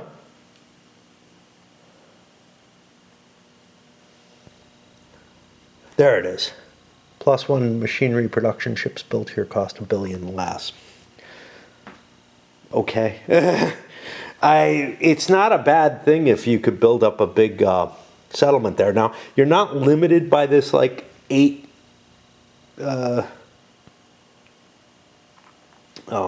population limit. You can ship as many people as you like there. It just won't grow. But those gas giants can't be converted to anything else. It's kind of a shitty situation. You really don't want to not be growing your colonies, right? And in fact, this is really a questionable colony, and I'm thinking I should get some ship there to move those guys out of there. I think I'm done and going into combat. We'll see if anybody wants to spark a war around Earth. It's 6:30 a.m. on Monday. Raid kind of ate up my time from like 3 a.m. the last 3.5 hours or so. Could have started at 2, but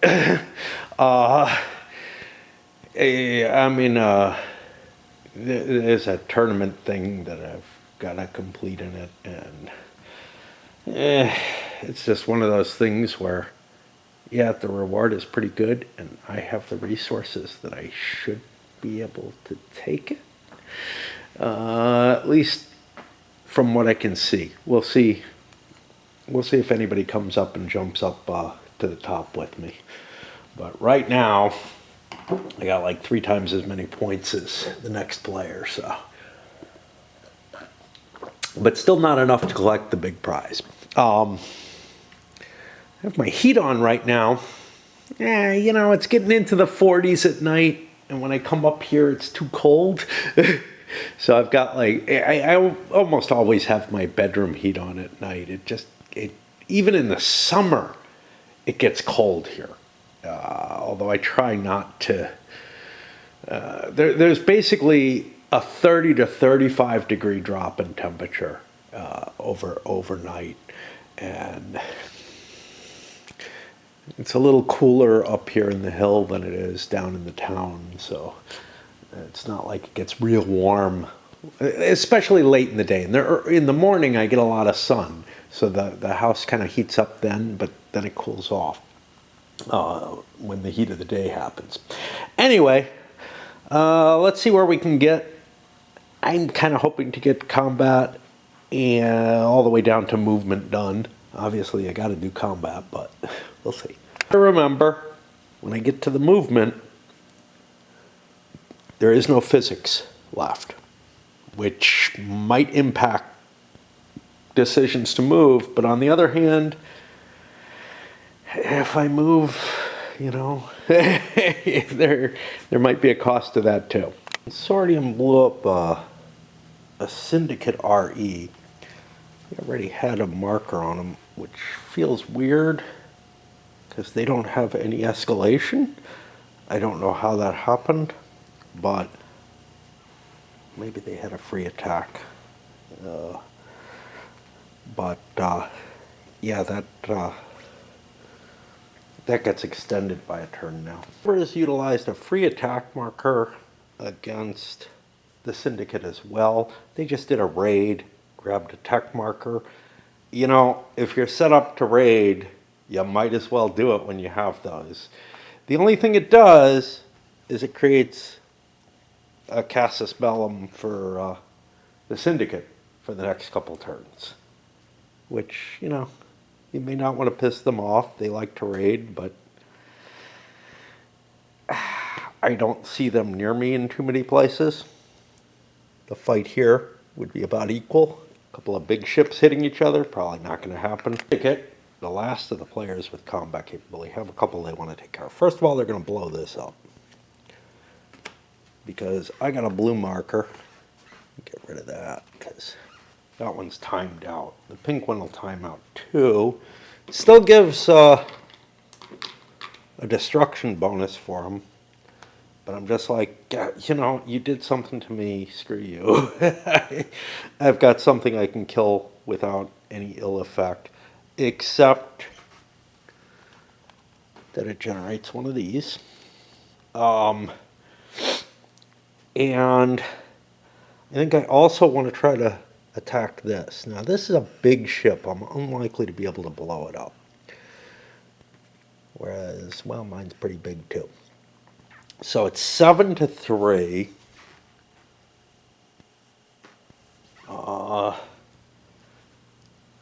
Both at +1. Just looking to see if there's anything else in play here. Reinforced hulls. Yeah, I forgot about that. Okay.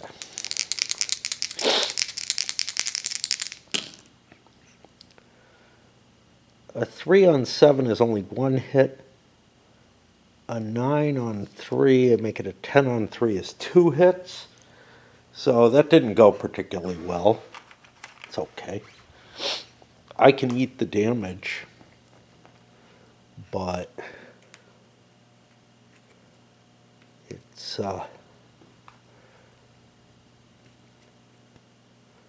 it's not a particularly good thing. That one doesn't go away. This will go away. And now a little red marker shows up for the consortium, so they can keep attacking. Do I have any bases where I want to pick on anyone? I don't think so. I don't have a lot of bases.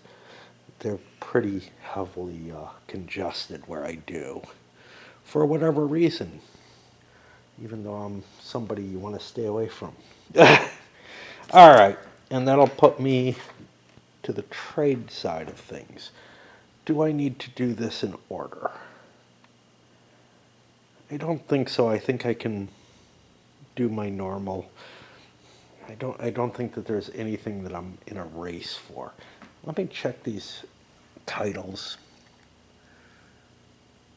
Have 6 escalation markers. You know, if somebody doesn't have titles, they might want to buy this at this point. So he has 4. Yeah, nobody has the 6. Who wants it? Terraforming not happening right now. Mastermind. That's an anomaly with 10 or more. That's gone. Let me just get it out of here. It can't be resolved. Oh, shit. Was it event or anomaly?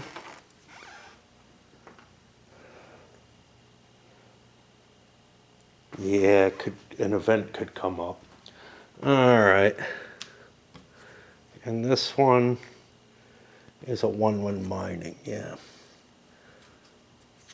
All right. Good enough. So yeah, trade. Things I want to note. Blue sold a fauna here. They have an advantage which I may not have paid attention to at other times, where they get an extra buck for that. That's great. They got their IP. They pulled a couple of chips. They're putting a second flora in there.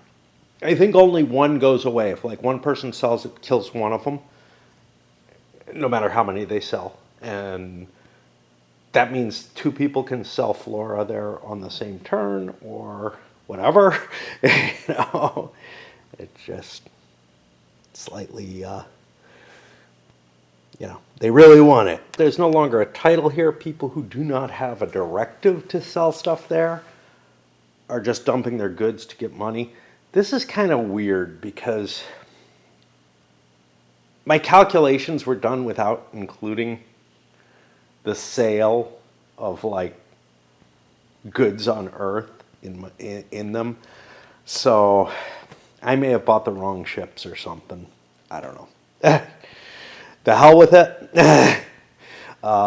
It wasn't a huge amount of money in either case, but these guys actually sold 2 things. So they got like 13 bucks, which might have caused them to buy another ship. I don't know, because they're waiting to get the big ship. Yeah, they're probably best off doing that. The consortium also sold. They got, 5 or 6 bucks off of it, which is not bad. I don't think it would have allowed me to buy that, especially since I have that there. But I don't know. I just don't know. Onward, I guess. I might have more trades. The money that you get can't even be calculated. For example, these guys sold food here and got to draw a beverage chit, and they had 2 beverages on board. And I'm just like, yeah, the price is almost nothing, but I would rather, he's got fast ships everywhere anyway, so I would rather have, otherwise moving here wouldn't really cost me anything, but I would rather have the cash right now. And he actually gets to draw 3 counters because he has this Traders Guild thing, and choose one from that. Gives him a tricky call. He pulled machinery, which he has over at Earth, would mean maybe I want to deliver machinery there, but I also pulled entertainment, and I have the skilled entertainer, which means I can produce entertainment more easily, and it increases its value. I don't know. I think entertainment is not good at an O.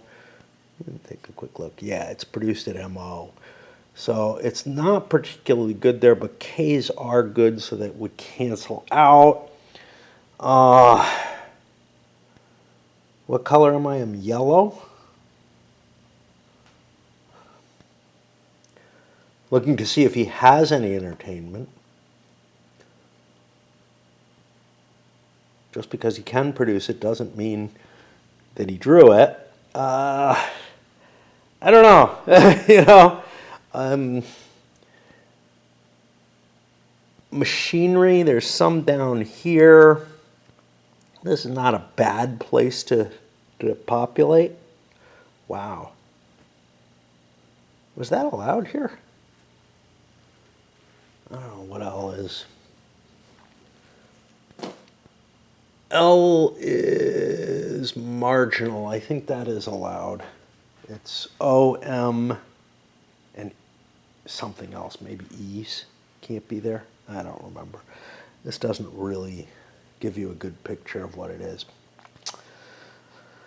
Yeah, I think we'll put the entertainment there. The more of those that are out, the better it is for us, I guess.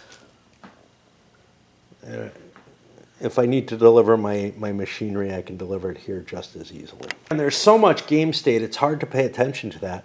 That opens a deal up for him. It's too late. I don't want to fish for the other things, but I'm just like, oops. Now, you know, here's the thing. You'd be so focusing on your own stuff, you probably wouldn't see something like this. I think that's really going to be the case a lot of times, where stuff just slips in where you're like making mistakes like that. So that's one that I'm just going to leave. Bad move anyway. There's entertainment desired here too, which means if one gets, you know, if I don't put this down, he might be going there for all I know. And I'd rather have an entertainment available, given that that's what my benefit is. Although there's some of that here waiting to be delivered. The syndicate also made a deal here, trading some fauna away. Now, if I had a base or something there, I could have stored it because I have another fauna there. But, you know, it's like, it's just too hard to coordinate everything to get where it's going. And I'll probably have somewhere I can dump it. Worst comes to worst, I sell it for $1 if I have some reason that I want to use this. It's a slow ship, so it's not really hurting it to carry it. But I don't want to carry it all the way back to Earth particularly. Bring it there. All right, it's time for movement. I'm feeling hungry now. Damn. I'm pretty sure I ate enough. I don't know. I love that smoke in the distance. I don't know if you can see it. There's like everything looks like it's glowing out the window when I look through the camera, and it's not the case otherwise. It's the same as the glow that's happening down here. It's like, I don't know. The camera's not handling light as well as it should. This might be something I can change in menu settings, but I don't know. If you see that glow, I don't know. Maybe I should check my videos and see if I see it, because it's just showing up all the time. But it's weird. It's like not everywhere. It's like certain. Wow, my floor like just looks absolutely weird from the glow. To simplify things, I have like these heuristics, and I can see where they're causing me problems. So, for example, I look at Earth first. I buy my settlers for there. Put a couple of chits to let me know I'm moving that. This one, hey, he can't do anything here anymore at all, so he's going to move. But I look at these guys and I'm like, oh, they can do surveys, great. They can do exploration, whatever. That's fine. They can be where they are. But that one can't. it's hard for me to take into account what else should they be doing, and are they big enough? Like this, is really close to being damaged, but it looks like it might be tiny. It's not. It's a 3, so it can survive another shot. This is a 6. This could actually do. Oh, it can do stuff there anyway. Yeah. So it's like trying to make the decision of, what's available to move and what's not. It's kind of painful. And then once I make that decision, I stop paying attention to the ones that I've canceled out. Now, there are no more anomalies, so at least there's that. There's very little reason for me to do anything else with some of these ships. Although this one maybe wants to fly back for, to be decommissioned or whatever, because I do have some extra cash after making trades and stuff, more than I thought I would.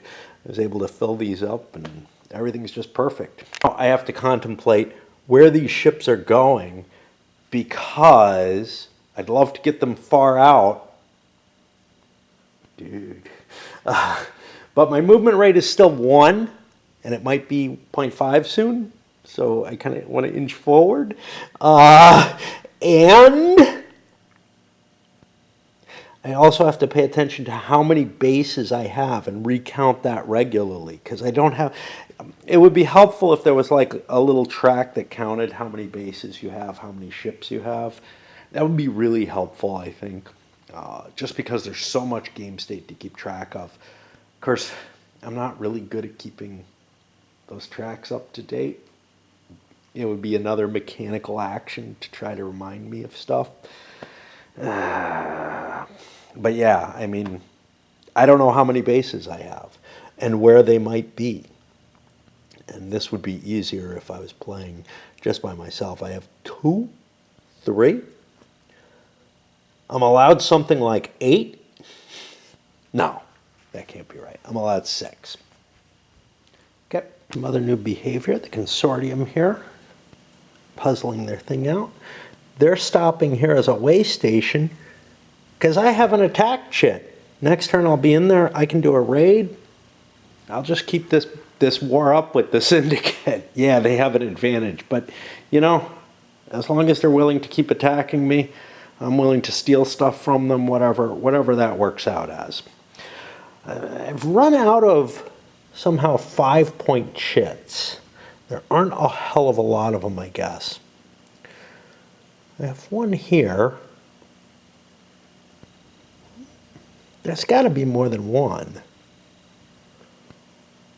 So I've got a lot of bases. 1, 2, 3. 4. I have room for one more base, which isn't on the board. There must be a 5. I'll go paw through my piles and see if I can find a 5, because there has to be a second 5 and a third one for that matter. But things had just gotten kind of messy in the piles, so that's what happened there. I still got a couple more players to move. And after a battery swap, the givers are kind of being a pain. I sent a bunch of ships here. Why? I don't know. I really don't know. As perhaps a way station or something, but this is not that great a place to be. I'd like to get a warship there, to tell you the truth. If I put those 3 colonists there, this will be at 7, and it's only able to support 2 for growth. One thing that's nice about that, though, is it'll halt the growth of this, and I can attack that, which might be worth doing. They have a chit to protect. It's hitting the Starfarers. Hey, too bad. They shouldn't be spreading out like little doinky places. Another option would be to push it onward, which is something I kind of want to do anyway.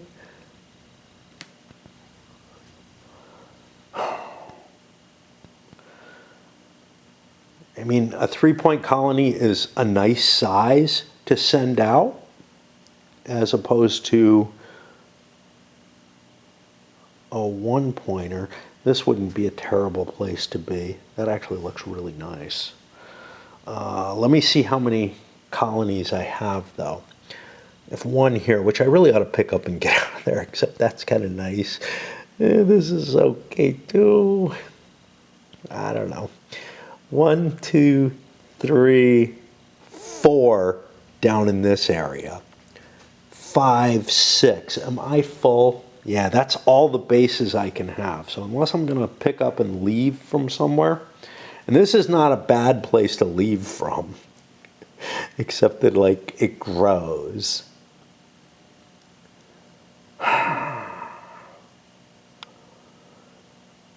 Shit, I don't know.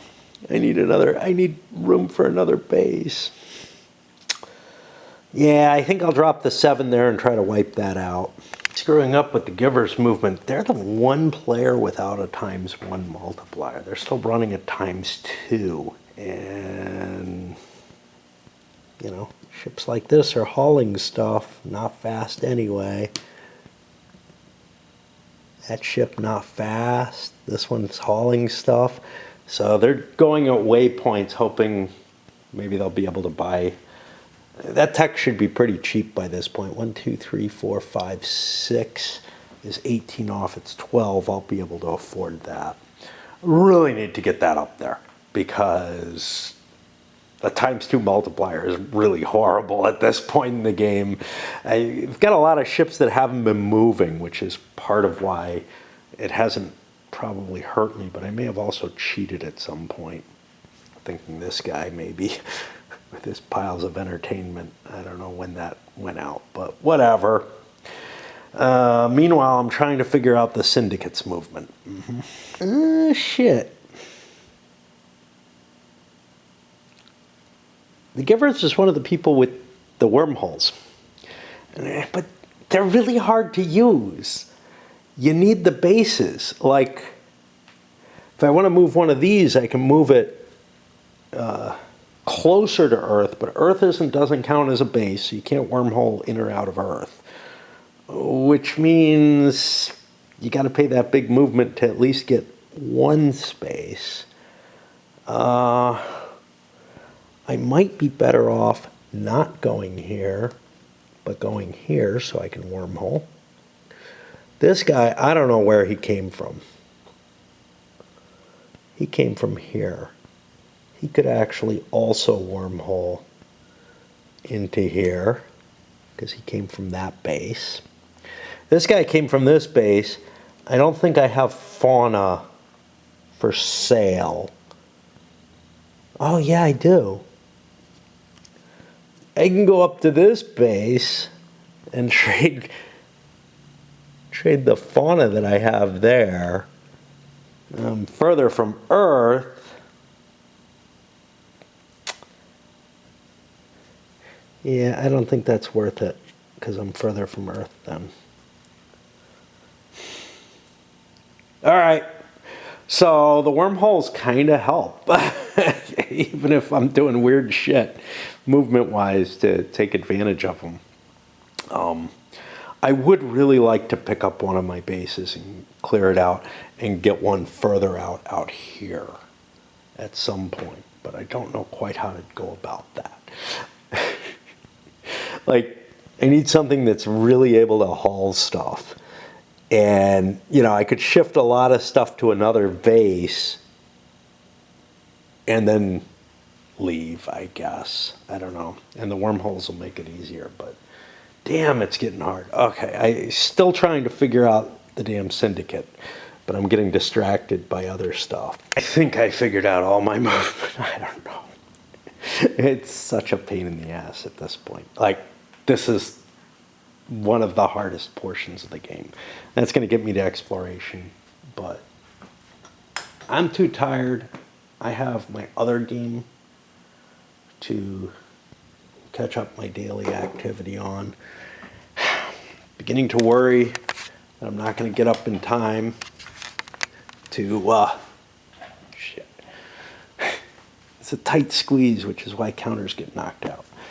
And I wear loose clothing. I am kind of worried I won't, like my plan was, oh, he's smoking stuff outside again. I kind of wanted to go get lumber today. Just a board, pretty much, is all I actually need. You might be able to get more than one, but I don't like the idea of hauling a lot of shit. And there's like a Goodwill in the same area that I could check out, which would be really helpful because all my clothes is wearing out. And it's funny, my wife had very, very little in the way of clothing, whereas I have tons of it. But now it's deteriorating to the point where it's like unwearable, you know, like a big hole in the crotch or in the ass or something like that, you know, at this point. And I still don't throw them away. I don't know why. I mean, I can wear them for yard work or something like that. If they're really bad, I wear a pair of underwear under them and whatever. But then I don't use them. I use something else. And it's just kind of fucked up. And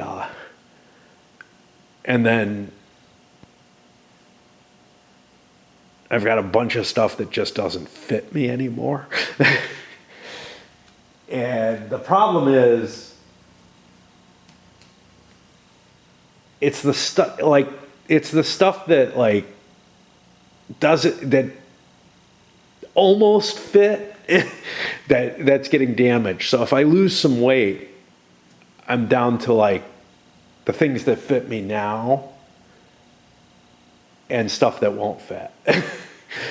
Like I have to lose a lot of weight to get into whatever it is. I've got some stuff stored back there, I think, that like is really I just totally don't fit in. I don't know where I was. Anyway, I'm done for today. Done for this waking period, I guess. After a day off in which, it's Tuesday now, I think. I can't tell. After a day off in which I expended way too much effort on a walk, not getting what I needed to get done.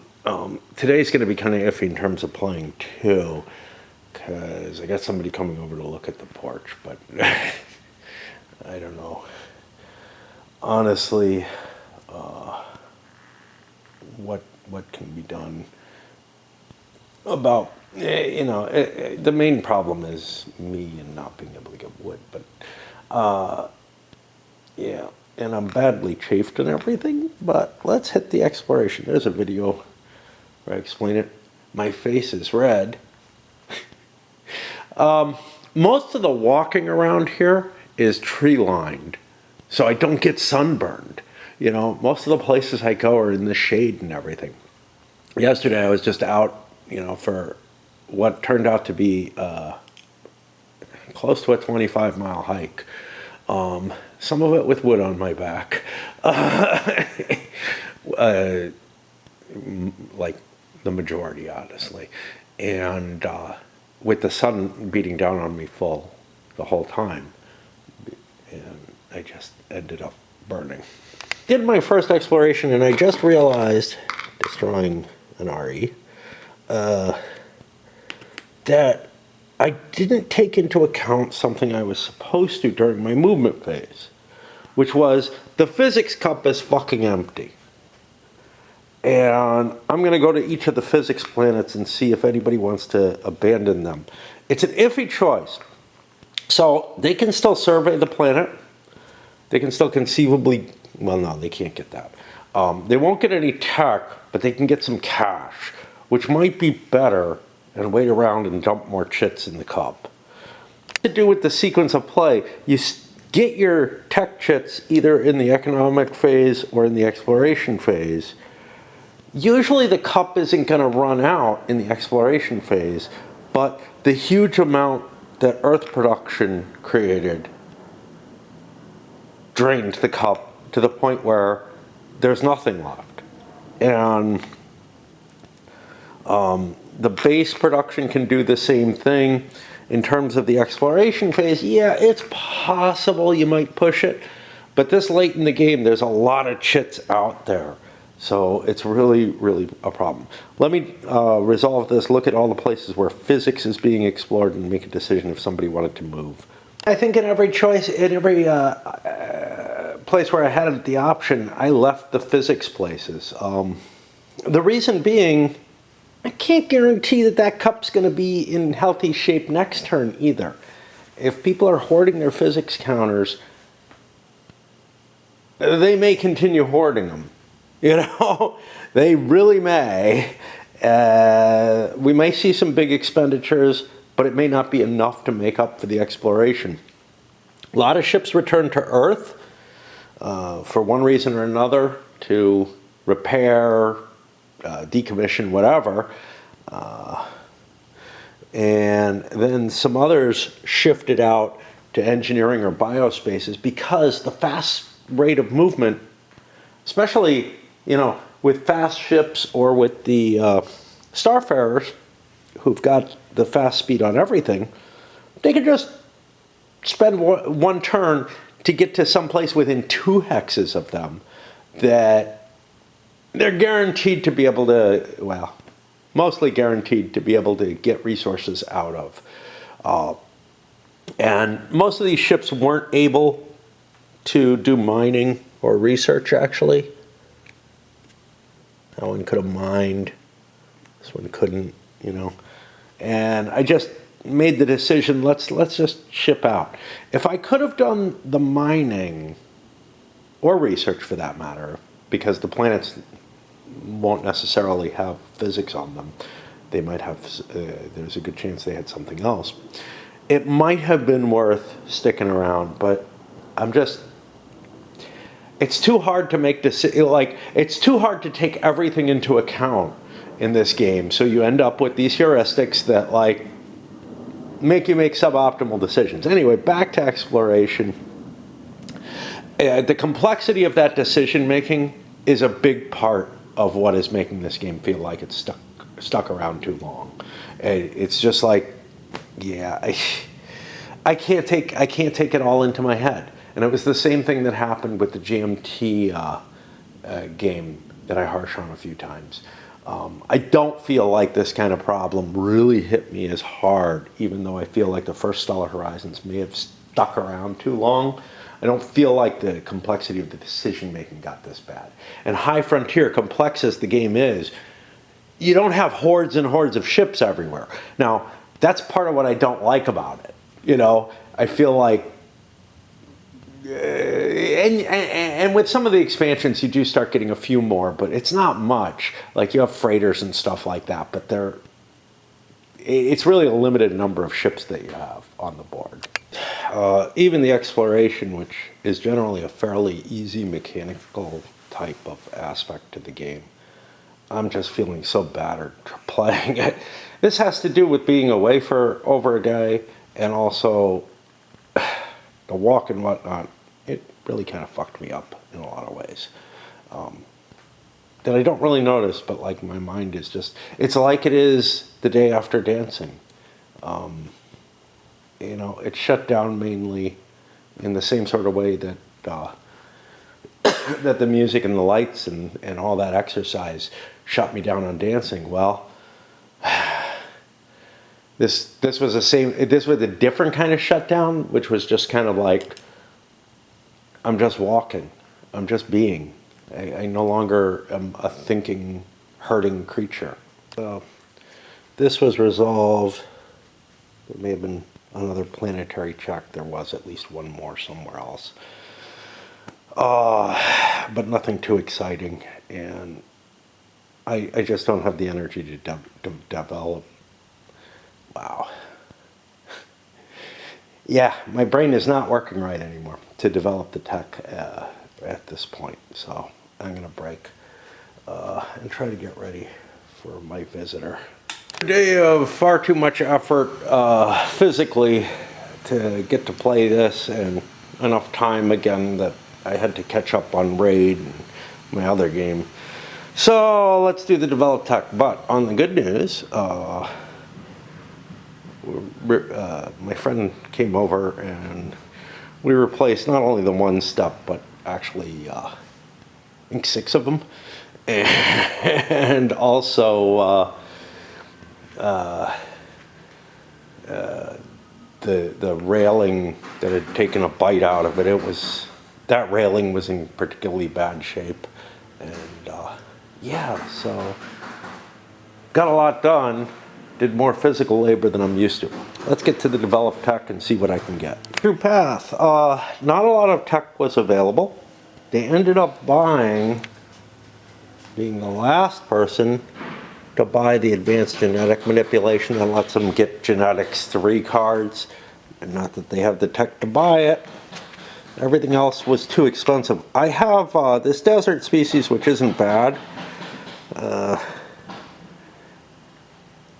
The fact that it gives higher settlement growth is very appealing in addition to the other things, so I like that.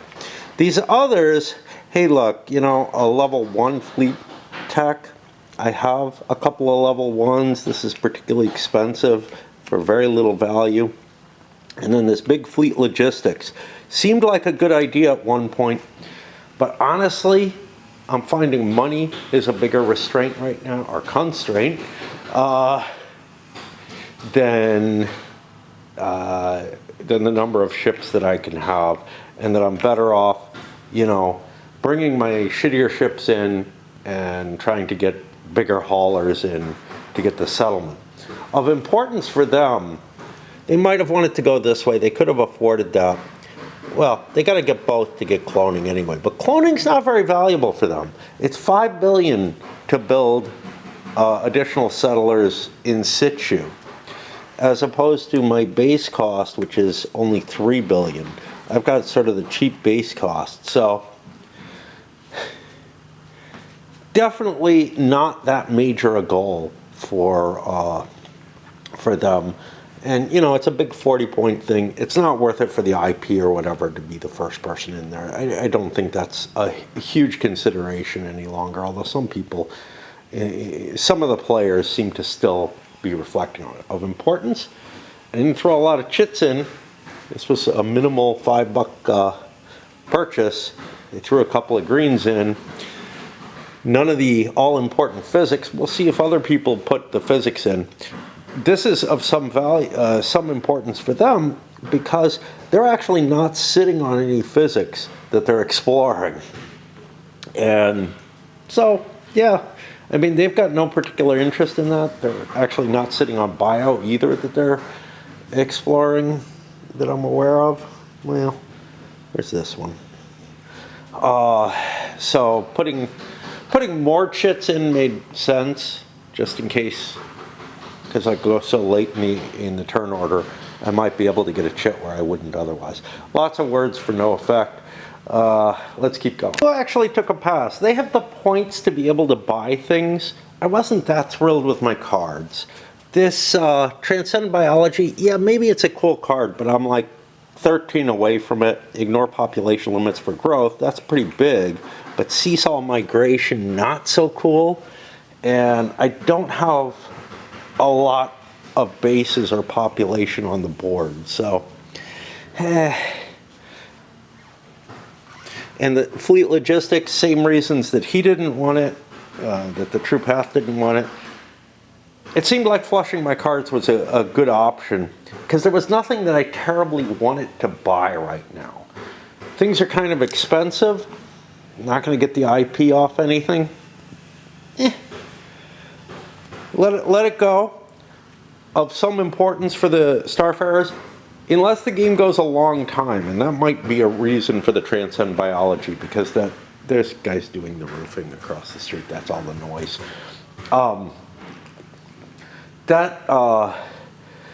Being able to delay the game might be helpful, but I don't think that I have a chance to catch up, is kind of the problem. Might give me a chance to end the game early and get out of it quicker. Doesn't seem worth all that effort, you know. Just basically, I'd be screwing myself over and making my chances even worse. That really doesn't seem like a good idea. Even if, like, ideally I might want to get out of the game quickly. And I certainly might. It just didn't seem like a good option for them. Flushing the cards does seem like a good option. And what did I get? I got Robotic Swarms, an extra ship for cheaper. Not that exciting though. It has to be an RE, but I have REs. And reduce the cost of cloning to 3 per settlement. That's very appealing if I get cloning, so I may hold on to that. All right. Similar to the Starfarers, the Praetorians kind of don't want to spend a lot of chits. They have cards they want to keep, which means I do have to spend chits. I'm a little short of buying Subterranean, which is actually really good. Treat all systems as +10 max population, -2 to opponent's ground combat and planetary assaults, plus it's 5 victory points for a 30-point card, which isn't bad, as opposed to those increased ship, which was 1 victory point for a 30-point card. But one of the factors that's at play is everybody left their physics areas, so nobody's really that interested in replenishing the physics pool at this point. Of course, they're not going to get any more unless somebody does, but if I'm the only person who throws chits in there, especially late in the turn order, I'm not going to get them, you know. So yeah, it's kind of a screw that. So like that decision to depopulate or stop exploring in physics areas actually really has kind of like the effect of tariffs, has kind of ground the whole physics economy to a halt. Take that in conjunction with the fact that like 1, 2, 3, 4, 5 people are in this. So 2 more people can go in here and 1 more person can go in here. But the players who have had the options haven't been able to get into the cheap ones. And there's the, yeah, do I want to spend the huge amount to get that or wait until a whole bunch of people go? That's kind of the concept that's in play right now is like, yeah, what can I get at a bonus? What can I get at all cheaply? It's not a lot right now, to be honest. Out of all the choices, the Praetorians decided the best deal is to get their movement modifier to 0.5. Big 37 points worth of chits in there. Physics is now available, at least to some extent. It took all my pool. The other option there would have been a level 1 fleet improvement for hypersonic missiles. That would have cost me 13 though, because I have a couple of level 1s already. Yes, I like combat, but I don't know. I mean, we're talking 37 for 5 points. In terms of a point payoff, 13 for 2 points is a little bit better, just a hair better, but that 0.5 movement is a lot more important. So I'm like, yeah, let's break that open. And, you know, I don't know.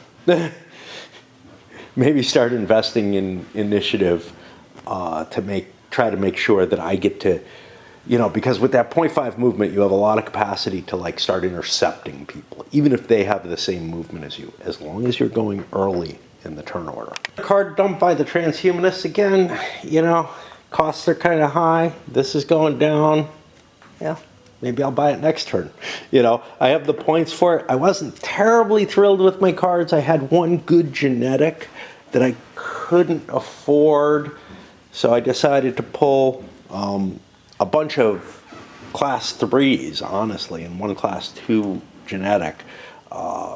And that's kind of reduced the pool, so other people will be less inclined to hold cards or to dump cards probably at this point, which might incentivize them to buy techs to make them cheaper for me on my next turn.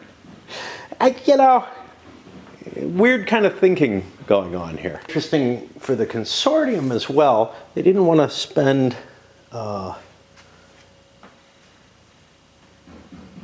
I don't know if they had, I think they didn't have enough to spend on any of the engineering type tasks.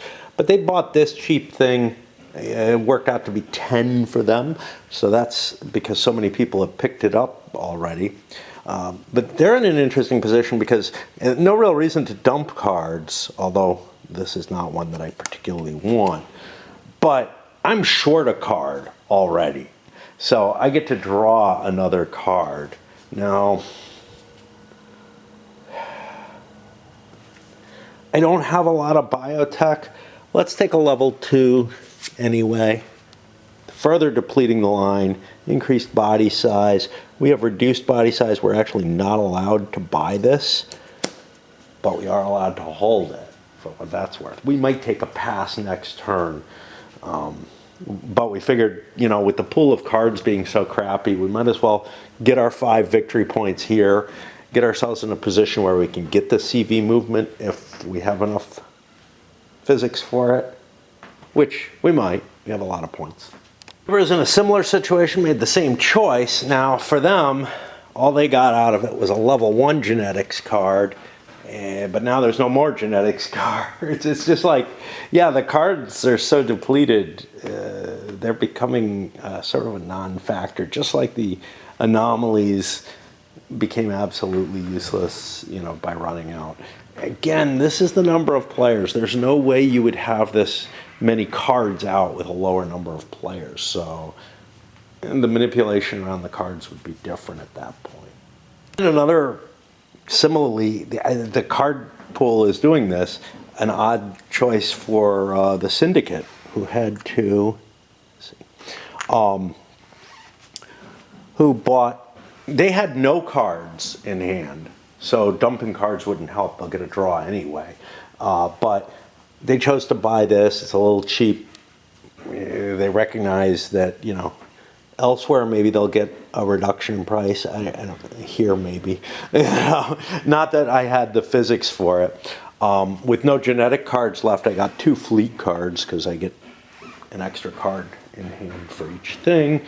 And you know, it's like, let's get the 5 victory points that we can, whatever is up with that. This is the end of the line. This is the last at this row here. And this one is not end of line, but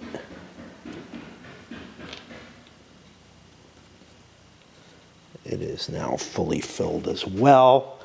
And that's going to put us to the end of the turn. I'm going to need a break. Just, I don't know, between the noise and not really remembering how to play anymore. Oh, but before we do that, we're at 1, 2, 3, 4%. Not this time. How easy it is, this Chancellor capability, draw an influence at the start of the turn for 15 IPs. It makes its points back in 5 turns, right? Because it's actually, no, it gives you the victory points. And then it's giving you a half victory. It gives you the victory points, which is worth 20. So you're already 5 IPs ahead by just buying it. And then each turn you're getting a half a victory point. That's actually a kind of nice accumulation. And you can see, you know, we're up to 70 IP. That's 35 victory points. That's a pretty big pool. So even though he appears to be behind because of his layout on the board and whatnot, having been able to get Chancellor may have actually done a great deal. And in some ways, a longer game actually favors him in that as well, because he's just going to keep collecting those. Now, I think victory points are going to be collected at a higher rate in the near future, in the sense that, like, the settlements are going to be growing and whatnot as we ship stuff. But it's going to get to a weird position where, like, growing the settlements doesn't matter that much unless they're way out far. So, yeah, I mean, that half victory point may still, like, early on, a half victory point a turn was pretty good. You weren't generating that, I think, in general. And I think it may hit a point where it's kind of hard to do I mean, you'll be generating more than that per turn, but it's going to be kind of hard. You know, that's still going to be a significant amount of points over a longer game. Just that little edge. Of course, he is so far behind on board presence that it probably isn't enough to make the difference. But it's been a huge amount of points that he's gotten compared to other people. Let's look at the next. We're looking at like, here's the next one, 35, 40, so 20. So we're looking at a 15 victory point swing just because he was able to get to the IPs earliest and pick that thing up. 15 IPs for a 10 victory point chit is not that great, but you definitely want that thing. And you may prioritize it over other choices, actually. All right, let's get working on the final video, or final turn of this video. Settlement, growth, and migration. This is going to require a lot of effort because I have to take in all the different modifiers, yada, yada, yada, do all the counting and everything. And I got to put those away too, but some of the earlier growth is fine. We come to this one. This one's interesting, and this is why it takes so long. So, the max population here is 8, but there's 2 people, so it goes down to -2. However, the Praetorians, J and D worlds have +10 population each. They're both J's, so we're up to 18, so we can grow. Did we get a population increase? We do not. This is just a level. Yeah, it's a level 2. But it means that we can do the growth here. We come over here and we have infrared vision. It is a red dwarf, so it applies. Gain 5 max population, so it goes up to a 3, so I can actually grow 1, and settlement growth is 1. But I'm going to max out at that 3 population. It's in an Alpha Centauri here as well. Has a population of 48. There's 2 extra people, so it goes down to 28. AH and Ls would have a bonus. There aren't any here. 28 gives us plenty of room to grow, but there's already 17 there, so we roll an extra die.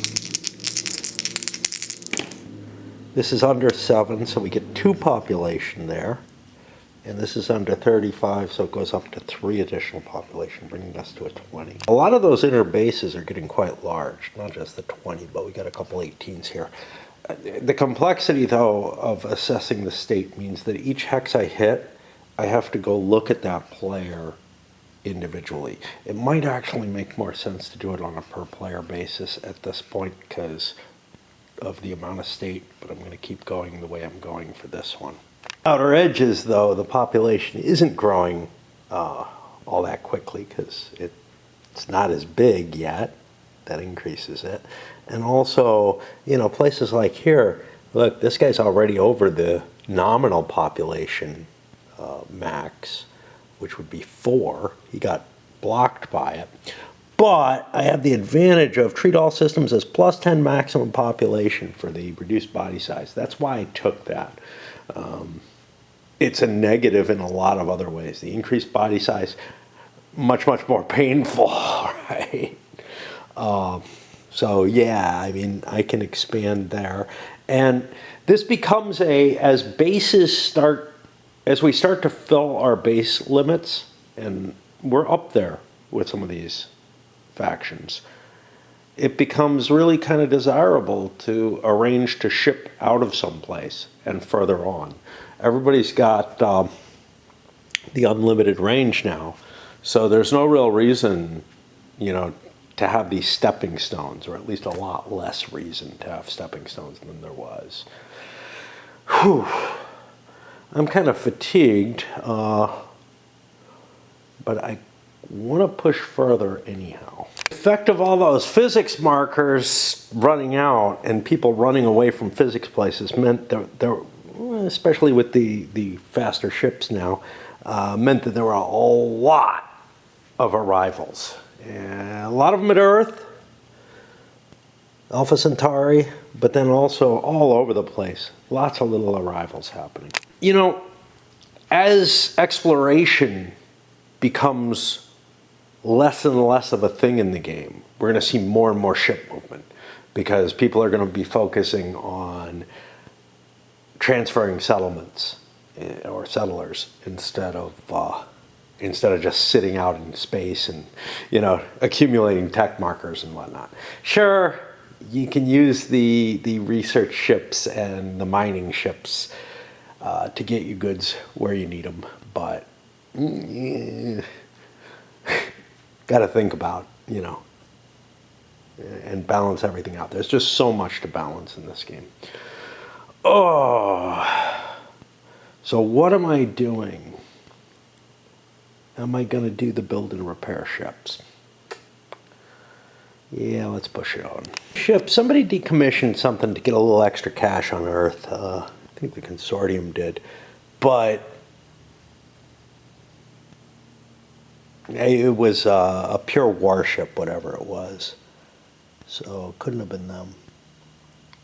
I don't know who had it, but it was like, you know, not a low-level ship, but just let me get cash in hand because I'm going to want to shift some stuff and well, maybe I was thinking about this one and repaired it instead. I know I repaired that one. But yeah, it's kind of a, well, what do I do? You know, the free repairs guy, not paying to make a repair here, even though I'm at a base. There's nothing I can really do at that base that's particularly impressive. I could attack, but I don't want to. I could do a ground attack instead, but and that's going to repair next turn. This one's repairing in flight. I may not repair it when it gets to Earth. Just load it up with stuff and send it on its way. That free repairs is really bonus. And of course, my mindset is if I get something for free, I don't want to pay for it. You know. Same thing happens in 2038, where it's definitely a disadvantage, my way of thinking, which is that, like, you end up getting claims in 2038, and one of the companies gets claims for free, and everybody else has to buy their claims. But you can buy more claims with the company that gets them for free, and that can be really advantageous. But I'm like, oh, I don't want to pay for what I get for free. And end up hurting that company every time I run it. All right, I'm going to break now because, yeah, my back and everything else hurts. Just too much exercise, man. For a variety of reasons. It's now like Thursday at 1 a.m., somewhere after 1. This game has become harder and harder for me to drive myself forward to play. We'll keep going, but yeah, I'm like trying to find any excuse. Well, I mean, it's not really any excuse. I'm trying to set something up so I can do a video call with my dad, but while he's still there, which may not be much longer, he's been in the ICU for like a month, and yeah, and they're basically more than a month. I don't know how long now. I'm sure it's costing a fortune too, but it looks kind of hopeless, but I mean, he's like aware sometimes. Anyway, we're in the combat stage. Let me see if I can do this. I'm tired and sleepy and everything. Played a fair amount of Raid while watching videos. For combat, you know, for example, I'm doing, I did the True Path right now. They don't have a reason here to do any. They don't have a reason here to do any. And then I look on the board, and I see lots of places where they might want to do combat, but it's, you know, it's really not valuable enough in general. I guess if someone has a little colony somewhere, but I didn't see any such cases. Most of the places, you know, like here, yeah, I have a much larger colony than I have a larger colony than these guys, but not much larger. And they also have a ship, so any kind of attack would be calling that into play and everything. I just can't see anywhere where I really want to fight. Probably my biggest advantage is here at Earth, and I don't want to collect that much escalation to pick on somebody who may or may not be ahead of me. I can't tell. Just realized I was going in the wrong direction. They're not going to attack anyway. But I should be starting with red. And this is important. The reason I noticed... So, in some ways it would make sense if combat happened in reverse initiative order. In some ways it makes sense that it happens in initiative order. But the advantage in reverse initiative is sort of, if somebody attacks you someplace, you get a little marker and you get to counterattack them. And I was looking at blue and I'm like, oh, they get to hit red. That's interesting. And, oh, wait a minute. They're trying to deliver entertainment to the same place somebody else is. And I'm like, wait a minute, I'm going last. I shouldn't be picking, this is initiative order here. Anyway. But the thing is, blue actually might want to attack here, except the numbers are shitty. I just eat it, I guess. I just wasn't paying attention when I flew in there. It's so damn hard to make these decisions. So I look someplace like here, where I don't have a big numerical advantage, but these guys have reduced body size, so they're bad at ground combat. They get a -1 on it. So it's kind of maybe appealing. And this only holds 28, goes down to 18. I'm getting close to my limit in terms of how many people I can have. So it might be worth me expending on an attack. I'm not going to do it because the turn could end, or the game could end at any point, and I'm not at the limit yet, or really all that close. I might be up to like 17 next time or something, maybe 18, which is the limit. And then I have to think a little harder, except then I have to look here, and he has aquatic tolerance. That doesn't affect me. It's just so painful to look up all the stuff. Now, I do know that the genetics are the ones that are going to affect this for the most part. It might not be entirely the case. There's something that gives military advantages here, maybe the minefields there, yeah. But it's just like I have to take so much fucking shit into account to make the decision of, nah, I'm not going to attack. Effort just fatigued me so much. I was already tired. I'm going to stop there at the cargo transfer and trade. I just can't keep going, And I don't know, nobody did anything. Everybody lost all their counters for free attacks or whatever, but I can't justify right now. And it's kind of weird. It's like sometimes my mood is, oh, let's attack. We're near the end of the game, and sometimes it's like, yeah, but can't afford to give up victory points or whatever. I'm just not in the spirit to do this shit, though.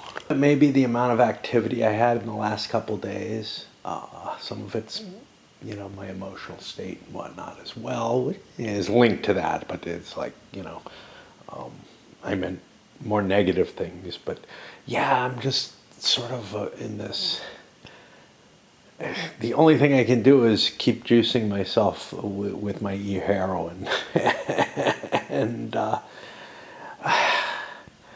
the effort of focusing on this, I just get fatigued right away.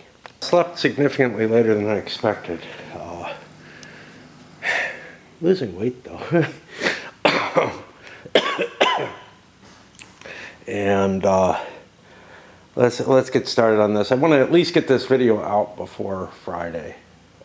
But I'm really struggling to get through this guy at this point. All right, so we do our tricky things with trade and then cargo and movement together. And we remember to put all these up. Little battle, who gets the sell the entertainment? I don't know if these are cumulative. I haven't been playing as if they are. But, well, as if the same planet type is cumulative. But these are different planet types. That feels like it would be different.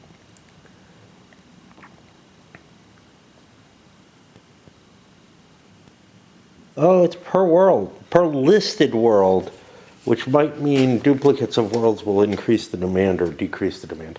I'm okay with that. I think that actually makes sense. Okay, so this actually, first of all, green, higher in initiative, they get to sell first, so they get to get rid of that marker for blue. But there's KD, both of which are here. So this is 3, 4, 5. There's no MO. 5. 6, 7 from Earth. Sounds great. I'm going to make 14 bucks. I already collected the 2 IP. But I looked at the wrong person. I gave the IP to the wrong person. Fuck.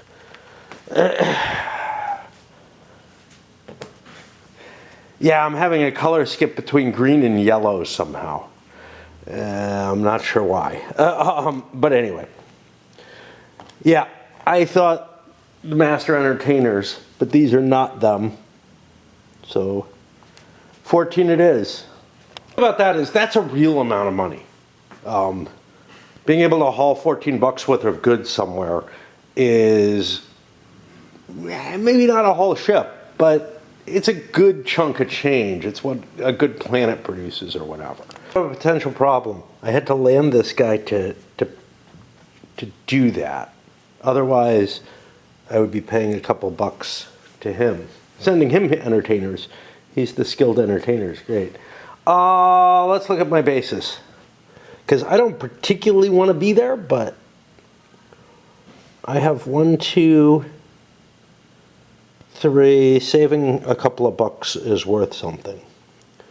3, 4. This would be my 5th base. I'm allowed 6. Yeah, I'm going to drop my base off and sell there. But because of the rules that I've made up, I'm not allowed to pick that base right back up. Okay, you can't just carry a colonist with you and make it into a proper trading venture. I don't think there's anything that gives me anything special here. So I draw 2, get medicine and fine art. I have some rare materials here.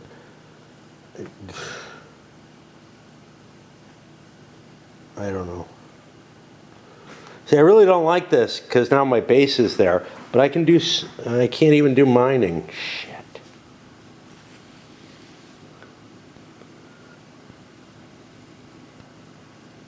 But some other time there might be something I could deliver. But right now, well, fine art goes to Earth. Let's put the medicine there instead. Because the goal here is to pick that base up and get it out of there. Honestly, it's just going to get killed. Was it worth dropping the base? Yeah, because I can go home and grab more settlers with that money. I mean, that base is probably going to get wiped out, is the problem. I started loading ships up for movement, and I'm just getting, worse and worse at this game because I play less and less of it because I like it less and less. And that makes me make more and more mistakes, which makes me like it less and less because the mistakes are coming from the clutter and everything. That is why I'm not enjoying myself. As I was building these guys, I noticed this little token here. And that reminded me, back when I did, which was this turn, right? The settlement, growth, and migration. I hope it was this turn. It certainly wasn't Earth production. I put that marker there to remind me I had some things that had to be done after everything else. This in particular, but also he has special ability and he has special ability which they can fire off to convert stuff. So I'm going to roll back time briefly and just handle those out of sequence, essentially. I don't think it has too much effect. It's just...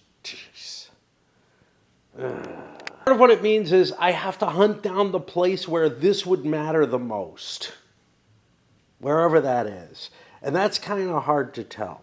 So let's do initiative order, although probably it should be done in reverse initiative order, to be honest, amongst these. because it is to the advantage of the person who goes last. None of these are ordered or sequenced. They just all are kind of jumbled together. So if it's reverse sequence, he gets to pick someplace where he has a base and has a shot at getting something, and he gets a +1 settlement growth somewhere. And how do you decide this? You know, well, I would honestly be looking for little bases. I have a pretty big one here. I have a little one here. This little one's not going anywhere. That's going to take the +1, the automatic +1. It was here. It might have been here. I don't know. But I'm pretty sure it was here. Okay, for the other one, I only have one choice of systems to do it in because I only have 2 bases. That makes life a little easier. I have 18 there. I could go after either of these 2 guys. I will turn to the syndicate and say, if you don't go after me, I won't go after you.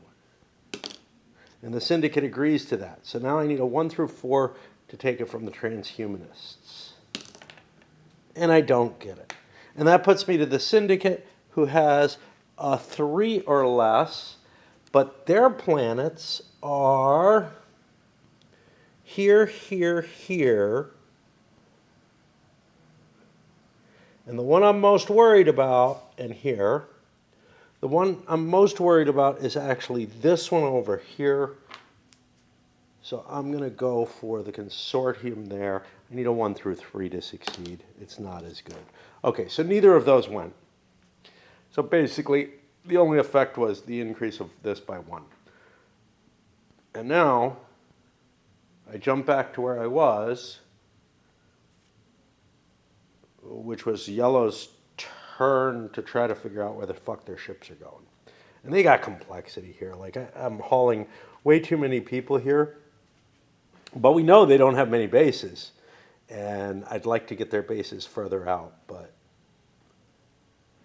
I also want to be safe. Here's the thing. If I expand ships to this base, that's got a demand for medicine. I could pick up medicine here. So I could drop a dude off and send someone with medicine and a dude off to there, and then send this unarmored ship somewhere else. But it could go quite far. What it can't go is quite fast, which is kind of a problem.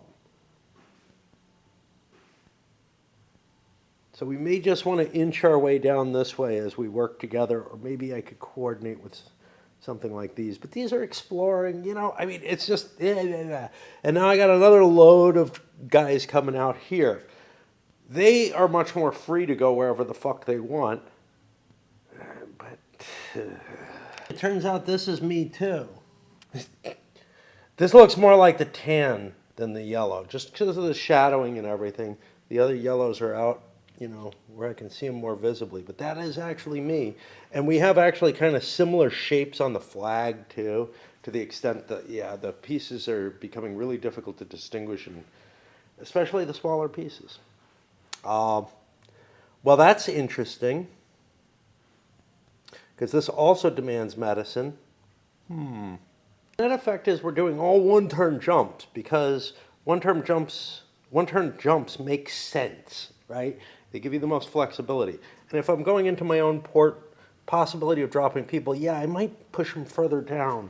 I'm allowed a grand total of 6 fucking bases, and I have 3.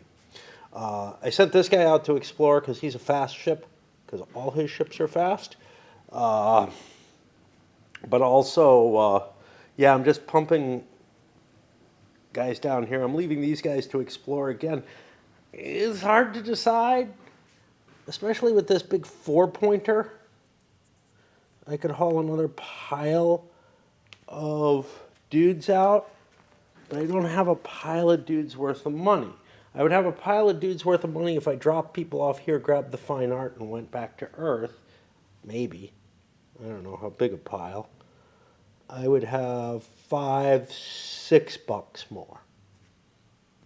I mean, it's really not. It's not enough to send that big ship back. It might have been enough to send this guy back, who only has a holding of 2, you know. But I don't have a lot of resources sitting on Earth, so pick it up later if it's still there. Somebody might raid me, whatever, I guess. Big part of the problem. The decision of how to move one nation's ships is becoming so complex and so intertangled with all this, all the game state, all the information that's out there, all the difficulty in reading that information and absorbing it, that it's taking forever. You know, it took about as long for me to make that decision as I would like to be up here, you know, taking a turn. Ideally, I like, you know, this whole segment used to take very little time. Now it's becoming this nightmarish, like, problem of optimizing across this really complex tableau. It sucks pretty bad. I'm sitting here. I've got a ship that can carry 3 people. My settlements cost 5 each. Are they cheaper? Who knows? I have 12 bucks. I need 3 more bucks. I got screwed out of this entertainment money. There's no entertainment anywhere around me. I'd like to cash these in, make this ship empty, I guess. I don't know. And, you know, I can mine or whatever, but I don't particularly want to. I'd rather go someplace that's interesting. I could cash those in for a couple bucks, then I'm $1 short. I don't have that extra buck. I look around for all my bases, all my multitude of bases when they've all been eaten. And I've got like 3 little bases here. And none of them have any materials on them.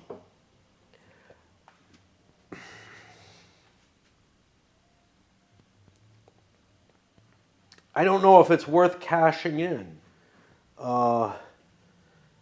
Is there entertainment anywhere?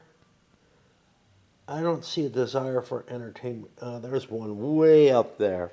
Now, that's not that far away. That's 2 turns. But it's like, yeah, we got really screwed because we weren't paying attention to who else was in there. Although we probably had to jump in first.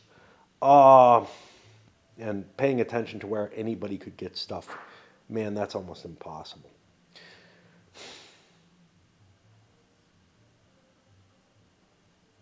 I mean,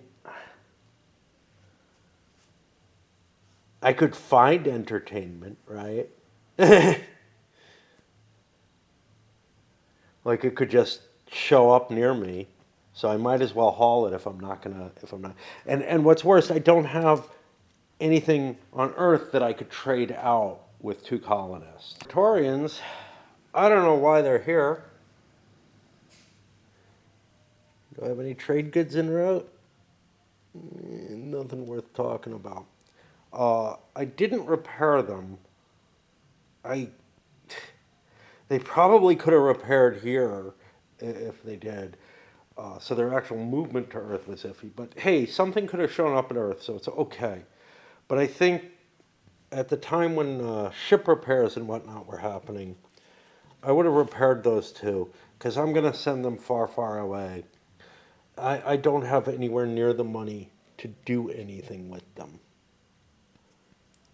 And that's just, it's not helpful for them to be, you know, I knew everything that I knew. I knew they have a CV movement of 0.5, which they would have anyway. I just don't see any value to them being there because I have no trade goods, nothing. Now, again, trade goods might have shown up on Earth, although Earth production already happened. So the only thing that could have happened was base production to give me some cash. But nothing's happened that would have given me cash in the meantime. And I got to figure out what the hell I'm going to do with them. Likewise, this guy who I inched forward, hey, maybe I don't want him there, you know. Maybe he wants to go build a base somewhere further out. Because I don't have a shit ton of bases, but I got to hunt real hard to find them. I got these 2. Is that it? Maybe, maybe not. 2's not a lot of bases, but I'm only allowed 4. But I could fly quite far out. Dude. By the way, Blue has decided not only to ship the entertainment there, but which should actually have an effect. When you deliver materials, it should have some kind of bonus. Like, again, like if they really need it, it should improve them somehow. I don't know. But that's a red dwarf, and they have a bonus for dwarfs. So they flew past this to get there. And again, they've got zero point 0.5 movement as their base, so no problem whatsoever. They're going essentially higher than the speed of light, right? Maybe not in this case. Yeah, they're going 15 light years in 10 years. Yep. Nope. That zero point 0.5 just breaks everything. Uh, yeah. Yeah, the movement rates are too high in this. But whatever. You could just pretend that the decades are longer or something. Or space is shorter. But yeah, I decided to bypass this because, well, this is a dwarf too. Oh, what the hell? Why am I bypassing that? I want to build that up. Okay, why am I bypassing that? Because it has 8 population. Minus 10 puts me to minus 2. I have plus 5. So I have a population max of 3 there, which is what I have. So this is not going to grow. I may actually want to haul people out of there. It's a neat place to be because of the marker production. But its shipbuilding and whatever are useless because it's just going to be too small. Now, pink, do they fly? They have 0G tolerance, which gives them plus 10 per world. So they're at 828. They can hold 18 there, so they don't really need to wipe me out, although they might decide to. But anyway.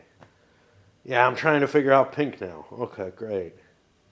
I get so fucking lost. Decided on a big push out here, going to Farmalhalt, which is interesting because it has a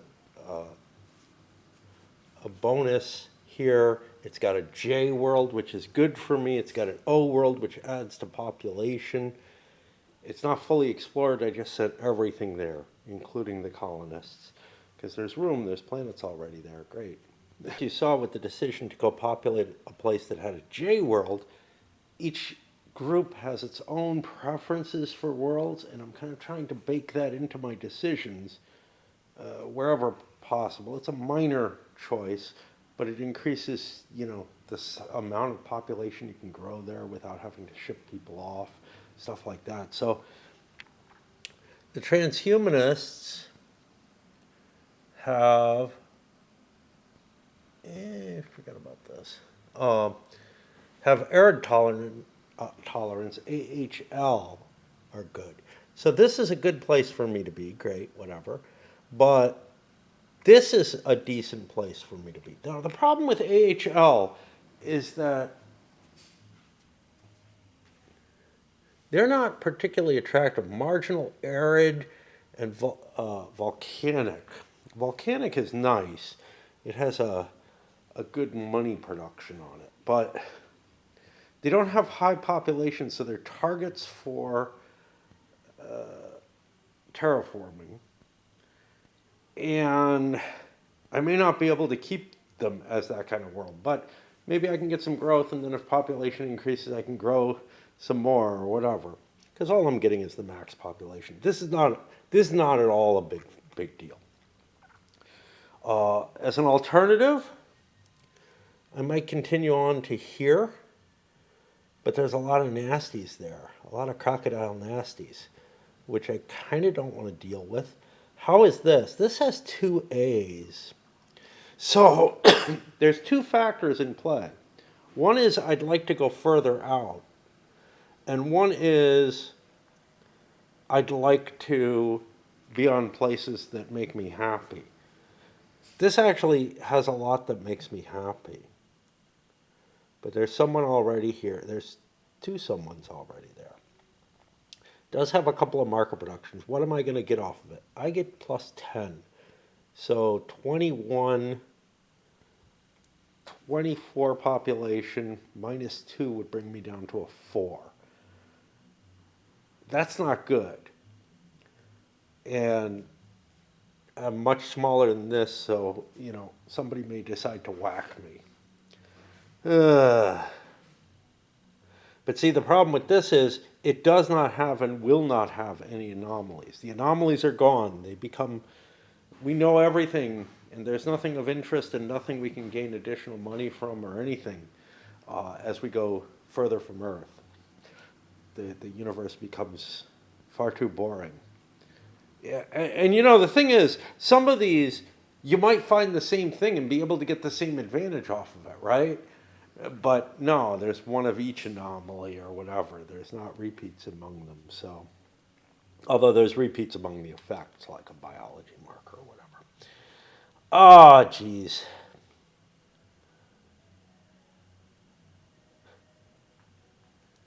Like, the problem with going further out is the anomalies aren't there, so the bonuses aren't there.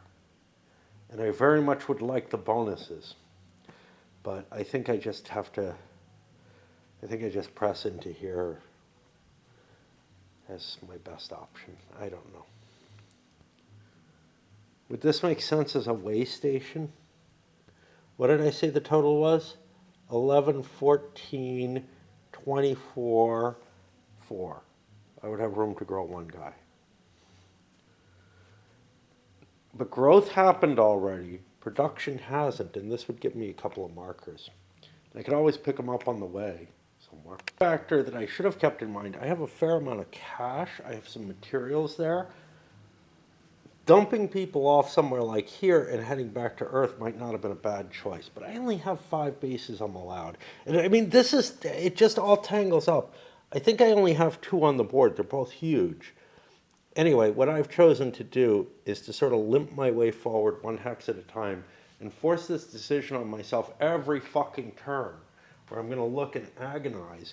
But the advantage to that, like the gameplay advantage, is obvious. Things might change. I might make different decisions. I might decide to drop people off here and head back to Earth, whatever, because I get, I don't know, some random materials showing up that are helpful to me. I don't know how, but maybe an event or something. And so I'm keeping my flexibility. The only thing that's in danger is really this, which I don't know if I'm not going to drop it off. It's in danger to this ship, but are they going to stick around and fuck with me?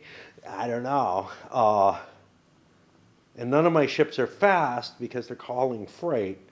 And then I just leave this guy here to keep exploring. Although that pisses Blue off to no end because he's got as his goal to survey this, and there's only one shot. There's only one possible success. One nice thing is whatever that draws will not replace this with anything too good. I mean, it's just such a fucking tangled mess how much information you have to process to make your movement turn at this point in the game, trying to balance out where everything can go. And this is where the AP comes from. It just becomes fucking massive. Earlier in the game, Simply Heuristics were able to handle a lot of the stuff. Maybe they got some things wrong. Maybe I didn't make the optimal choices. But it felt like I was able to get down to relatively small number of options because I'm trying to survey or, trying to haul colonists out or whatever. And I've got such tight constraints on number of colonies and all kind of stuff like that, that it actually held me back.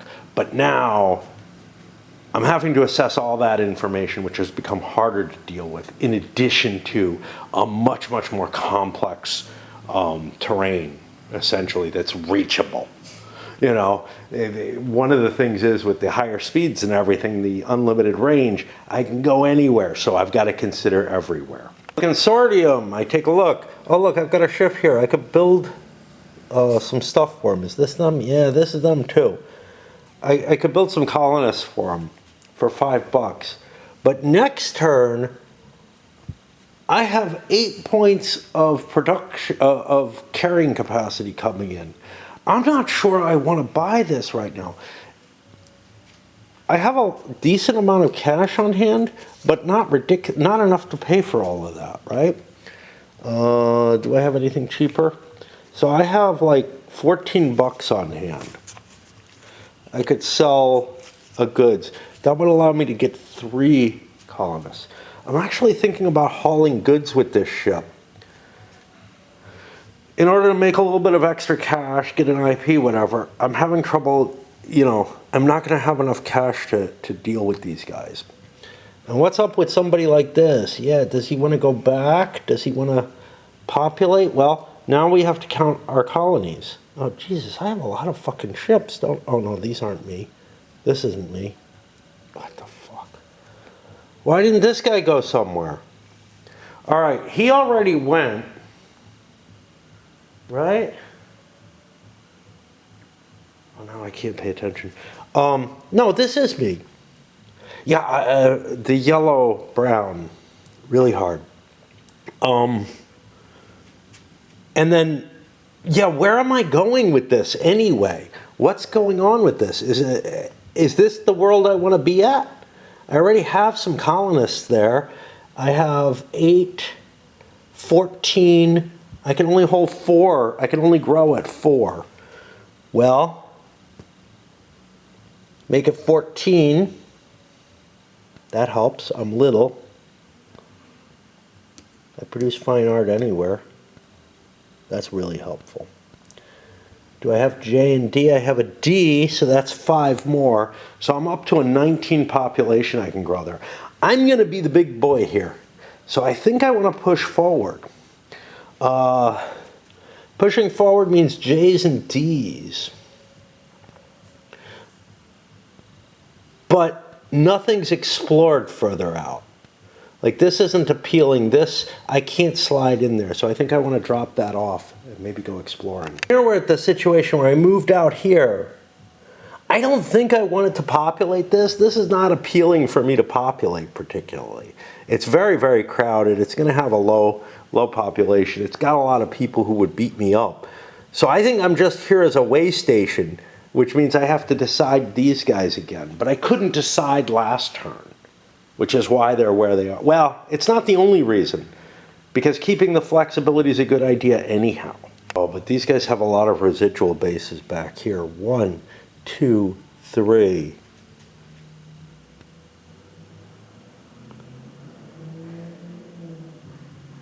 4. I'm only allowed 1 more base. So we gotta be real thoughtful about this. Definitely gonna drop this guy off. Add to that and continue on. Made it most of the way through my movement, but I'm out of tea, and I feel like I've been up here way too long for this. I'm gonna go down and take a little break. It's getting close to raid time. I was hoping to come up here, play for a little bit, go out, do some yard work or whatever. Each player turn is taking, 10, 15 minutes minimum, some of them higher. Don't have a lot of ships or anything to move. I don't have a lot of things per player. You'd think it would be relatively short, but it feels like I'm, doing a large portion, doing like a monster game and playing one side's movement turn and needing to walk away after that. Yeah, like when I played Wellington's Victory, I ended up, okay, I'll move all my pieces, and then I'll pause. That had a funky kind of interleaved combat system, which made it very, very difficult to cope with anyway. Interleaving sucks, and but it's like each decision, like you make the decision of which ships to build in this. To make that decision, you kind of have to know what you're going to buy for them, what settlers you're going to buy. Then you make the decision, and everybody's making their ship decision at the same time. And this is especially bad in solo, right? But then you go do some other stuff, right? You do the combat. You do the cargo transfer and trade. The cargo transfer is when you buy the guys. So you got to remember what guys you need for what you planned on doing with the ships you built. And that is done in a sequential order. Probably wouldn't take a hell of a lot of time in a non-solo basis. It doesn't take much on its own, but the movement is the painful part. In part because maybe you did all that thought back and build and repair ships, but maybe you didn't, right? Like I did so that's a place where I use a heuristic, which is what can I build to get the most settlers out kind of feel, right? And I try to make my decision on that, and maybe I get it wrong again. But I don't know where they're going. I haven't figured everything out, but you could. And then you could forget. And then you could have to do that work again. And that's continuous. Like, I'm playing suboptimally in order to make it all livable. But it's like you could play a lot more planning and whatnot as to exactly what ship you need and where you're heading and all that. But even in an opposed game, I would forget all that shit in between segments. And that's what I don't like about, everybody does this, now everybody does that, now everybody does that type of games in general. If they get complex and there's too much information like in this one, it just wears me down. I can't keep it in mind all the decisions that I make. But right now, pause time. I was hoping to get some yard work in. Not going to get a chance to do so. I woke up late and raid is almost there. See, maybe I can make it out, especially once the workmen are done. I might take a break from raid or whatever. I don't like doing anything when anyone's around, kind of thing. Like, I don't mind sitting out on my porch and watching them or whatever, but like me working while they're working, I don't know. Even though I'd just be taking the weed whacker and crawling around on the hill. But it amazes me, like the amount of work I put in on the porch thing. So much less than they're putting in. But they do this every fucking day, It's like how, and I've been in a position where I was working in construction,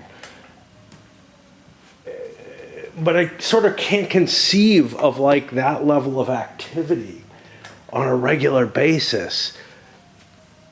It's just like you get so out of the habit, whatever. Anyway, we're on to the givers. I just noticed this sucker down there. What the hell? This is one of the consortium ships. I'm just worried they may have too many ships if they have something out there. 1, 2, 3, 4, 5, 6. I'm only getting to 6. I just did them. I didn't just move that. I know that. It doesn't have a marker on it. 1, 2, 3, 4, 5, 6. That's yellow, not 9. This might be, it looks like gray. 7. Okay. Well, that's the limit of my ships, and I seem to have found them all.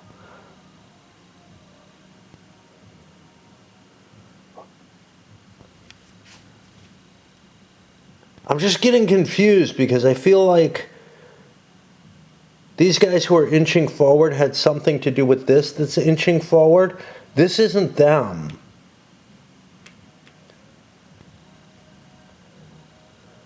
I don't know. But they're all going in the same general direction. I better not think about it too hard. I swear I may have moved a transhumanist ship instead of a consortium ship, but that wouldn't make sense because the transhumanists already went. But it really feels like this guy.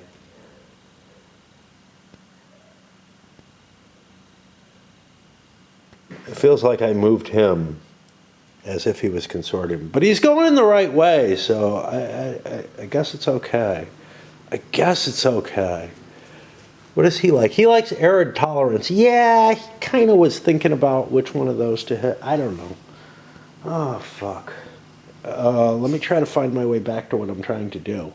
I mean, I'm just overwhelmed by this, where I'm not overwhelmed by much what seem like much more complicated games, because the decision manifold is just getting so fucking huge. And the interleaving always kills me. I mean, EU pop was causing me a hellish nightmare of similar types where EU did not, and EU is probably more complicated.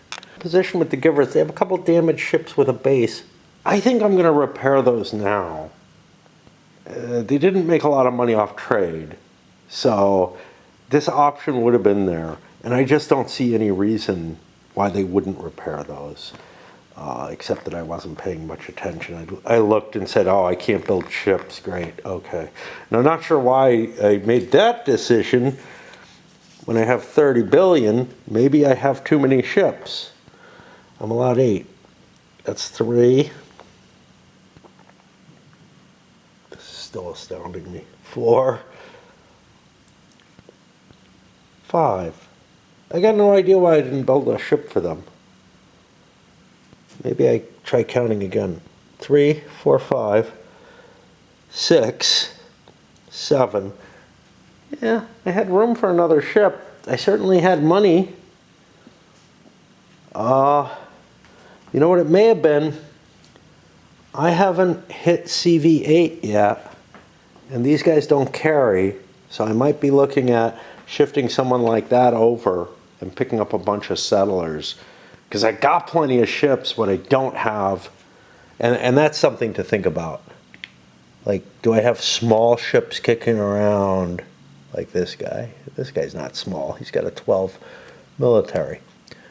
Maybe I did. No, I built him. I don't know. This guy though, who's hauling goods, he should probably be decommissioned. But he's my biggest hauler, isn't he? I got another one here.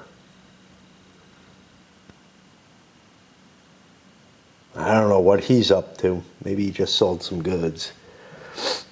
Yeah, because he dropped that off to sell goods. Okay. And that puts me at the base question, which doesn't really matter because I'm not sending a population out right now. It wasn't long ago that I agonized over placing this. Uh-oh, there's one here.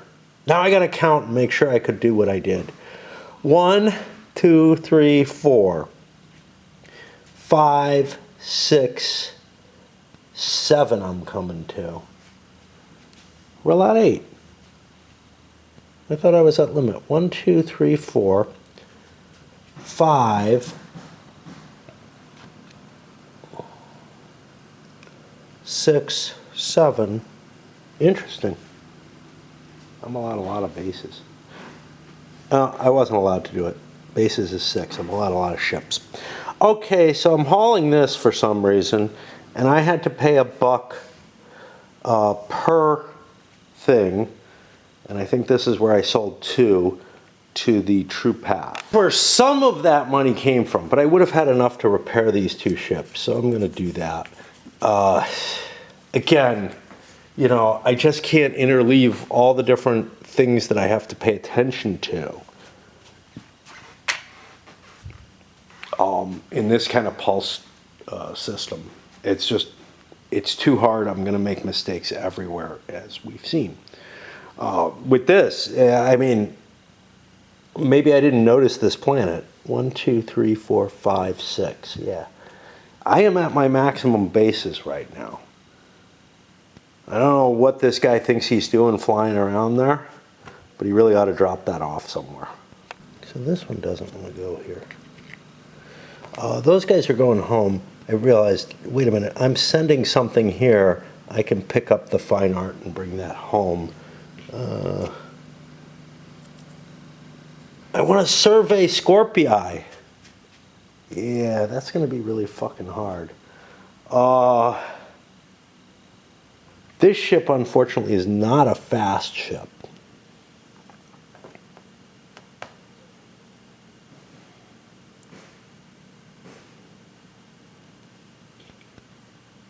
Neither is this one. Well, let's go here, because that gives me an opening to head down here in case like a beverages trade opens up. I think I'm fucked as to the Scorpii, and when that closes out, I'm going to get another directive or whatever. So that's another player down. What did that take, 20 minutes? I don't know. Fucking hell. These thoughts with the giver is to try to move one of these bases further out. Because honestly, I'm in a lot of places that I don't want to be. Everything I have is within 2 of Earth. I have a lot of population spread out amongst them. I've got a lot of bases, but I'm at my 6 base limit, and I got problems. Right? Yeah. And like, I was building this up, but you know, it's really hard to move a base once it gets that big. And this one is very appealing in terms of the options it gives. This one is appealing in terms of options it gives. What kind of sucks? This one kind of sucks. I'd like to haul people out of there. This one is pretty good, I guess.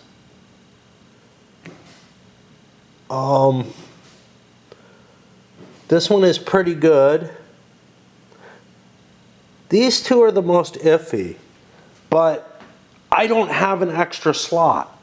I would have to be ferrying people to one of these other bases, one that won't produce people, but these are going to just keep populating until I drag everyone out of them.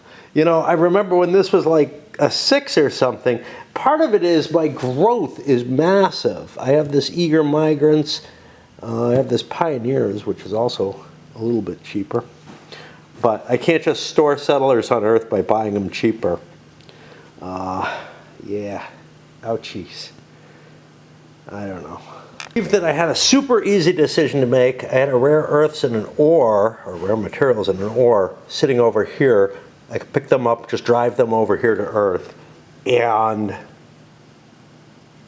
no problem whatsoever. We can just do that. I'm not fast. So at least one of my ships was absolutely trivial to decide on. And I think the rest of them are too for the Syndicate. This guy's exploring. This guy might as well explore. These guys might as well explore. I still have this one to do. And I got to look at my money. I got like $9. That's not enough to do a lot with.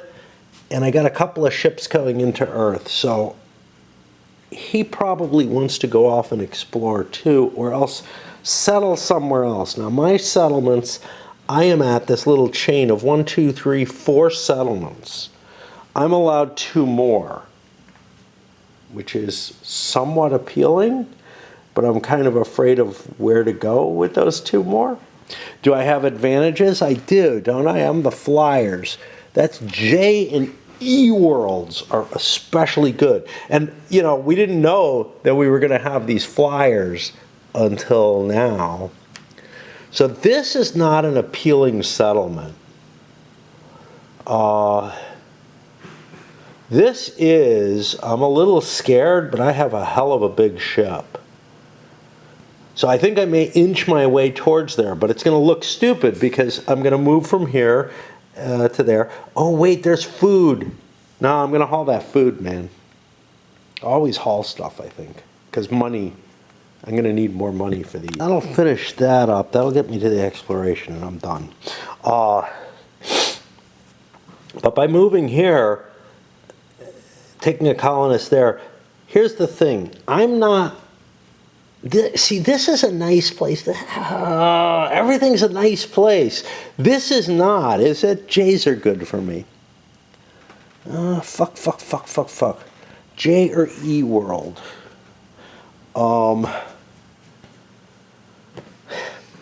So there's a J here. J's are nice because they don't expand. This is one that I'm not that impressed with.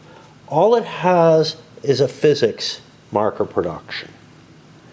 So I would like to haul people out of there, but I don't absolutely have to.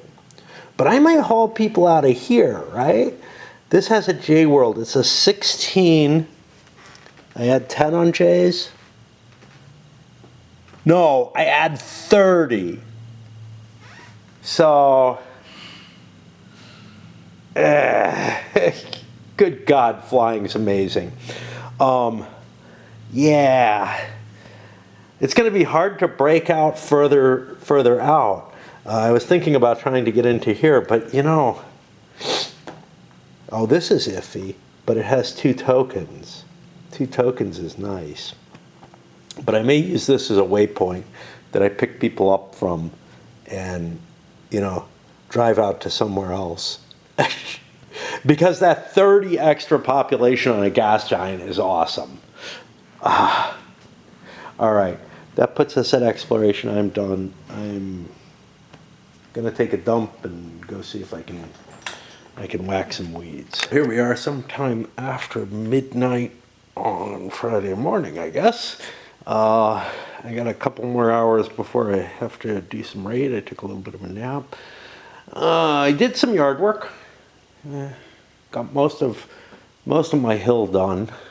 Pretty much what I can reach, minus the swamp. And I put some of the planks down there yesterday, actually. Well, the day before yesterday, I guess it is now. I was intending to do some laundry, but I didn't do that. It's not vital, except that like I got stuff to wash from when my friend was here, and yeah, that's I really ought to get to it, you know, along with some clothes and shit of my own. A towel that could use it. And I sat out on the porch with coffee and a cigar, and then ended up having a vodka drink too. All right, but now, with time, I'm up to the exploration phase, and this is the last turn of this video, so we really want to get through it. Exploration is certainly taking a smaller share of the game. Over here, there's still a fair amount going on, but a lot of, you know, people are leaving Earth and whatnot, and they got to travel a long way to get to where they can actually explore, because so much near Earth is already panned out. We did have a couple of finds. One of them, a completion here by the transhumanists, unfortunately for the Starfarers, because their goal was to complete a survey there, and that's not possible anymore. This one legitimately does get replaced, as opposed to me making up rules to kind of conform with that. And let's see what his options are. Terraform a world into an M-class, or complete a survey of Alpha Mensae, which is down here. Now, so those are both available. I know surveys are good for Starfarers. Their choices are anomalies or surveys. If I don't take the survey, I'm currently like 30 points back from that, which is one of the reasons I went for the Arcturus one. The terraforming goes back in the bag. The terraforming might be easier, but I'm at a point where, you know, I want to prevent myself from taking penalty if I can. That's going to bring me to the develop techs. I will stay up here to do that, actually, because I took a little bit of a rest, listen to a podcast, and kind of snooze a little bit during it for about an hour, and I feel kind of refreshed, even though I was awfully sleepy a little while ago. True Path is our first choice, and unfortunately for them, they're holding a bio card that they would like to play. They could buy it with that, but it's an expensive one, and I don't have anywhere near enough. I also don't have a hell of a lot of influence, but I could throw that in for 30 points if I wanted to. My physics and my engineering, although larger pools, are too small to buy any of the remaining technologies that are out there, even, with whatever discounts I can get. Which means I will have to throw away 2 fleet cards. I must have something at the engineering that gives me that capability, and the genetic card that I want. Now, again, this is unfair because the sequence, I'm going in reverse order here, but I'm not willing to pay any kind of premium to hold my card particularly. I think there are other good cards. The bio card that I didn't want to get rid of was Desert Species, kind of like the flying, increases settlement growth by 1 or 2 on H, 1 on L's, 2 on H's. H's are plus 15, L's are plus 5 max population with a good victory point total. But I don't think it's worth throwing away a lot. The problem, of course, is these pools aren't very big, and there's less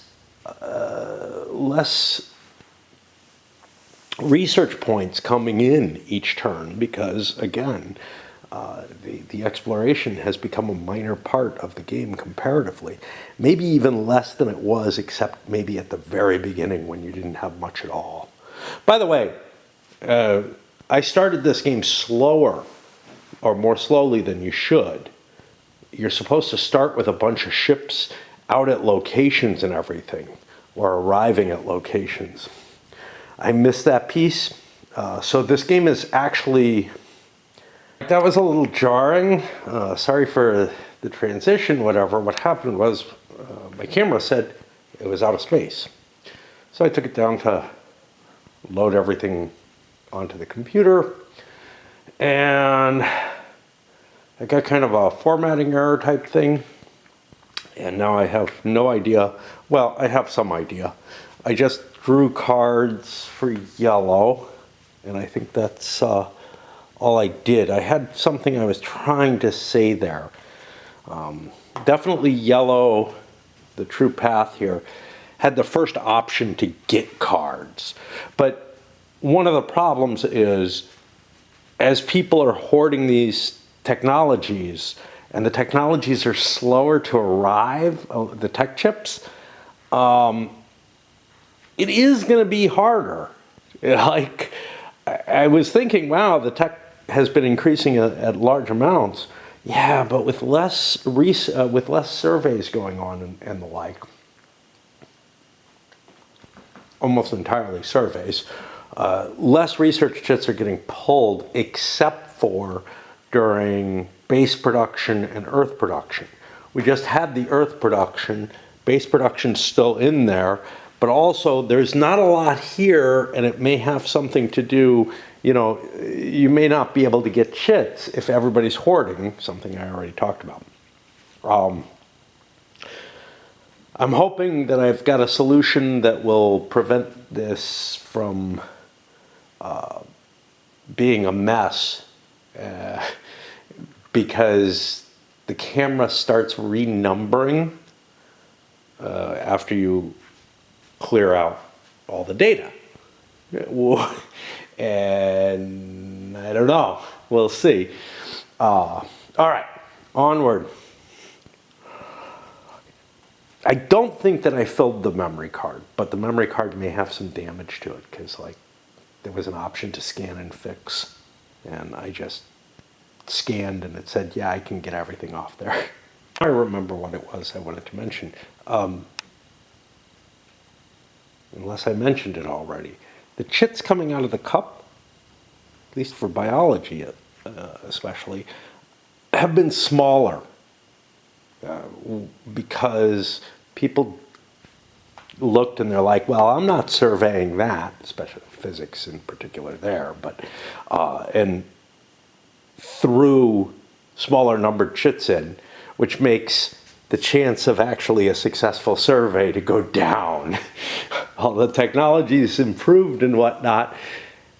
The particular admixture inside the cups, I don't know if that's the right word, mixture would probably do perfectly fine, and I don't know what admixture means now.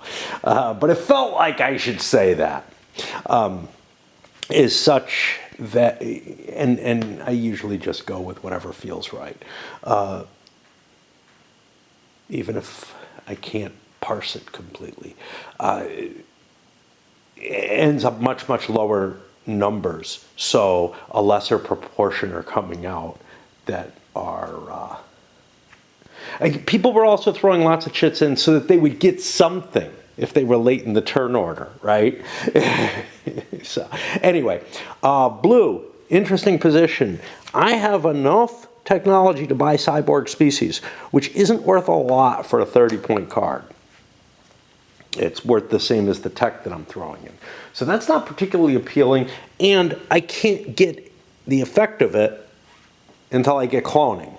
So I kind of feel like I don't want to buy that outright. I'm trying to determine what I do want to buy. It probably is actually this, so that I can get the cloning later. Although cloning's still valuable for him, although less so than it is for players who have a higher settlement cost, because it's a $5 cost. I don't have any kind of bonus that gives me cheaper on Earth population or settlers. Pink bought the Subterranean. I don't want any of the rest of my cards. 4, 8, 14, 15, 16, just making sure. I may buy this as well. That way, if the game ends, I get an extra 5 victory points there. Subterranean is awfully nice. It gives me treat all systems as +10 max population, -2 to opponent's ground combat and planetary assaults when defending. Nice combination. And it's worth a decent amount of victory points. 6 tech per point, so about twice, close to twice what they'd be worth if I just held them. Not that I'd want to, because the cups would run out and I wouldn't get any more. This bought the Science Academy here, nice point spread there at 9 victory points for 30, but also exploration bonus +1. Genetic manipulation costs 5 less. I have a couple here that I might want to buy. Actually, I have a whole fistful of them. One is the tech and fleet improvements cost 2 less, but also science anomalies and events are reduced by 3, their difficulty. I can't take advantage of that bonus right now, so I can't immediately use it, so I'm going to wait and not buy other things. There were other things I might have been interested in buying. This was a fleet improvement using physics points, so that wouldn't be available, but I was considering buying this, but it's going to get even cheaper, and I'm going to make it cheaper with the bio card that I want to play. And with that bio card, yeah, that takes 2 off so that the genetics card reduces the cost of techs. So again, I'm counting on kind of a longer turn or a longer game. And part of me really wants a longer game at this point, because I don't want the game to end right now. So I want to get through this turn and through this video and deal with the mess that the camera made for me. Iridium didn't have a lot of points. They chose to discard cards because there was really nothing they could buy, and only able to buy to grab a genetic card in replacement for the 2 cards I had. And they picked up the Transcend Biology one, which, yeah, no way I'm going to afford that anytime soon. At least they can buy the level 3s now. To each one individually, because their decision-making process is so different at this point. Giver has picked this guy up. Their cards, environmental tolerance, not all that valuable. Planetary surveys, Would have been kind of nice, but I'm short on points for it. It's kind of nice because it's good victory points. However, it's a level 1, so I would be paying 10 extra for it, which makes it not such a good price. And what's available, there's nothing available this turn, basically. There's a couple of genetics, so I didn't want to dump my cards, and grabbing that 5 big victory point bonus if the game ends this turn seemed worth doing. The Syndicate defied expectations. They want to hold their card. There's no question. Well, they don't really care one way or another. They have these mining bonuses. These are not huge. The deep core mining's worth a few more victory points, but I'd have to pay a premium on them. They're not really things they want to produce. I am allowed to grab a genetics card, even though that's not bad. Although I have to pay, again, a premium on it for the max population bonus, but it might be worth it. But I ended up buying 2 technologies here. This one, and then the big CV movement at 0.5. As we fill in the gaps. That is end of turn. Putting us here. I'll move that IP, but let's make a quick check. I bet you the game ends here. Holy shit. Yeah. Oh boy. This video is way long.